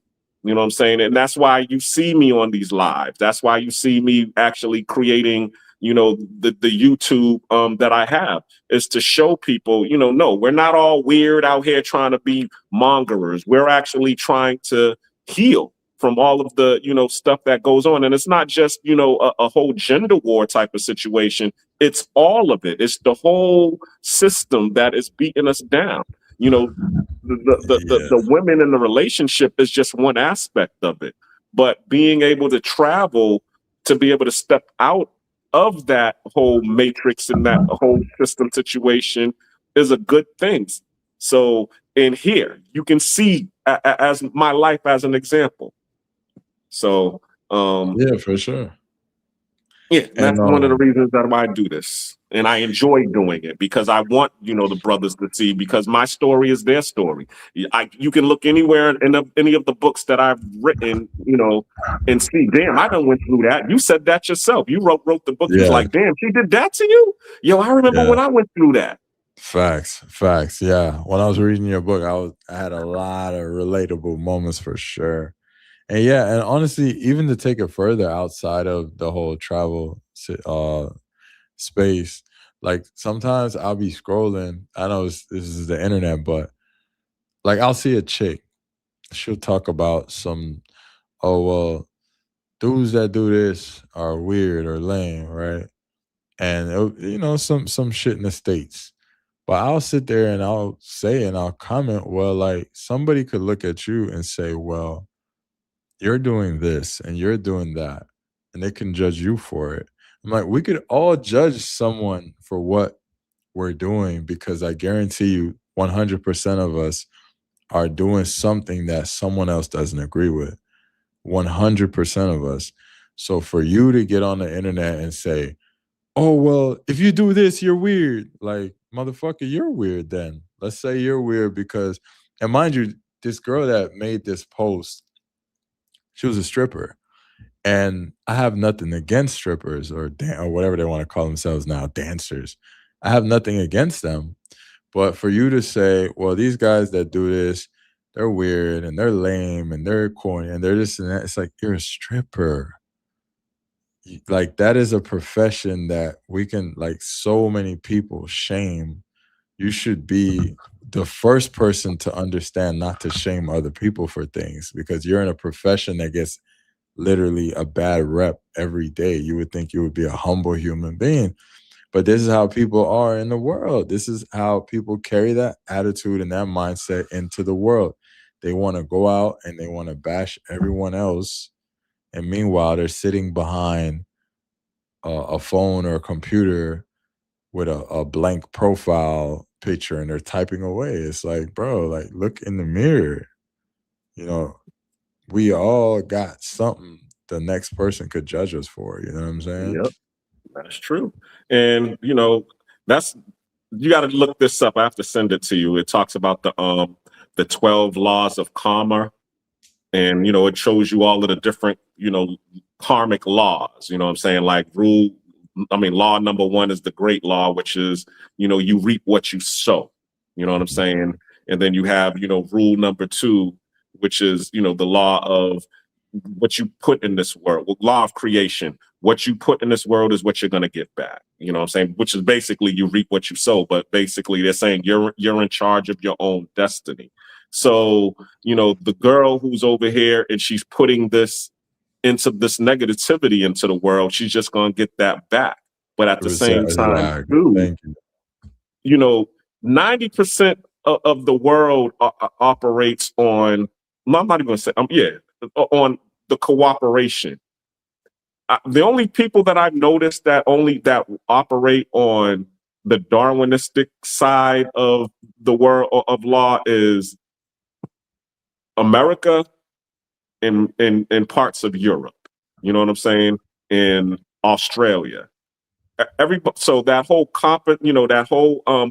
competing, the laws of jungle, you know, fighting for the crown, you know, to be the king of the jungle. You don't see that in the rest of the world. So here you are, you're in this competition type of mindset, and you're saying, okay, these guys over here who are doing this, they're lame. As you just said, the whole world is lame. If you look at it, you're basically saying that the whole world is lame because they don't think like you. But guess what? The whole world that's lame is thinking you lame because of what you do, just like what you just said. Yeah, and I've said it plenty times nowadays. I mean, I'm not going to say I was always this way. You know, in the past, you know, I might have been, you know, had some things I needed to work on, but it came to a point where I'm like, bruh, we all have something. We all do. Trust me. And I'm just operating within the lines of, you know, being lawful and, you know, just something you do that other people are just not going to like. Like, let's take politics. I don't talk politics a lot, but, you know, you got people out here that's just like, yo, if you voted for Trump, block me, or yo, I'll unfriend you, or we can't date if you voted for. I'm like, what the fuck? Like, we down bad, bro. You can't deal with somebody. I have a homie that told me a friend that he known for years unfriended him because they found out he voted for Trump. I'm like, bro, this shit is getting out of hand, man. You know, it's getting out of hand. You know, the judgment. So what about the people who voted for the couch? Exactly, man. I had a conversation with a young lady, and She was trying to force me into a political conversation. And all I said to Shorty was, yeah, I don't really get into the politics stuff too much. She's like, how could you live and how could you be alive in a world where Israel and this and that and people are getting bombed and say you don't get involved in politics? I said, baby girl, I never said I didn't care about innocent people being killed or anything. All I said was I don't really like to talk politics like that. I don't like to get in deep. I have an opinion. I'm aware.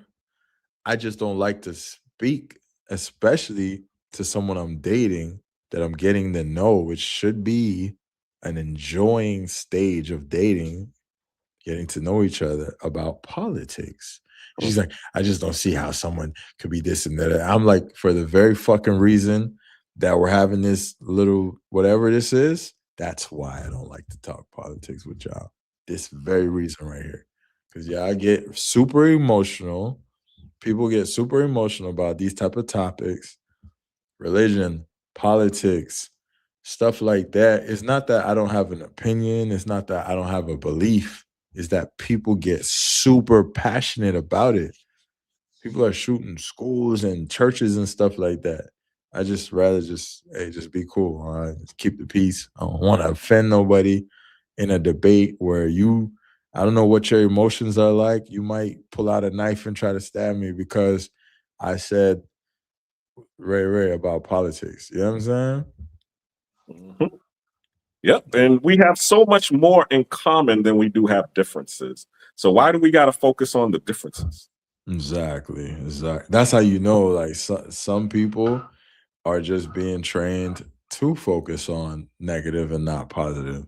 Like you'll Mhm. pull the negative out of a situation that doesn't need to be like it just doesn't need to. We don't need to focus on a negative point. And then I'll try to change the subject, and motherfucker still will go back to the oh no, but da da da. I'm like, oh shit, this shit is dead. It's dead. It ain't gonna work. I'm trying to like change the subject. I'm trying to be positive, and here you want to stick to the negative conversation. Like this shit is crazy. Yeah. And that's why I say, like, even though I say, oh, I still date around here, but I do understand what people say when they say it's better to date in a different country. Like, I get it. I understand why they say that. Mhm. Because I'm over here having a fucking debate with someone about politics, and I'm telling this bitch I don't want to talk about politics. Like shit like that. But at the same time, too, I understand. You see, my thing is, I try to understand why she wants to, talk about the whole politics situation. That's cool And too. Yeah. why is somebody, fighting for democracy, and Uh-huh. why is somebody fighting for the republic, so that I can see it, because I'm trying to see it on their end. You know what I'm saying? So when we do have this conversation, I can say, something, you have a point, and then explain the point, and then we can move on. Because that's really what it is. They just want people to see it from their side, see it from their goggles. And a lot of times you're not going to be able to see it from their goggles, but at least as we know, because we travel, I mean, you might not be able to speak the language of the country that you're in, but if you put forth a conscious effort to be able to speak their language, they will give you credit for that, and they will like you a little bit more for it. So it's the same thing. I mean, politics is a certain language, and all that person wants you to do is be able to understand their language. I totally I feel you on that. And like I'll hear a person out. It's just like any other topic, right? Mm-hmm. Even like religion. If you're gonna preach to me about your belief system, I'm not gonna tell you to shut the F up. I'm gonna Mm-hmm. hear you. I'm gonna listen. So let's say Shorty wants to talk about why she hates Trump or whatever. Mm-hmm. I'm not about to debate you and try to tell you Trump is cool. I want to hear you. I want to hear what you got going. I've had chicks at my job pull up when I was a bartender, come up to me, and just start this is when Trump was so hated in the past. You know, now he got more kind of like people on his side. But the first time when he got in office, and this one lady, she just assumed because I'm black that I hated Trump. So she came up to me and she was preaching as to why I should like Trump. And I'm like sitting there, I never said I didn't like Trump. And she's like, I met him, you know, he has a house in Palm Beach and da da da da da. And then she started giving me a few stories about him, on why he's not racist. Because, you know, there was a thing where all black, like, they think all black people believe Trump was racist. And I heard her out. I let her speak for like 20 minutes. And I was like, nah, he sounds like a great guy. Like you ain't got to convince me. I'm not like, never said I hated Trump. You can't just assume I hate Trump because I'm black. And I'm not saying I like him or hate him. I'm just hearing you out. And I let her speak and I smiled and I'm like, I feel you. What would you like to drink? Like type shit. Like, I totally like, I get you. I get you. I got nothing. I got no, because like, and I guess it's lucky I'm not famous because I like Umar or somebody would come for me, but like, I'm not the type of person that like I'm gonna hate somebody off of some TV shit. Like I gotta really know what's going on. I need to know it to be true and shit. Like, so if you're gonna paint someone a certain way, I might have an opinion if it were true. But if I don't know if it's true, I like to give people the benefit of the doubt. I don't know what's true. I don't know what you got going on. I don't know if you racist. I don't know if you did this or you did that. I just don't know, you know? And maybe he is, maybe he isn't. I don't know. I'm just saying I don't fucking know. So it's funny how you said that. It's like in a way you was all like, I hear you. Now, would you like to drink? Like whatever you said really don't have nothing to do with the price of tea in China. But I'm glad you was able to get your opinion off. Now, can we move on with our life? What you want to drink, man? Yeah. Like at the end of that's one thing I enjoyed about being a bartender. Like if you go to a bar and talk to a bartender or even your server, your waitress, at least in the US, like, you know, we're big on customer service.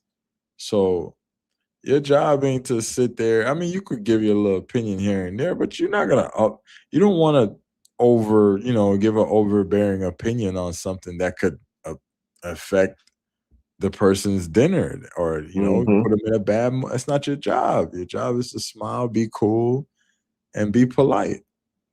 You know what I'm saying? Yeah, see, I could never be a bartender because I wear my emotions on my face. So you be over there, I be trying to smile. I be like, I can't. Maybe that is the way. Maybe that's why I am the way I am, because I did like 10 years in customer service. I did bartending. I did front end store, like manager type shit. I did all customers. So I had people coming to me with all kind of problems. One time, this lady, I think she had just lost her mom, right? And she was cussing us out over something we had nothing to do with nothing. And she just started cussing at us. And then she screamed like, I'm burying my mom and da-da-da-da-da. And me, because thank goodness I have patience. So I felt for her. I'm like, all right, you get a pass. You know, you lost your mom. But the black lady behind her, she didn't give a fuck. She's like, bitch, I don't give a fuck if you da-da-da-da-da. Like, you ain't gonna talk to me like that. See, that's where I feel like I have patience, because you might have tried to cuss me out, but you say you just lost your mom. I didn't lose my mom, praise the Lord. So like, I don't know that feeling. Does that make you want to cuss out strangers? I don't know. I never had that feeling. So I'm gonna give you a pass. But like I said, the black lady sitting behind her, nah, she was ready to fight her. She didn't care what just happened.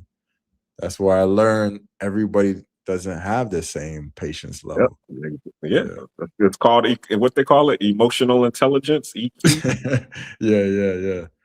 I guess that's what they call it. So, but I just looked at it like, it don't bother me that she's cussing at us. It just really does don't it genuinely doesn't bother me.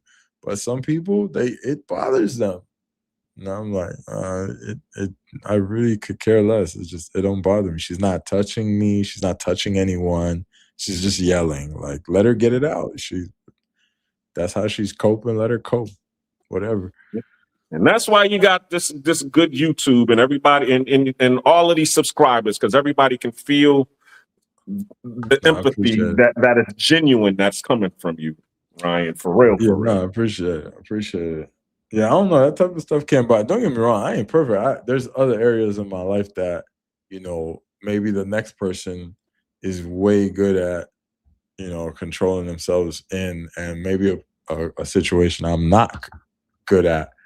But I learned over time, I'm like, I guess I have patience, because in some situations, even I might see even my friends or whatever feeling away, and I just might be like, oh, this shit just, I don't know. It just doesn't bother me. It doesn't. Now, touching, that's different. That's a different thing. But nobody should put their hands on nobody. Yeah, for sure. But Shout out just to Charlie talking Chan. is cool. There's only one kind of trend in words that kind of get to me, is the whole the monkey thing. I don't like that shit. Like monkey or chimping and all that. I'm not cool with that. I think it's so viral now that I could ignore it because it's like a viral thing. But when they first started saying that was one that kind of triggered me. But now it's like they're doing that shit to go viral, and so I kind of peep it now. Okay. Yeah. But see, but you still have to find a way to how to push back. You know what I'm saying? Because at the same time, when you watch Chud the Builder, there were the guys who he would try to engage to try to get them all riled up, and and then you would see what happens with that. You know what I'm saying?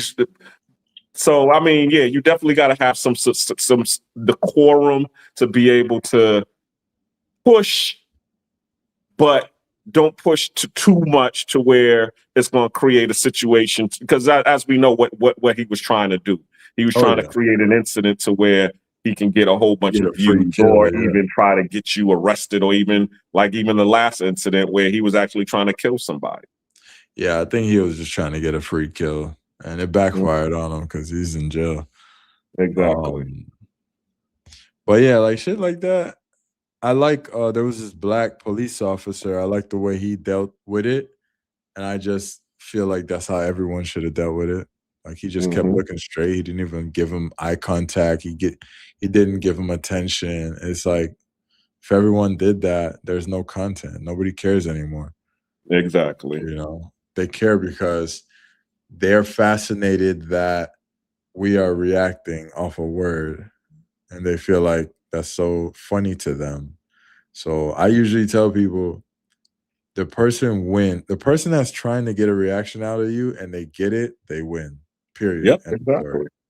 That's what but we had to grow up, because I always tell the story about, when I was growing up and being in the streets, because you're a teenager and you have to prove your masculinity or your manhood. And as we were just talking about, because respect is big in the streets, but there's been a lot of people who have went to jail or have died because of respect. Yep. This person disrespected me. I ain't going out like no sucker. Okay. And some people, sorry to cut you. Some people will say that they probably will go to jail for that, or they'll probably die over their respect. Yeah, of course. Because it's something that's instilled in you. It's like growing up, instilled in me was like, well, if a white person called me the N-word, I'm supposed to now fight him. It just was instilled, right? But after a while, due to this internet shit, I started realizing oh, well, I could go to jail, or I can get into a shootout over that. I can get baited into some bullshit. by someone trying to use a word so I can crash out. So then I realized, okay, well, it's a word. All right, fuck it. It's just a word. I can't do shit about it. There's nothing I could do about it. I know, Then that situation with that old dude where he was cussing out his wife or whatever at the car, and then he just walked up on her and just pushed the dude on the ground, and the dude pulled out the gun and shot him. Oh shit. I don't know if I heard about that one. Yeah, it happened years ago, but yeah, it was in Florida, and the police was, and they had the police on the news like, well, he pushed the dude. You know, this is Florida. Stand your ground. He stood his ground. He shouldn't have pushed him. I hate how people use stand your ground in the wrong way. Like, I think we really got stand your ground confused, man. People think like Florida is like some easy kill state. Like you just get away with murder. Like it stand your ground is meant for like if you really feel like someone's coming for your life and you feel like your life is gonna end if you don't defend yourself, basically. But people turned it into this whole, well, he picked a fight with me, so I get to kill him now. And I just don't believe that's what stand your ground ever was. If you really read into it. Now, I hate to bait you into this conversation. I know where you're gonna go. Go ahead. Where am I going? You're gonna go to the kid. Let me see if that's where you're really going. Yep, you're right. Okay. So I was looking at of course now everybody's thinking that it was self-defense, right? And then I heard what's his name? Joe Brown. He was talking about the whole situation. And he said basically the kid, you know, pulled out a knife and unalived him. He was like, the whole thing was, like what you just said, it seemed like the kiddo was only, you know, looking to beat him up. And in the end, he ended up getting his life taken away from him. So the question is, do you think he should have pulled out the knife, or should he have just caught the fair fade with him? So I want to understand the situation completely before I respond, because I never really looked into it. I just heard like, you know, internet responses. So is the situation, give me a fast version of what happened. He was he was at a track meet or, you know, some type of event at, you know, school or whatever. It started raining. So he went to duck the rain where all of these white kids was at or whatever. And one of the biggest of the white kids was like, yo, get the hell up out of here. He's all like, yo, you don't own this. This is, you know, this is school grounds. You know, I'm just over here trying to, you know, avoid, you know, getting wet. Well, we don't want you up in here. Get up out of here. I'm gonna beat your ass. You know, that kind of situation. And then he's like, yo, just leave me alone. Don't come near me. And of course, you know, he has a knife on him because he uses it to, you know, he runs track. So he uses it to get his get the dirt out of his cleats and stuff like that. And also, you know, he works in the what's it called, in the warehouse. You know, he does stuff like that. So he needs it for a box cutter. So he has it as a tool. So when the dude walked up on him and was trying to fight him, he pulled his tool out and ended up unaliving the kid. You know, so what? He just started like stabbing crazy, like evidently, yeah. So all right. So what was your question to me now?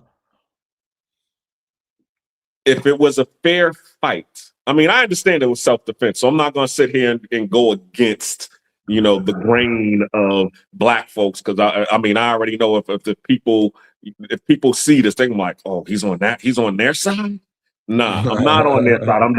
I'm just posing the question about the weapon being in there. Should he have? Because, you know, we all watch Friday. You know, niggas is always scared to take an ass whooping. You know what I'm saying? Back in the days, we used to use these. You win some, you lose some. So that's where I'm coming from. I'm coming from that aspect. should that weapon have been brought into play? Should the weapon have been brought into play? No. Yeah, of or course should he just not. have caught the fair fight with the course big? not. I can't see one. Now that specific question, should the weapon have came out? If these are high schoolers, right? Yep. I never seen a high schooler challenge another high school kids. I never seen kids challenge each other to a fight and then one kid pulls a knife out. I haven't seen it. Now, am I saying someone's right or wrong? No, I'm not saying anyone's right or wrong. I'm not saying it wasn't self-defense. That's not what I'm saying. I'm just saying, as far as a knife being pulled, I've never seen it. You know, maybe them gangs and them boys and them, them Chicos going at it. Yeah, maybe them. But we don't really do gangs like that in Florida. So we didn't do that. It was either gonna be a shooting or a fist fight. Period. We didn't really do knives. So yeah. Now if some dude was a straight gangster, just a young crash out, and he got beat up, he might have come back and shot the place up and shot who beat him up. Yeah, I could see that happening. That would be a cold-blooded murder retaliation. But yeah, that's just a rare. I've never seen it, So yeah, no, it shouldn't have came out. If I had kids, I'm just using my imagination. If I had a son, I would just teach him how to fight really good, and he wouldn't want to pull a knife out. He would just kick some ass. But everybody's saying that the dude was huge. He's big, corn-fed Texas mug. Okay. So of course, naturally, the dude that he was going against was small, and he was trying to bully him. So that's why he pulled the knife out. It was like, for him, it was like an equalizer. But at the same time, too, it's like, okay, why do you say? That's a little different, but I'm really trying to think of a situation I've been in or seen. Man, I don't know, man. I don't know. It's just too gangster for high schoolers for me, like, to pull a knife out. Even if it's a big kid, like, I still look at it like we still kids. So I'm gonna fight. If you beat me up, me and my boys, we coming back, and we're gonna see you tomorrow. We're gonna see you later. We're gonna get back whenever, you know what I'm saying? But I'm gonna stand up and fight. I ain't gonna run. I ain't none of that. We're gonna fight. You beat me up, whatever. You're big, stronger, faster, whatever. And I'll be back with my brothers tomorrow. You know what I'm saying? That's it. Now if it's like 10 how I people, see it. yeah.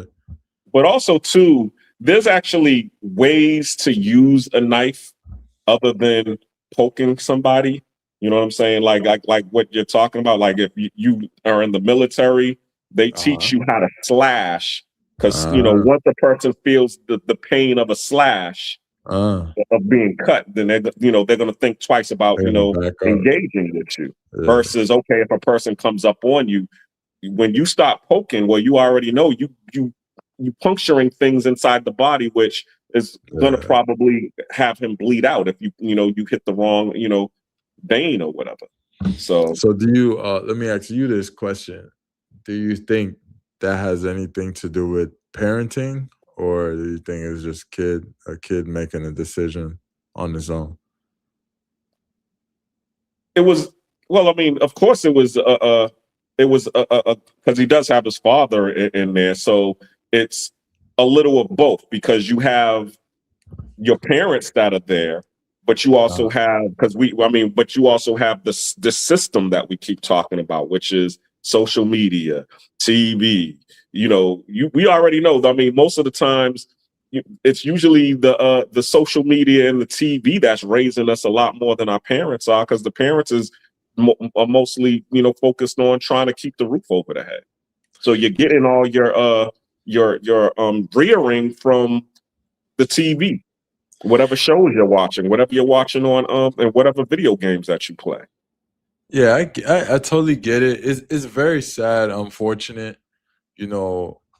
I get it. Kids are super emotional. So if you have a knife on you as a kid, you might react within your emotions. You might be scared, big guy charging at you, and you're making a emotional snap decision as a Mhm. child. I Yep. totally get that. But that's why we just shouldn't have the knife on us at that age. We just don't know. We don't know any better. We're Mhm. young. You're charged with emotions, and Exactly. Untapped yeah, energy. yeah, But that's all that. that in and of itself is the trap, right there. What you just said. They know this, and therefore they put this in our presence so that we can get caught in that trap to have us sent back to the modern day slave camp. It's sad, man. It's truly sad. I hate that had to happen for everyone involved. Um, Kid lost his life, and then another kid lost his life because Yep. he's gone. He's done.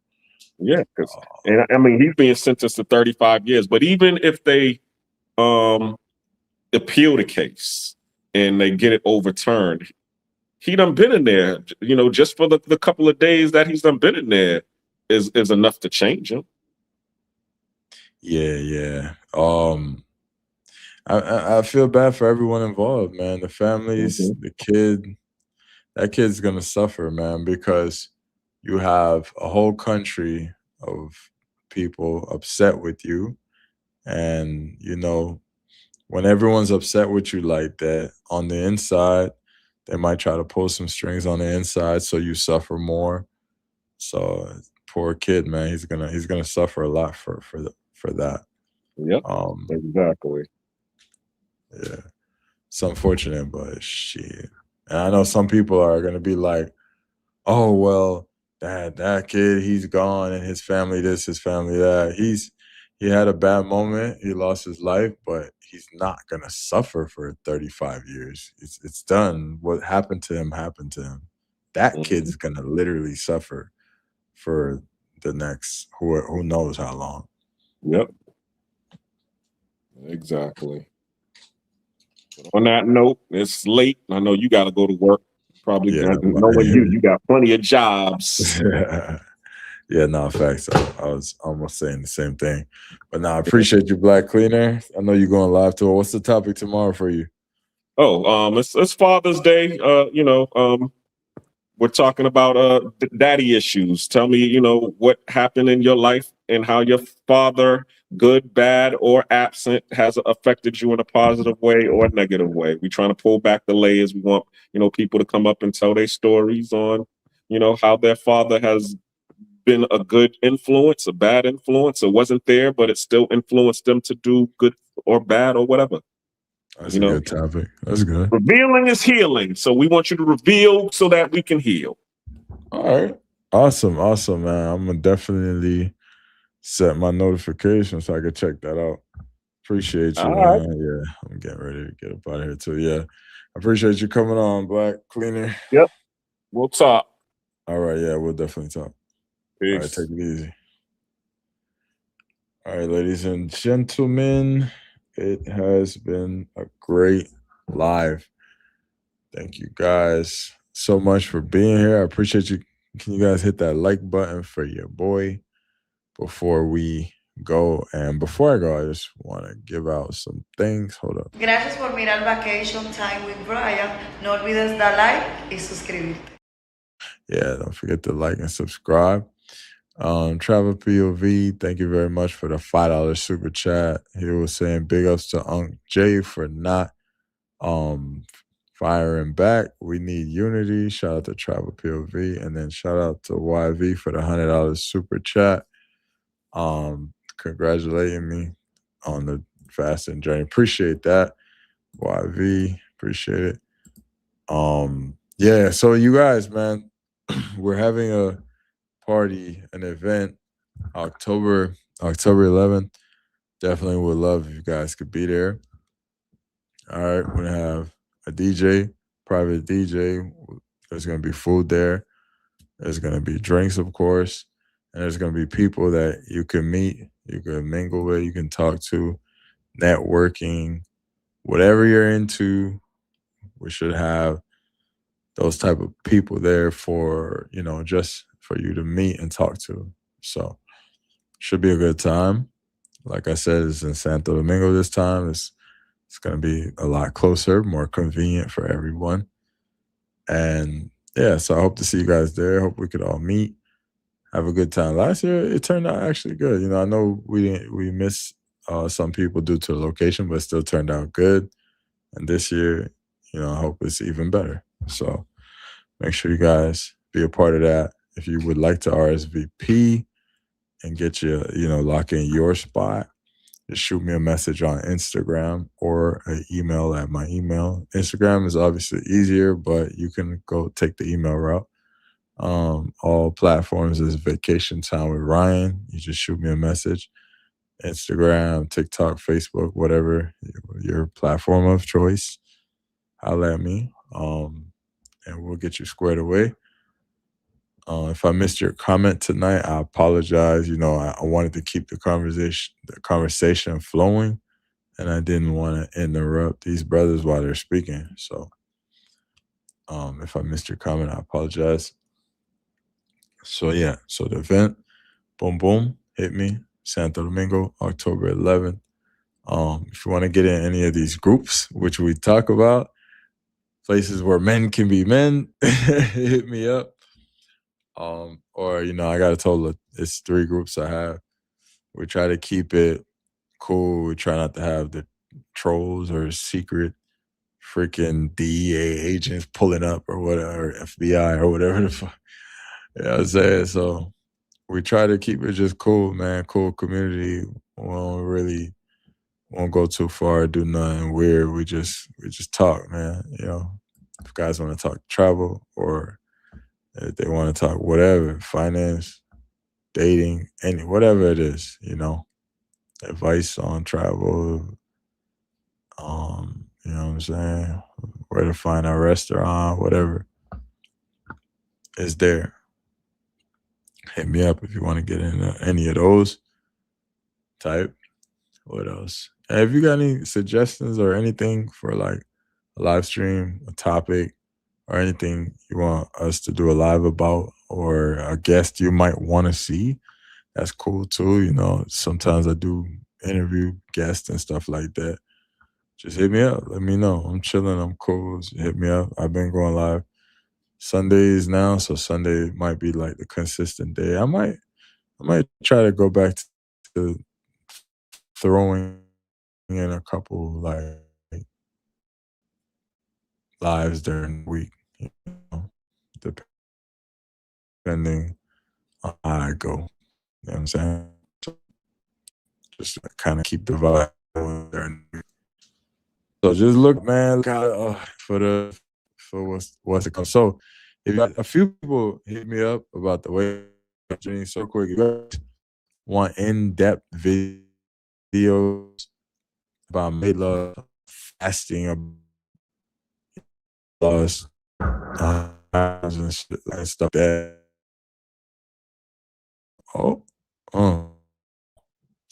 They don't agree. They try to cut me. But anyway, just a little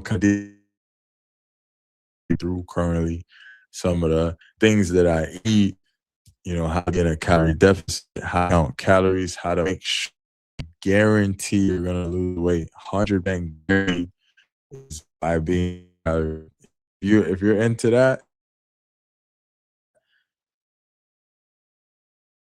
I have another channel where I break stuff more. I have a video I got so far. I'll drop it in the chat. I usually don't drop that. Yeah, cool. I just typically drop it because I don't like mixing the algorithms up. But if it can help anybody, or if anybody gain anything from it, I'll drop it right now. Oh, sorry, being weird. Yeah, I had to drop. I'm loading up on another tab.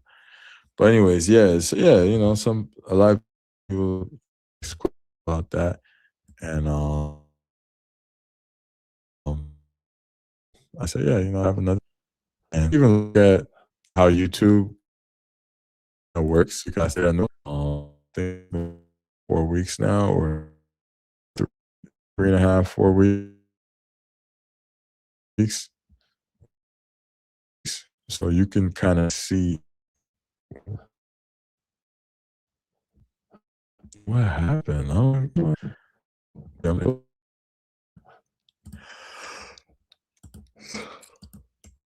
Sorry, guys.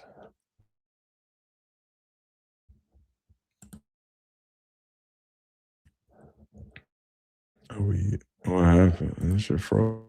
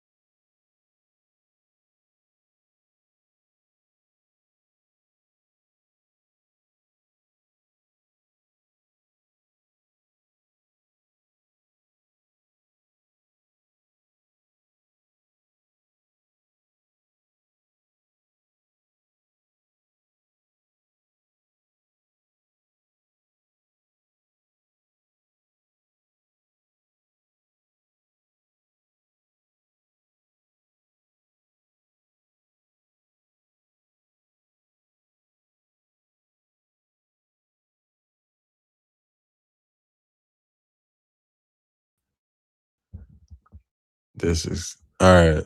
My fault. Am I back? God.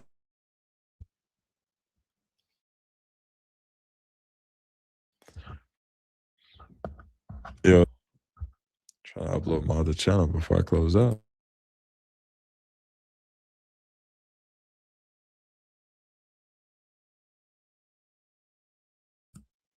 All right. All right. So I think we're back. Yeah. All right. My fault, guys. As I was saying before I was interrupted by StreamYard. Before I close, I was just saying my other channel, I go into more detail about my journey. All right. So I'm going to upload it in the chat if you want to subscribe and check out some of those videos. Some of you guys might could take something from it. And also, what I was saying was, you could even see the journey of me starting a new YouTube channel, and how I kind of like how my progress goes from day one, right? So it's been 4 weeks now. You know, I just touched 4 weeks, so a month exactly. So you can see my progress in a month based on the videos and the shorts that I posted. So you can kind of like, if you're thinking about getting into YouTube, or if you just started YouTube or something, you can see the kind of process and progress from a month ago. So that's my other channel that I started. And, you know, I really wanted to just document my journey. So that's my other platform. So if you're on a similar journey, there's some tips you can get there. But also, if you, like I said, if you're about to get into YouTube, you can also take something from it, because you could look at, oh, you know, I'm taking the knowledge that I learned from doing my vacation time with Ryan channel and bringing it to a new platform, a new niche, and you can see the progress. It's been 4 weeks, and that's where I'm at. So like, comment, subscribe. Thank you guys. Appreciate y'all. Catch y'all on next Sunday. Hopefully before that, I got a video dropping tomorrow. I have another video I'm finishing up and probably drop out on Wednesday. All right. This is Vacation Time with Ryan. Check out the new channel. Check out whatever. If you need me, holla at me. Catch me in October. Pull up in October. Santo Domingo. and we'll close it out with something for y'all. Unless y'all got any last words or anything y'all want to say, let me know. If not, you already know. We out.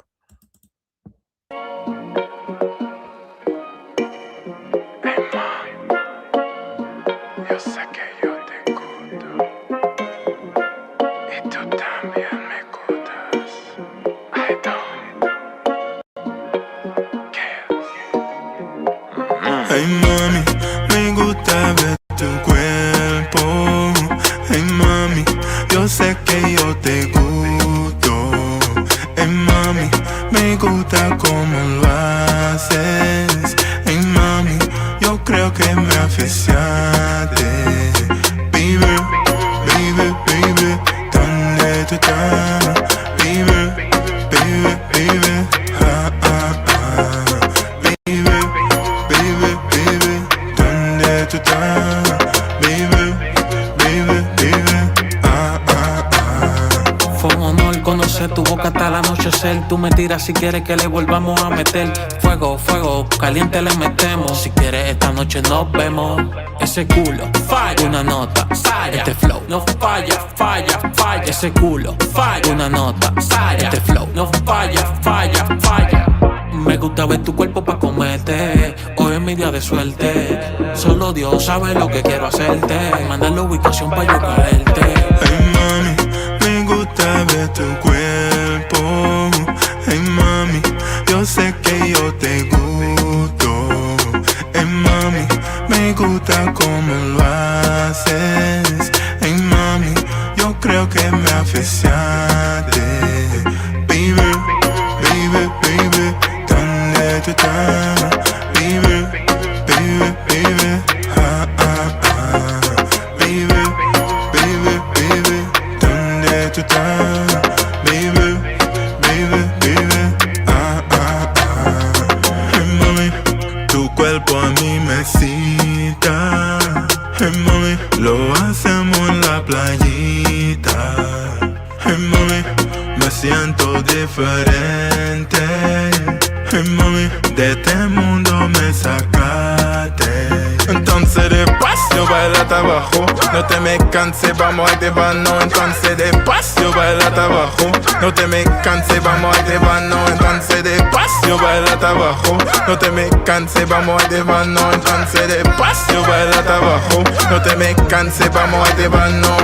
Baby, me vuelvo loco sin ti. Loco sin ti. Baby, me vuelvo loco sin ti. Loco sin ti. Baby, me vuelvo loco sin ti. Loco sin ti. Baby, me vuelvo loco sin ti. Me vuelvo loco sin ti.